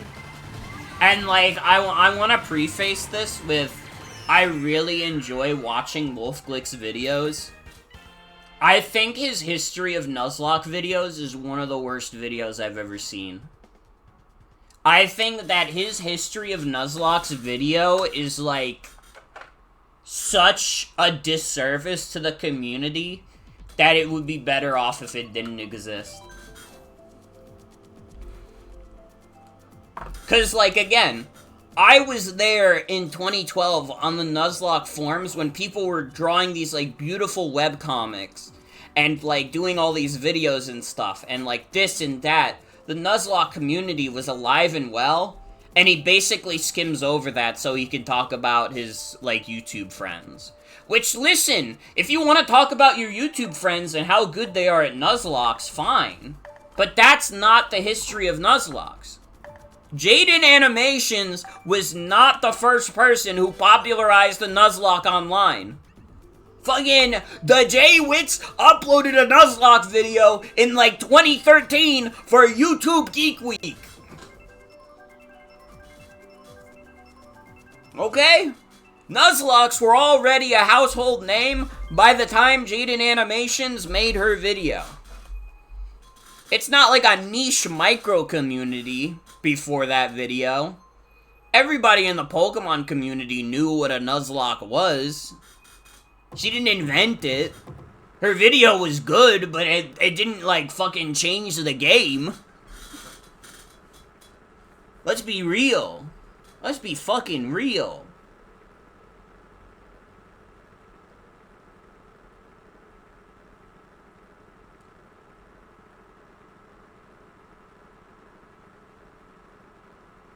And that's my hater rant. That's my hater rant. And again, I'm saying that as someone who really enjoys WolfClick's videos. So I'm not trying to hate. I'm not trying to hate. I just had to get it off my chest. Listen, this is like, I'm at therapy right now, and I need to tell my therapist about how much I didn't like the Nuzlocke video. Otherwise, simply speaking, I wouldn't be able to sleep at night.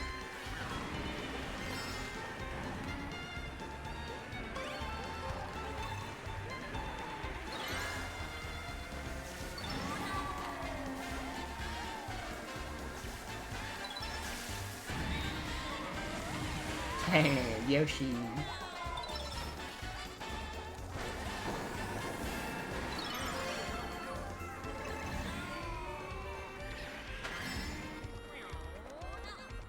Fuck. Oh, nobody got it either.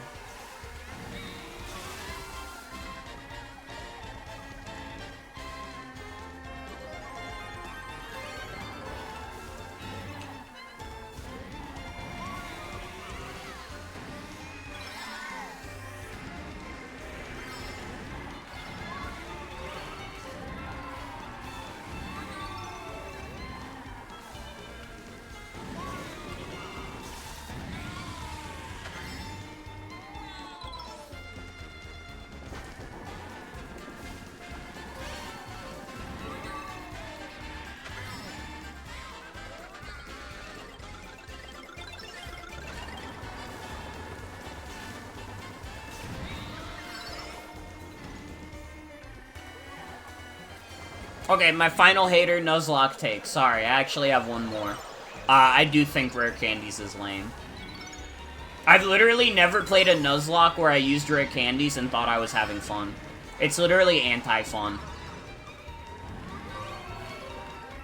Okay, that's the end of my hater rant. I don't care if it's for content. It's less fun. You can do it if you want, if it's more fun for you.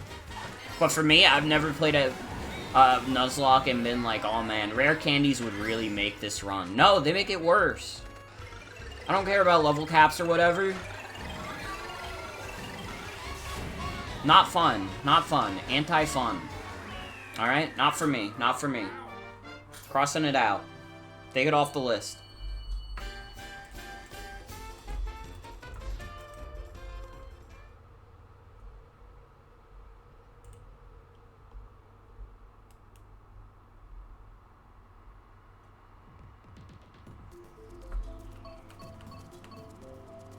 Okay, let's do one more. Let's do one more. And I think I gotta call it. Because my knee's starting to hurt.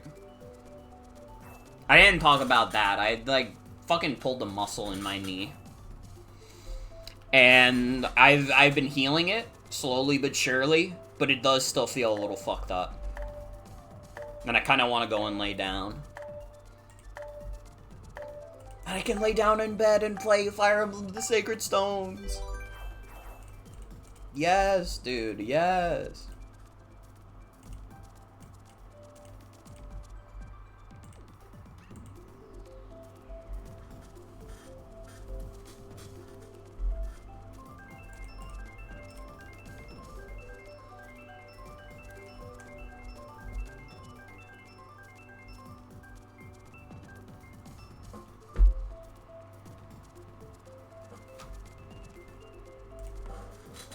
Is the last fucking map of the night really gonna be Sunshine Airport? Hey, Mario Kart 8 just came out. Let's play Sunshine Airport.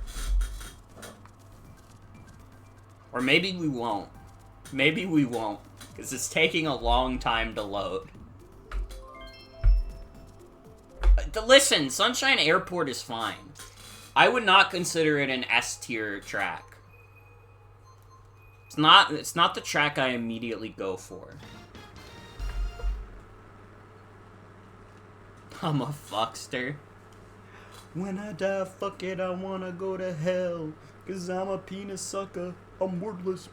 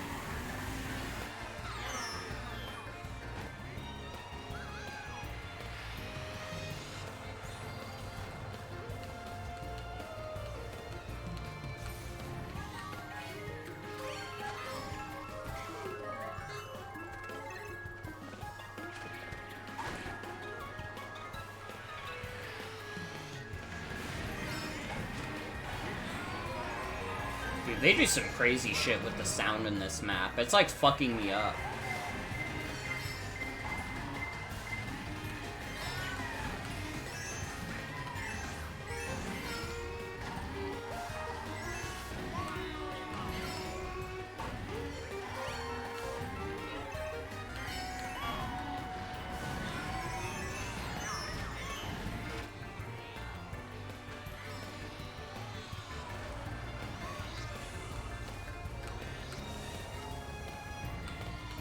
See, like, I'm listening to the audio here, and I'm like, it just, like, drowns everything out. It's fucked up. Is it the turbulence?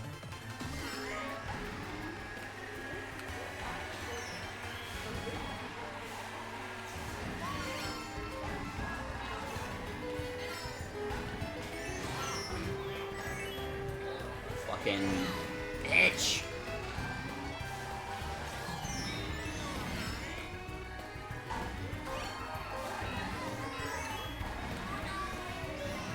Ooh! That was my last hope of catching up, and unfortunately, that hope has been eaten by a big monster. And I will never get it out of the big monster due to the fact that I can't slay it.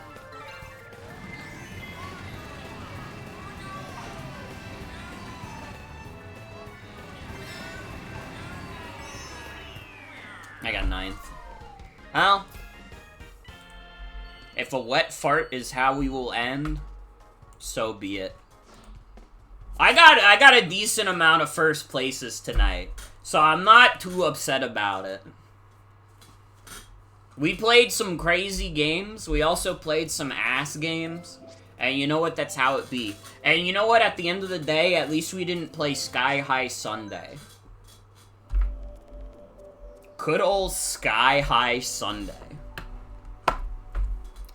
Well, everybody, it's good to be back. It's good to be back. We're gonna end off the stream. It's been a little bit since I've done that. Well, it's gonna be it for tonight's stream. I want to thank you all for coming. Hope you all have a good night and take care. Who's online?